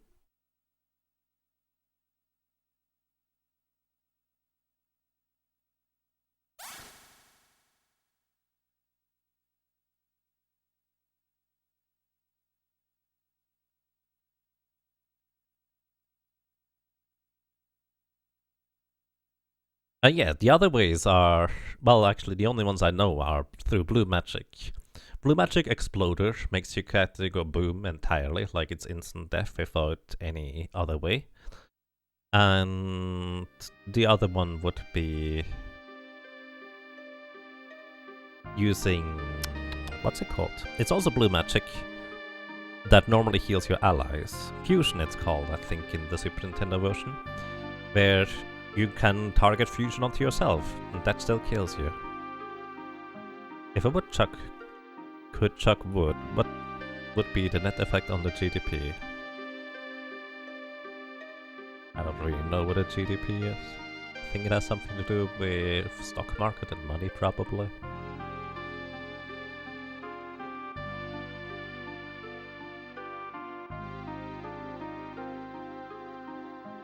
Yeah, I'm actually wondering whether like an instant death effect from like a death scythe or a killer bow would also work.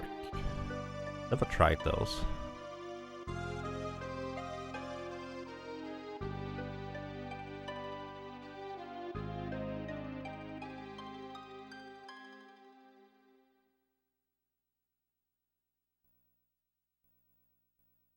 I think we would export more woodchucks. Bruttosozialprodukt.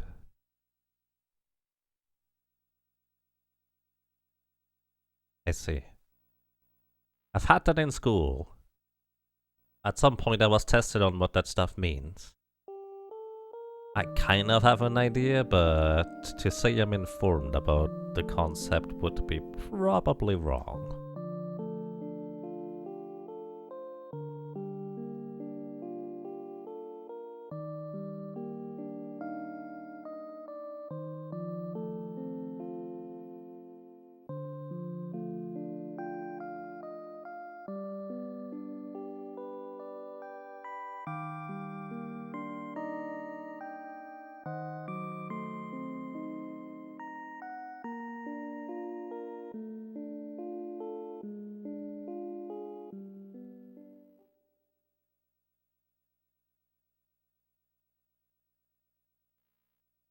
The same letters.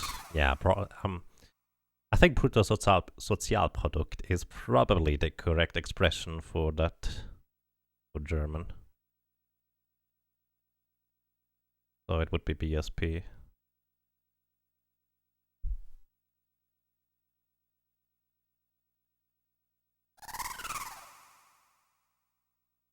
Alrighty. I need to give Kara a new weapon here, and specifically I'm gonna give her the Guardian Dagger, so I don't have 2 Guardian Daggers in my inventory, because having 2 of an item in my inventory that I frequently switch to during combat makes my entire inventory management a nightmare. So, Guardian Dagger for you. I'm not gonna use the boomerang either way anymore. Alrighty, and how many head potions do I have? I still have 99. Alright, fair enough. Where is my other Guardian Dagger? Not sure.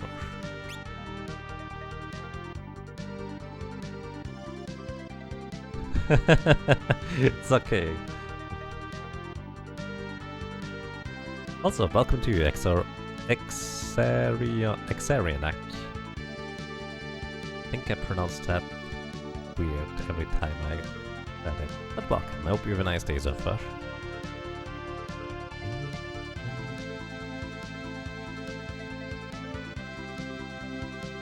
I wonder what the most efficient path is to get over there. Maybe just go to the west from where you land there. This is like the 40th time I play through this game, and I still get lost on the overworld because I'm terrible at navigation without constantly looking at the map. Or you could frame it in a positive way. I'm great at getting lost. Oh, wave. Hey Protoplasm, hello. How are you doing today? Also wave to Regulactylus. Can't press down the run button at the same time I'm waving, so I guess we're gonna go slow for a while. Test on the bottom right contains a diamond shield, 35% physical evasion. The test on the bottom left contains like a ether. Not terribly interesting. Actually, before I go in here, I just remembered I do want to get float for Ferris. Float allows us to, well, float has two purposes in this cast. One is you avoid damage from ground tiles that damage you, and two, it also avoids one attack from Xdef once we fight him. Well, sometimes, because he has a 1 in 3 chance to counterattack with Dispel Magic, and if we get Dispel then we don't get to dodge that attack. Either way, purely for the chance to, well, to have a chance to reduce the damage from it, I think it is worthwhile to get float. That's that. Wave.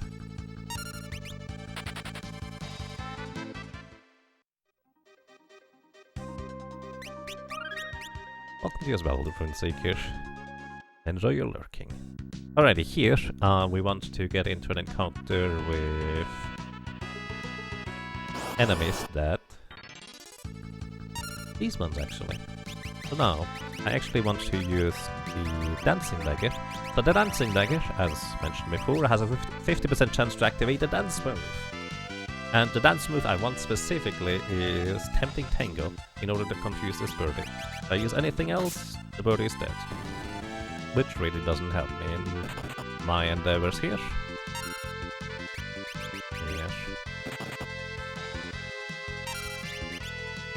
Because I need to confuse the bird, then I need to give the bird an ether in order for it to...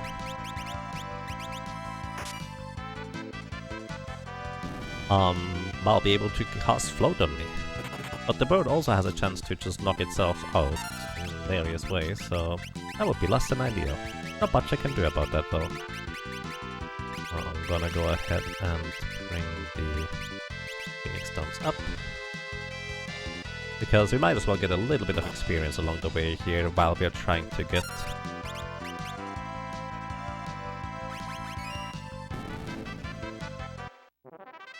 float.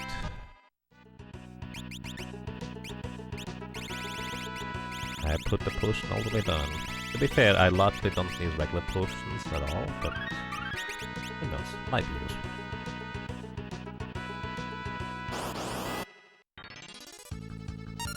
Well, that's not a good encounter here.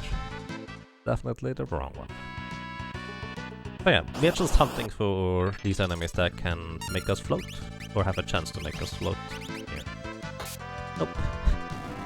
We have a 25% chance to dodge the attack if we just do a regular physical attack. Just that. Also, I'm gonna use a Dancing Dagger on the Drippy here, because if we confuse a Drippy, it will actually cast Return, which will reset the entire encounter back to how it was at the very beginning, including all items, all equipment, etc. Kinda an interesting spell.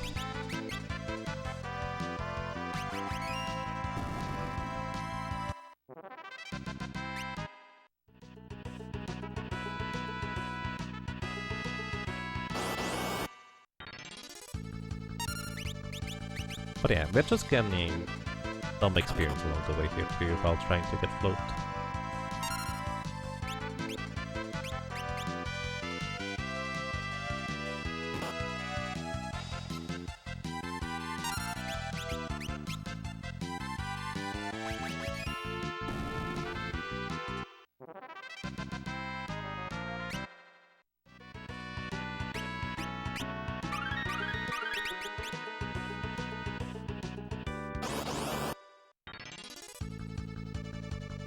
Okay, try number 3, Mystery Waltz. Well, at least it doesn't kill the Sting Eagle, so that's a good part. But unfortunately, we just knock it out in that next attack. That doesn't help. Tempting Tango, hey, that's actually a good thing. Magic Hammer? Alright, I thought it was always going to cast Reset here. Suppose I was wrong about that.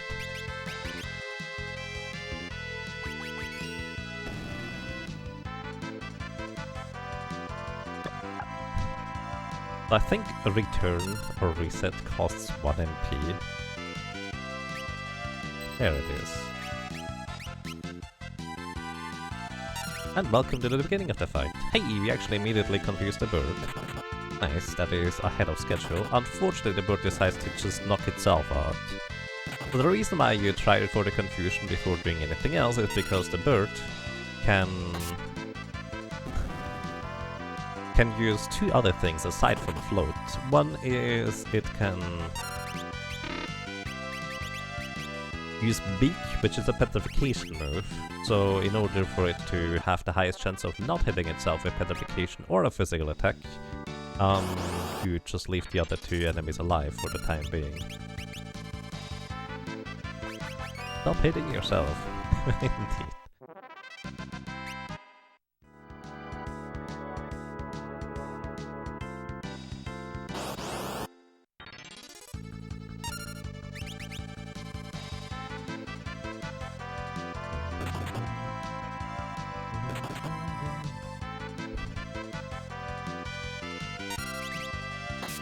Oh. Paris really does not like birdies. Not these ones anyways.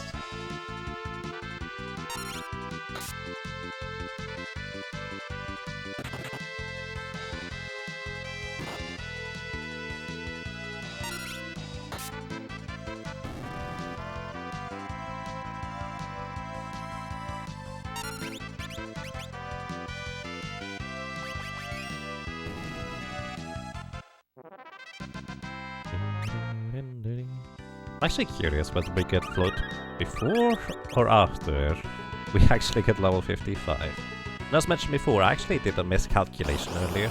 It's not level 55 I need level 57 apparently for the same attack multiplier. For some reason I calculated with 35 strength rather than 34, which is not quite accurate. Also, I just realized the elf cape here would be better, because this would give me a chance to block physical attacks here. Come on, fairies. At least try to dance.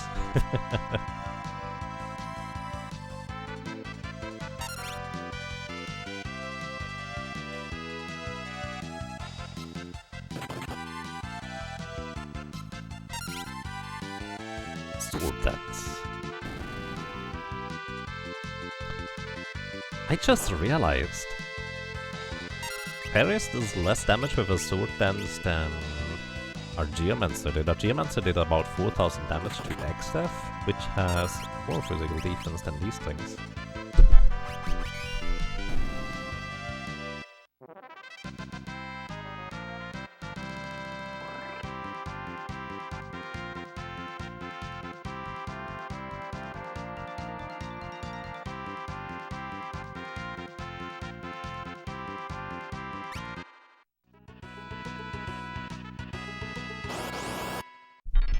Uh-oh.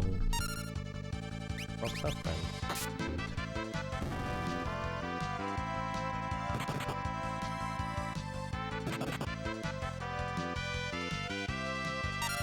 Welcome to you, Laracos. How are you doing today?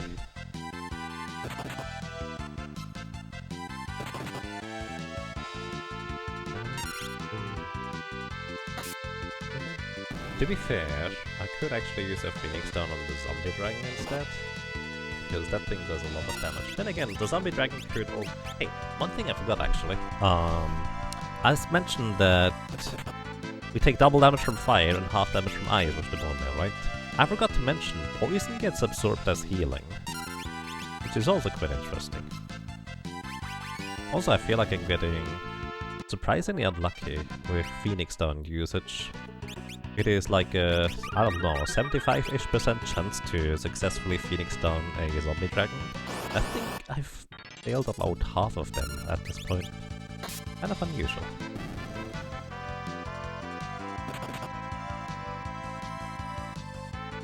You will succeed one day when you're not looking. I mean, it already succeeded in the past. I had to cast Resurrection in order to get my froggies back in my pond. Kinda neat.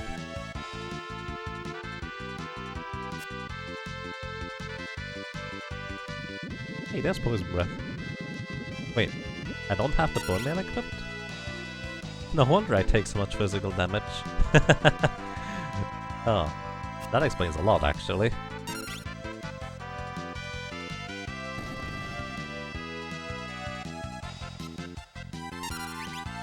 Talking about the Bone Mail, literally going into my inventory to see that, oh, I have 34 strength, with the strength armor equipped, not thinking that, hey, maybe I should equip the Bone Mail right now.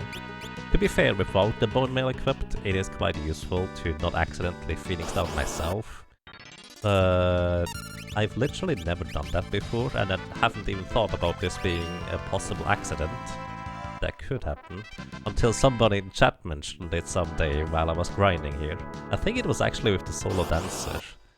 While I was grinding here, somebody mentioned that, hey, what happens if you use a Phoenix down on yourself while having the Bone Mail equipped? And I was like, how would it be not good at all?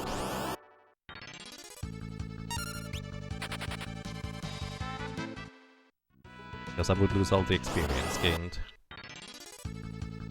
Wow, alright. I don't know how common the encounters down here is for bone dragons. But that was a lot of bone dragons in a row.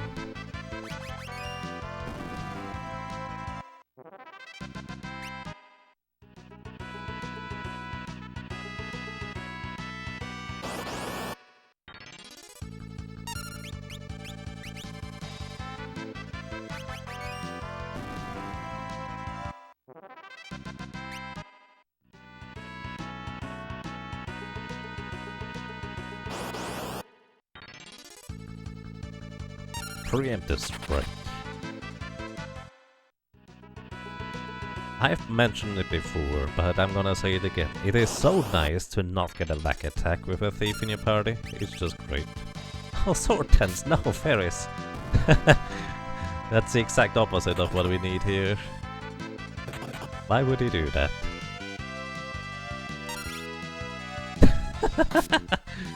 Just doubling down on the sword dance. Sure, why not? I respect it.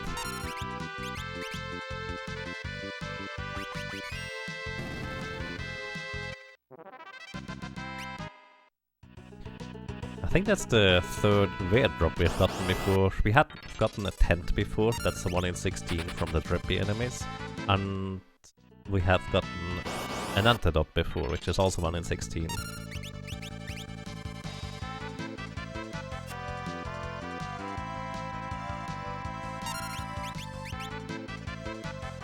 Wow, alright. Gonna be my last Phoenix Stone, so I guess I'm gonna get out of here for now. Reload on Phoenix Stones because, well, might as well try to go towards level 55. And again, later on would be a quicker grind via Chicken Knife plus Hermes Sandals. And stronger enemies.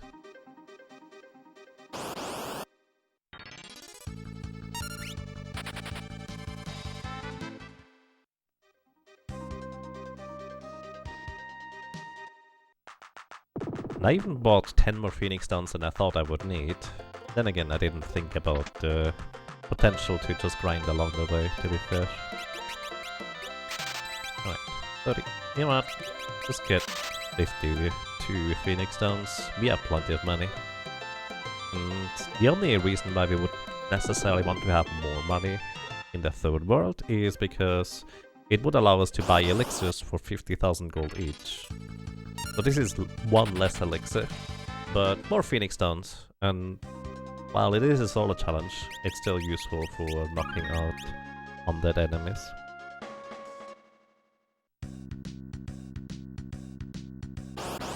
By the way, it is more efficient to try and get the float status from the encounters later, where there's 2 Sting Eagles in one encounter. than right here. But the more levels I have against X-Def, the more likely it is we will succeed. I'm actually kind of curious how close we are to level 55 now. Oh wow, actually really close. Only 17-ish thousand more experience.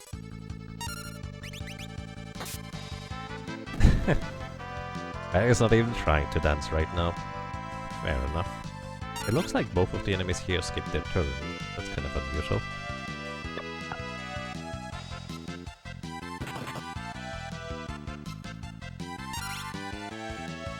Sword dance. We've seen more sword dances than tempting tangos. Which normally is a good thing if you try to deal damage with the dancing dagger. Right now, well, not that great.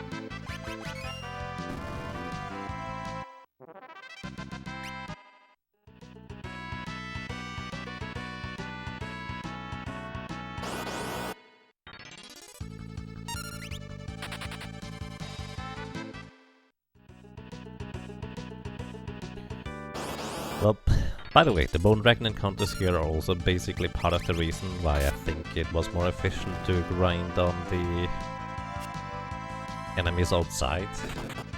Well, maybe not more efficient, but it just kind of didn't help that some encounters I would just have to run away from, otherwise there's a risk of just straight up getting knocked out.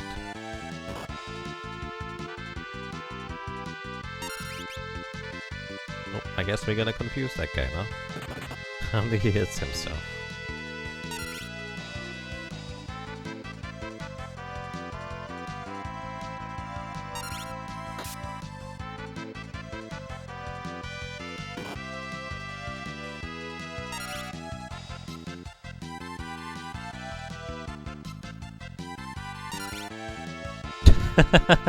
Now we're getting the tempting tangos. Alright. Well, kind of unusual to see. Alright. Both rare drops from these enemies now. Fair enough. By the way, a rare drop is a 1 in 16 chance, so it's not terribly uncommon. But it's still a much better chance than getting the 1 in 8 tempting tango on a specific enemy. We've got now 5 while having 1 confusion on the correct enemy. I think. Nope, another sword dance. Varys is becoming a real meanie now.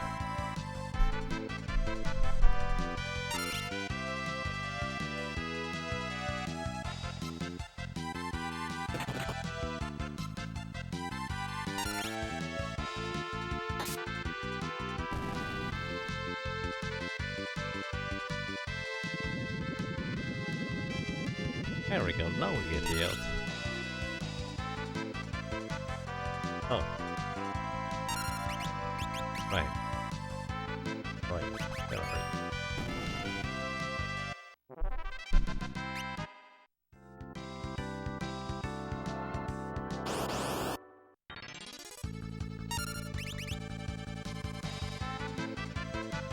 Beak!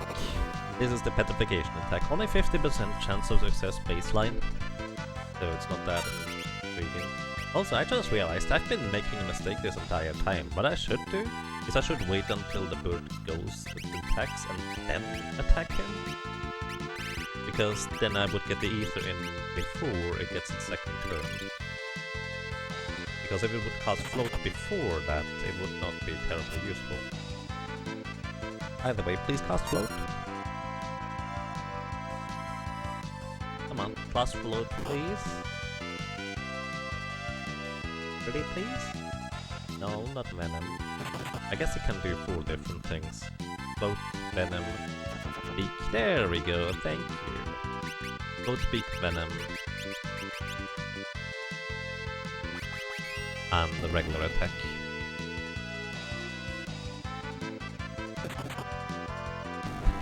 Alrighty, that problem solves itself too. And we actually just gained the level and 2 more rare drops. What's up with this? That's impressive. Alrighty. We're level 55 as desired. Now the only thing we need before facing X-Step is a wall ring. And normally at this point, in order to get a wall ring, you would be too late, because the only enemy that drops a wall ring is the wall knight in the barrier tower, and you can no longer go in there. Because, well, we destroyed it. That's literally part of the plot. However, as a thief, you do have 2 other options to get a wall ring at this point. One is, there's enemies called wall mages, which do exactly what you think they do. They have a wall automatically on their person, and they cast spells via targeting themselves with wall. So that's kind of what we're going to go for. Also, I'm gonna equip the diamond plate as well as the cloth. Do I want the diamond plate? The bone metal is fine. This is better. Either way, I'm going to briefly restock on high potions, because it might actually take me a while until I get the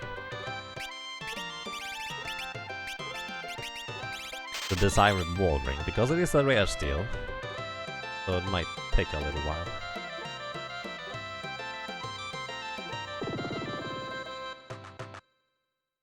Oh, I went out the wrong exit. In order to restock on items, it is more efficient to land below the city, but you also have to go down to the correct place of the city. Oops.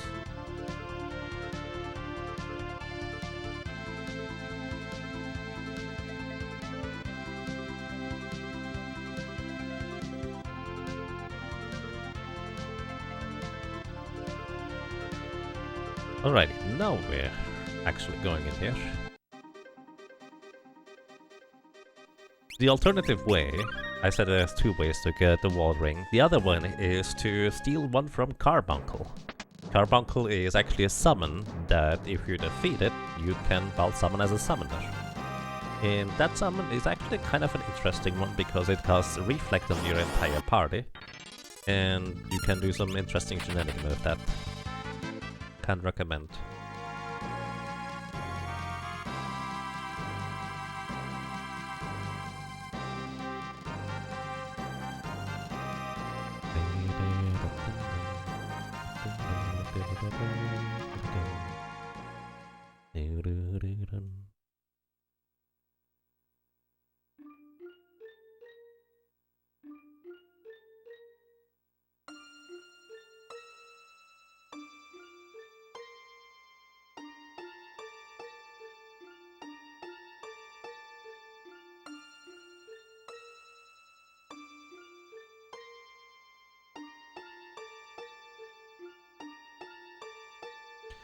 And we're getting to one of the nicest places of the entire run.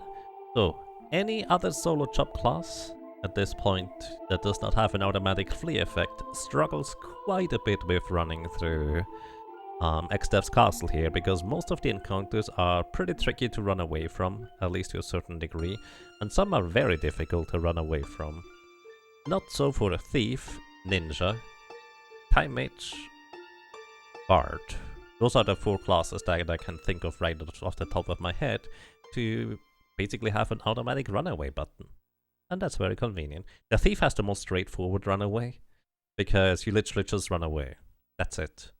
The ninja uses a smoke bomb, and then you run away.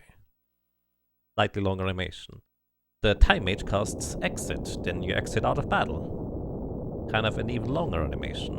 And the bard just hides off screen, and if your last party member alive hides off screen, you actually automatically run away from battle too. It's kind of like escape, except it's not escape if you don't hide your entire party. It's interesting. Either way, welcome to the Meat Castle, where we try to find some wall mages. That's not a wall mage. Oh yeah, magic dragons. They have a 1 in 16 chance to drop elixirs, but they also have 3000 HP, so that's a lot. And even though they are weak to wind element, you might struggle knocking them out efficiently and quickly at this point without an entire party. Also, let's see. We can steal from enemies. Here, this magic dragon has a potion as a common steal and a high potion as a rare steal, so not terribly interesting. The red rabbits, or the Arach, have a potion as a common steal, a high potion as a rare steal as well. Then there's the blind wolves. They have no common steal, and the rare steal is an eye drop, which, by the way, fun fact, eye drops remove the blind status. Blind wolves are literally blind at the beginning of the combat, so they're stabbed.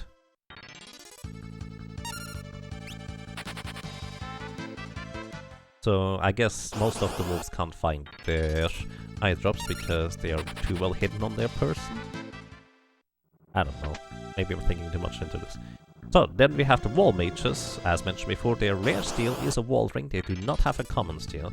So if you just sit in a combat with a wall mage and try to steal from them again and again and again, eventually you'll get a wall ring. And they only have 100 MP, so running them out of magic is relatively easy. Oops, I did not mean to do that. So if you get the wrong tick here, or you stop the bridge at the wrong spot, you get an imp encounter or an abductor encounter. And they're not that great. That has more HP than I anticipated it would. That's not... oh no.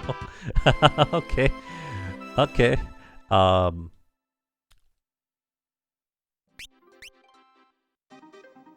We knocked out the previous abductor with 2 hits, but this is a different abductor. I forgot about that. That was not smart.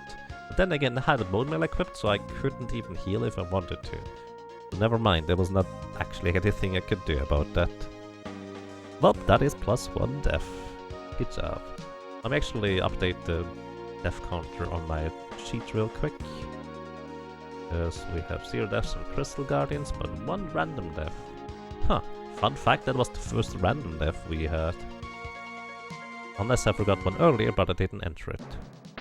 There was some discrepancies on how many deaths I remembered and how many there were noted total, so I just attributed them to what I thought might be the most likely case. Either way, I guess we're just gonna run around here. Oh yeah, the twin lizards. Their steal is... where are you?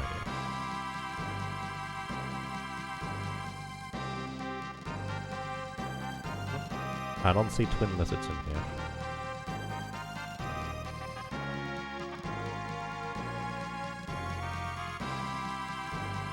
No idea. I think it's not terribly interesting either way.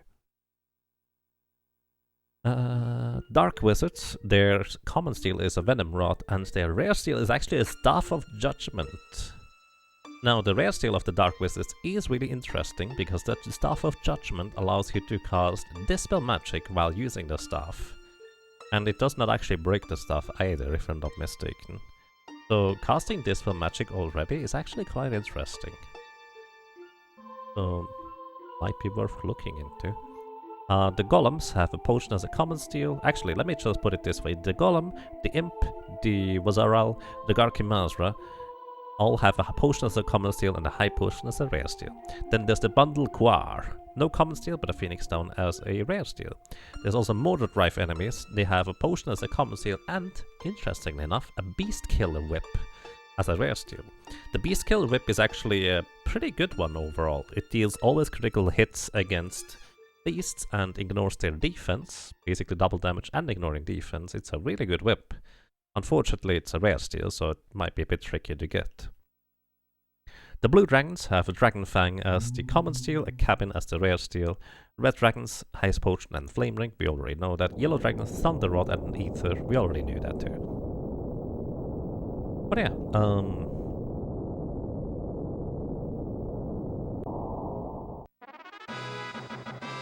Let's not be stupid this time.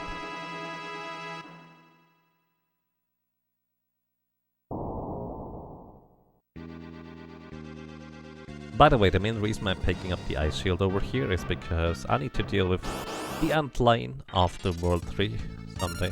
So having extra physical evasion kind of helps. Wait a second, I'm using a dancer and a mystic knight, so only one of them can equip a shield anyway, so they'll already have the flame shield.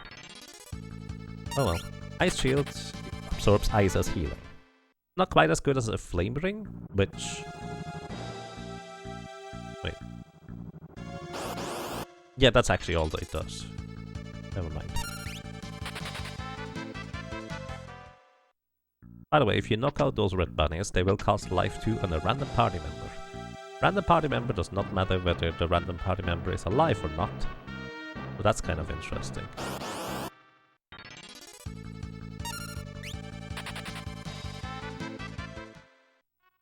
But potentially, the bunnies will just cast Life 2 on themselves while they're still alive, while they're doing their death counter.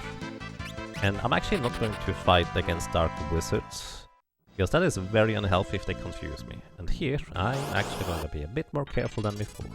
This room here starts having the Dragon counters, which are actually really tough to run away from, unless you have an automatic runaway ability.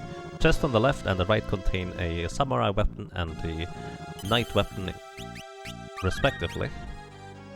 The knight weapon is an ice-based sword, the samurai weapon is just a stronger weapon than before. Here we have an elixir. And you know what, I just saved. Let's try for it, shall we? So in order to knock out these golems, what we're gonna do is we're gonna just throw a soft at them.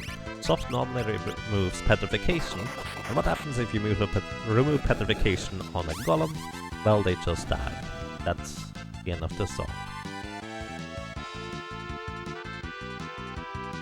Then what I'm gonna do next is I'm going to cast, or use the dancing deck on the wall mage. I did not mean to kill them actually, so I'm going to just run away. Yeah, Dark Wizards can cast Break or basically instant death spells when they are alone, so it's kind of dangerous to leave them alone. But I kind of wanted to, you know what, I'm going to equip the Diamond Plate for now. Diamond Plate halves lightning damage. I actually wanted to remove half of the wall mage's MP by getting the mystery wall stance, but well, I'm not getting that lucky, I guess. Either way, I'm gonna try in this encounter here again.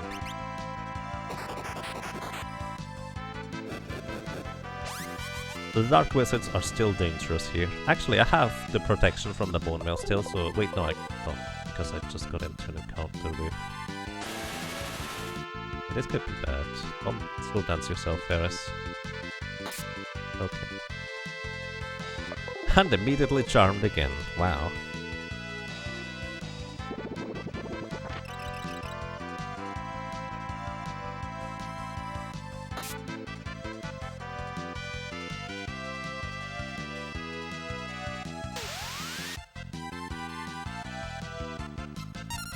Alright, we're going to try and knock out the Dark Wizard here. They do have a decent amount of HP, and they're also marked as heavy, which means they are kind of tricky to take out at times. Alrighty, we managed to do that. Now, these wall mages only have 100 MP, so he will try to use fire, ice, all these kinds of shenanigans. So all I'm gonna do is I'm gonna just try and steal from you. As mentioned before, they do not have a rare steal, so if we manage to successfully steal, it will be... They do not have a common steal. If I manage to successfully steal, they are going to give us the rare steal. So each time I try to steal, it is an 80% chance to successfully steal in the first place, and then a 10 in 256 chance to get the rare steal, effectively resulting in an 8 in 256 or 1 in 32 chance to get the rare steal from them every time I try. So eventually we just should succeed. If you have the means to put the wall mage to sleep, that might actually be a reasonable way to go about it, because, well, they will otherwise just keep casting spells. We will eventually run out of magic, but yeah. By the way, you do not want to confuse the wall mages because they will cast level 3 spells on themselves instead of only the level 1 or 2 spells. So that would hurt a lot more. Yeah, Bolt 2 is kind of the spell I want to see, because we take half damage from lightning right now. Still, this is the literal reason as to why I even bought a diamond plate. I would either use it against this guy or against Carbuncle for reduced lightning damage. Couldn't steal. Then again, against Carbuncle I would also equip the Flame Ring, because Carbuncle has the common seal of a wall ring. And the curious thing about this is that you actually can steal 2 wall rings from Carbuncle, because it actually is 2 separate monsters technically. One that has wall and all the defenses, and the other one who has basically no defense and no wall, while it is healing itself. It's actually a lot like Twin Tanya in that sense.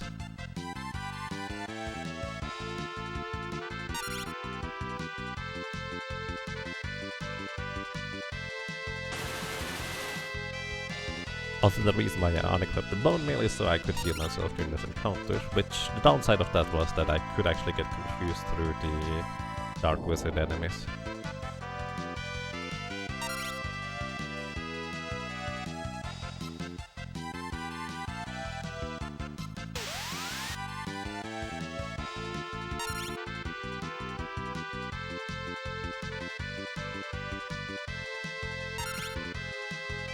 Oh, we got the wall ring. Nice. Thank you very much, Mr. Wall Mage. Let me thank you for your patience by just letting you go to sleep. Good night. Perfect. Left a full, not really necessary, because in theory, as long as I don't trigger the wrong encounters where you can't run away from, I should be fine. Faster than you expected. Fair enough. So over here is where we get monies. I don't usually go out of my way to grab that amount of money. And truth be told, it's kind of mostly pointless. Because we have so much money on the thief already. But here, this is where you normally get the double lance if you don't have a thief in your party. So it's a really, really good weapon for that. And this is kind of the first time where you get it as a ninja. Basically upgrading your damage to ridiculous levels. Alright, he's empty.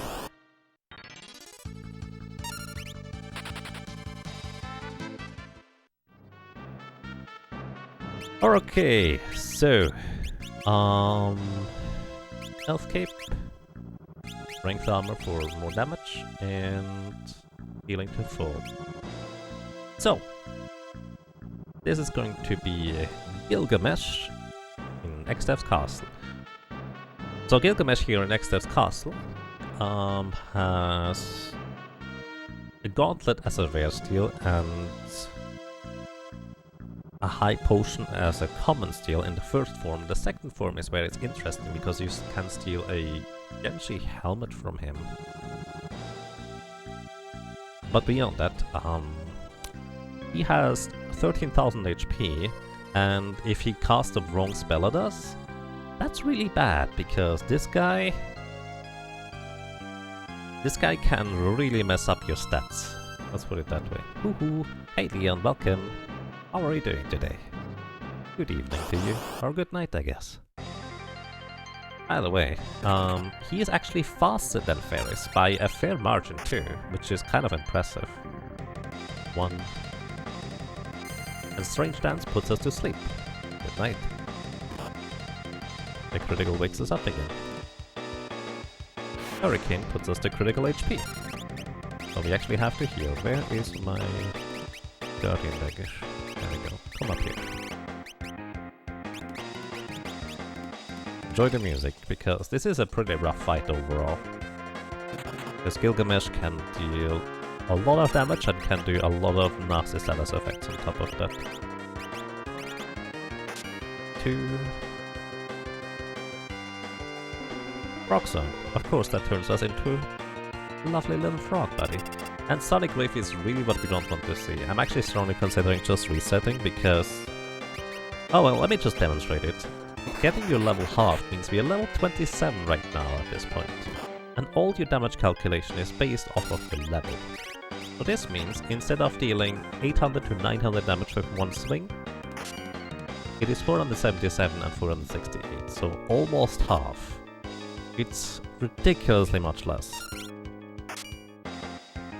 To be fair, this is still more damage than other characters do, so we might want to just see how far we might be able to get. Holy cow. We haven't really experienced this in a long time, where the enemy was significantly faster than our thief here. Hey, thank you for... Oh, wait. It's only the Toad spell that unfrogs me.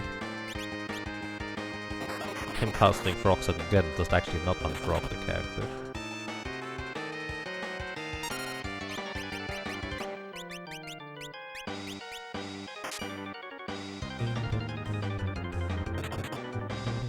But yeah, we need to deal 13,000 damage to this guy. And he has a lot of nasty abilities and spells.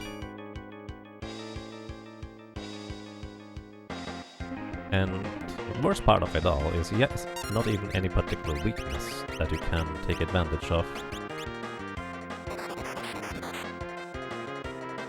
Time Slip would be even worse. We'll probably use the Bone Mail bug here. Oh, this might knock us out, because Rocket Punch means confusion and half HP gone. He will guaranteed hit with a physical attack. And we're done. Yeah, we are really high level, but this guy is no joke. Originally I considered him to be more of a nuisance rather than particularly dangerous, but I have revised that opinion. This guy is genuinely dangerous. There's one death to Gilgamesh in next death castle. Also, I want to start with a Bone Mail here. Health cape. So I can carry over the immunities from the Bone Mail, which is both immunity to confusion as well as time slip. I actually want to get into an encounter, run away. Now we have Bone Mail immunity with against aging status as well as confusion, so we can no longer get confused and we can no longer get into the aging status here. Annihilated seems like the good description. Yes, accurate.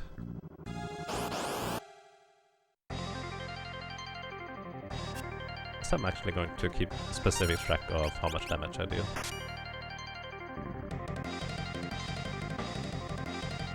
Range dance can still hit us. We are still susceptible to getting put to sleep. Flash would blind us, which, curious enough, even though we are asleep, we can still blind us with a flash. Even though we can't see. Oh yeah, we didn't dodge a single time last time, did we?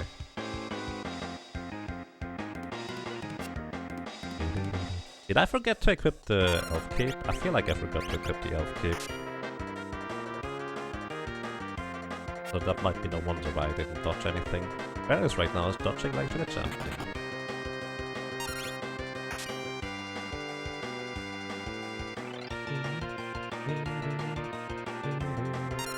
Oh yeah, we're also immune to Flash now that I think about it, because Bone Mail. We are more than halfway through.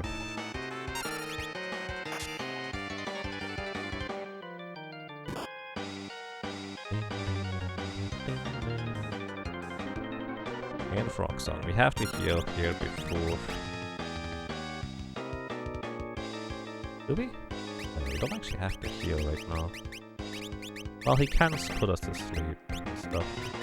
I think we heal first before we do the Frog. Our Frog Saga makes you unable to cast any spells except for specifically the Toad spell, in order to undo Toad spell, I guess. You also lose all your physical defense. And your attack power is 3. So as long as the enemy has 3 or more defense, they will nullify the damage you deal.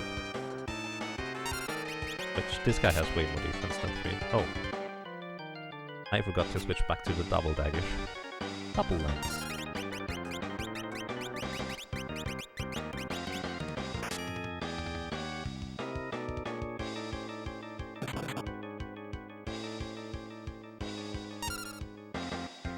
Alrighty, one more attack is actually going to do the trick here. That was a really tame fight by Gilgamesh here. Holy cow. We're not technically through yet, he gets like 3 attacks in a row here and we have to survive those. Because he gets a cutscene attack, and then he gets another cutscene attack right after. And then he might get 2 or 3 turns in between too. But I think as long as I can heal here, we're gonna be fine.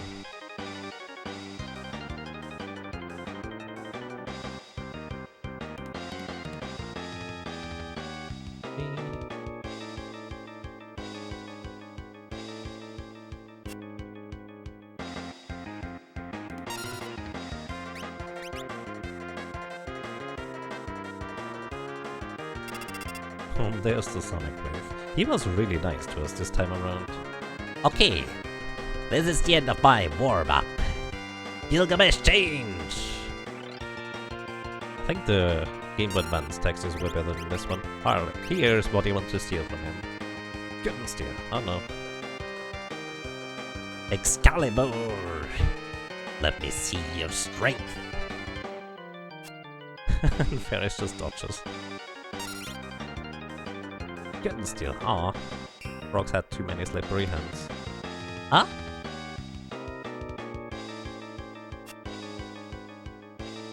What the?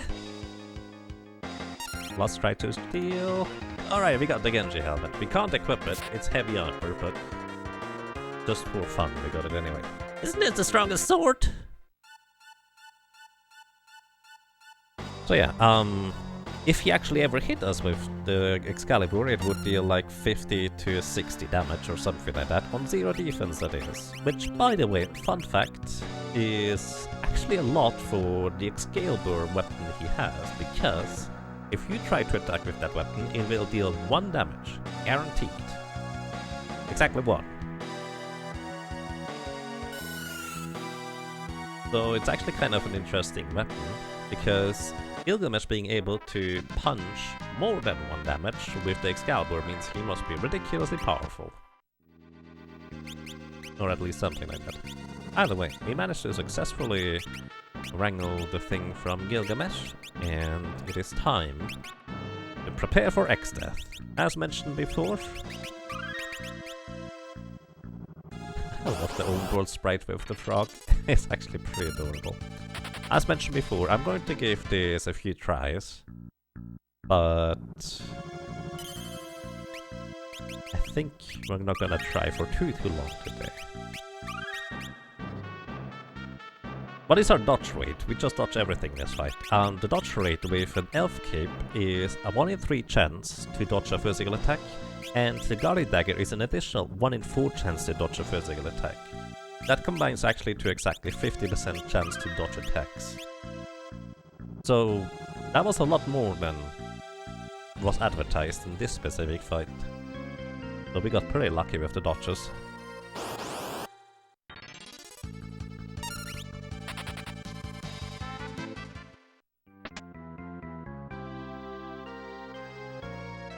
Alrighty, we do start with the Guardian Dagger, and let me tell you, everybody, welcome to the X-Death fight at the end of World 2.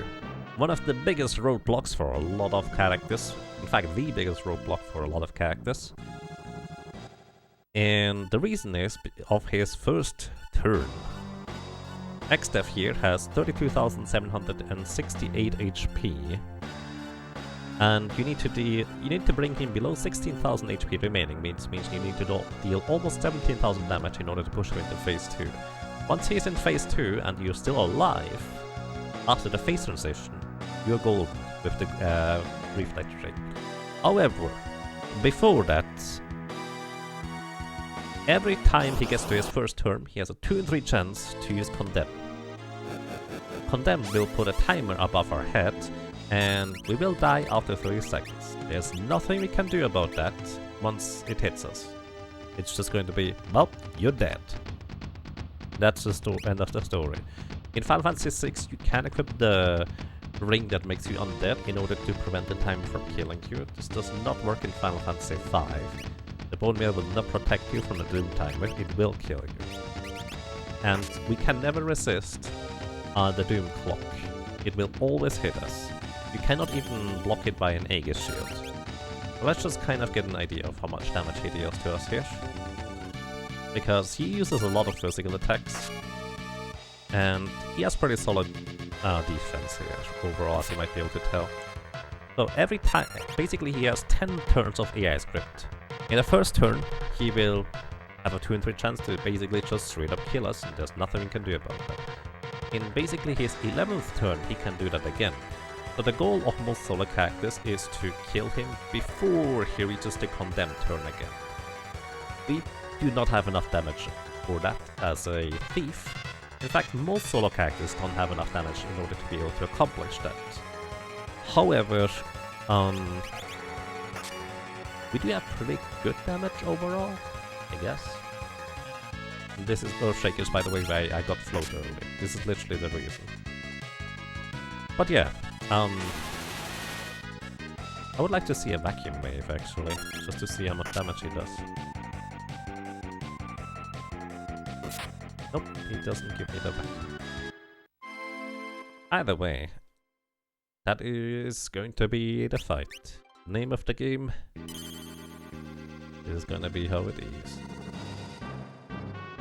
Something from Lightstave something. Yep. Oracle, White Mage,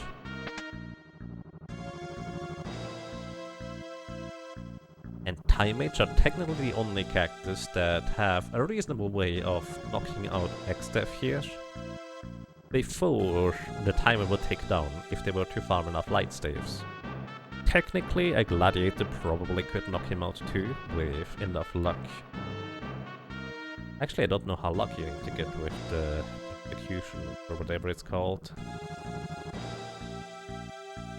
Cannoneer might also be technically able to do it, I just don't really know. Either way, this is gonna be... Oh, we're gonna run into this next wall here. The World 2 X-Death wall.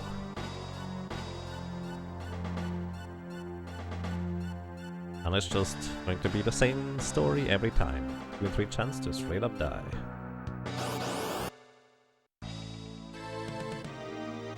But I still want to see how much damage he deals with a vacuum wave. Almost every turn he has effectively a 2 in 3 chance to cast or use vacuum wave. I'm actually gonna switch away from the Guardian Dagger here just to see how much damage he would do with the vacuum wave. Of course we have to stay in the front row in order to deal as much damage as possible.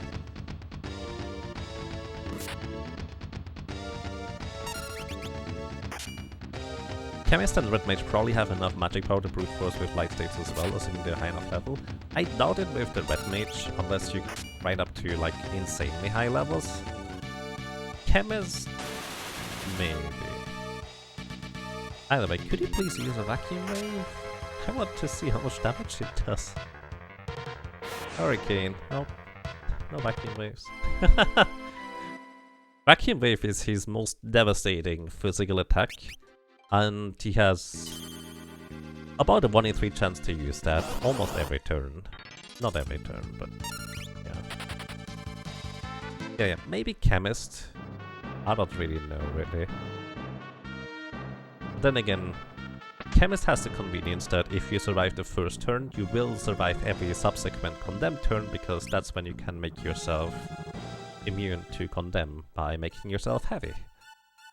Condemn, by the way, as a spell, you can learn as a Blue Mage, but it will only work on targets that are considered heavy.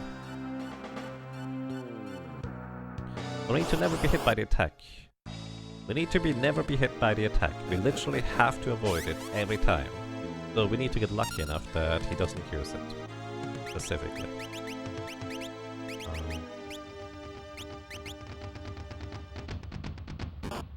Use the vacuum wave, but I half the damage by defending. So it's 800 damage. That's actually more than I anticipated it would be. I figured it would be like 1,400 to 1,500 damage, but it's actually 1,600 here. I have less defense than I thought I did. Oh dear.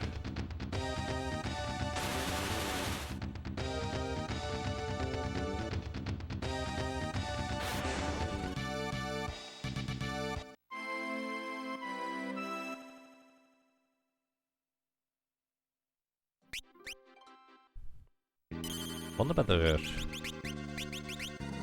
I could technically equip the diamond plate for slightly more defense. But no, I do need the +3 strength, it does make a difference.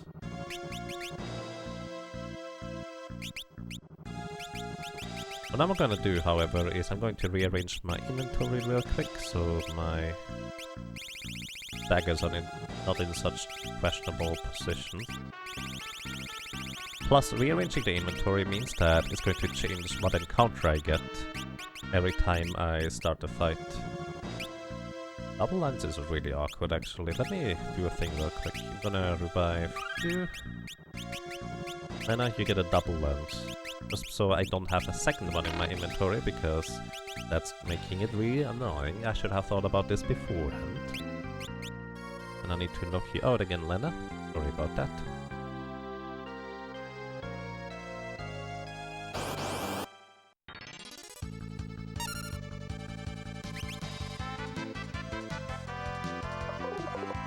No, no, no, no, no, no, no, no, no, no. Oh my goodness, I need to knock you out myself. Sorry about that, and goodbye. Stop!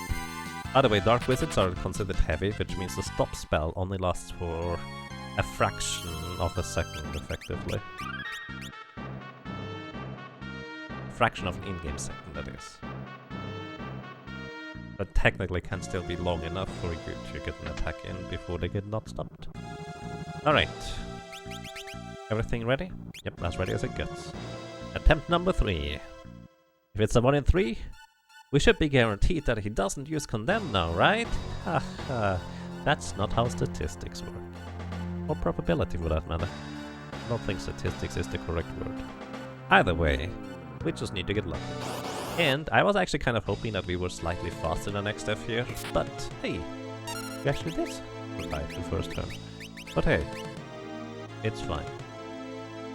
Alrighty, time to calculate. I need to actually precisely keep track of how much damage I deal, so I know when I would push him into phase 2. 688, 688, alright. Vacuum Wave, and we need to immediately heal. Vacuum Wave also inflicts HP leak status. Next he would use Gravity. Wait, how much HP do I have? Yeah, okay. One more level actually would allow me to not heal here and revive a physical attack. Unfortunately, with the current HP we have, that is not going to be a thing. So, yeah. Getting one more level would actually be a huge deal right now. At which point we might as well get 2 levels for the additional attack power. But just kind of a note for next time. I'm not gonna do that now, but yeah. This. 708. Next turn is attack or vacuum wave attack. What I mean, he actually did use vacuum wave attack. Next turn is flame fight or specialty, which specialty when I say that is the vacuum wave. Because specialty is just kind of a special type of a physical attack of enemies, which is how it is described in the algorithms guide. And let's just copy it over. Perfect here. And we survive another vacuum wave. Barely, but we do.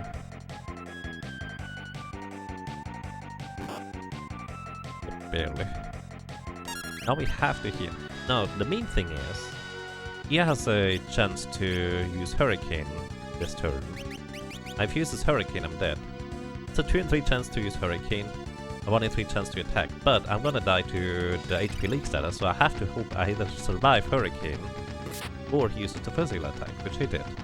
I got lucky there, 1 in 3 chance to survive effectively. So yeah, a little bit more HP, but go a long way. Round 2. Right, next turn he can use a Zombie Breath.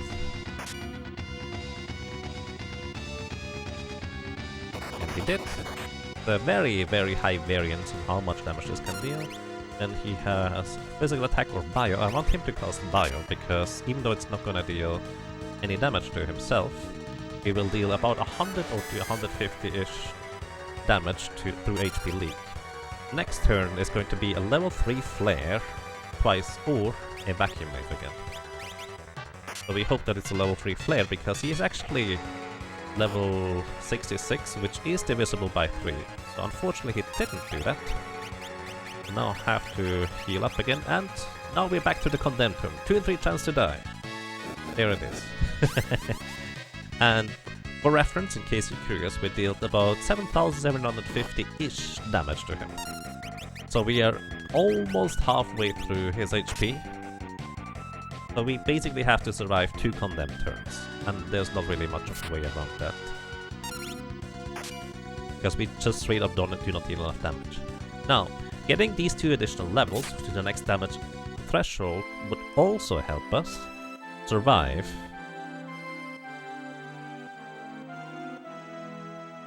more easily against a physical plus vacuum wave or 2 vacuum waves. Either way, whatever he did just earlier. So, I think getting to level 57 is going to help out a lot, because it would also help us just deal enough damage to have a solid chance of knocking him into phase 2 before he gets to his 3rd condemned turn. So I think that is a reasonable way to go about it. Alrighty, however, I think that is it from me for today. So everybody, I hope you enjoyed the show. Thank you so much for watching, for listening, and for lurking, and well, hopefully until next time, take care and have a good night.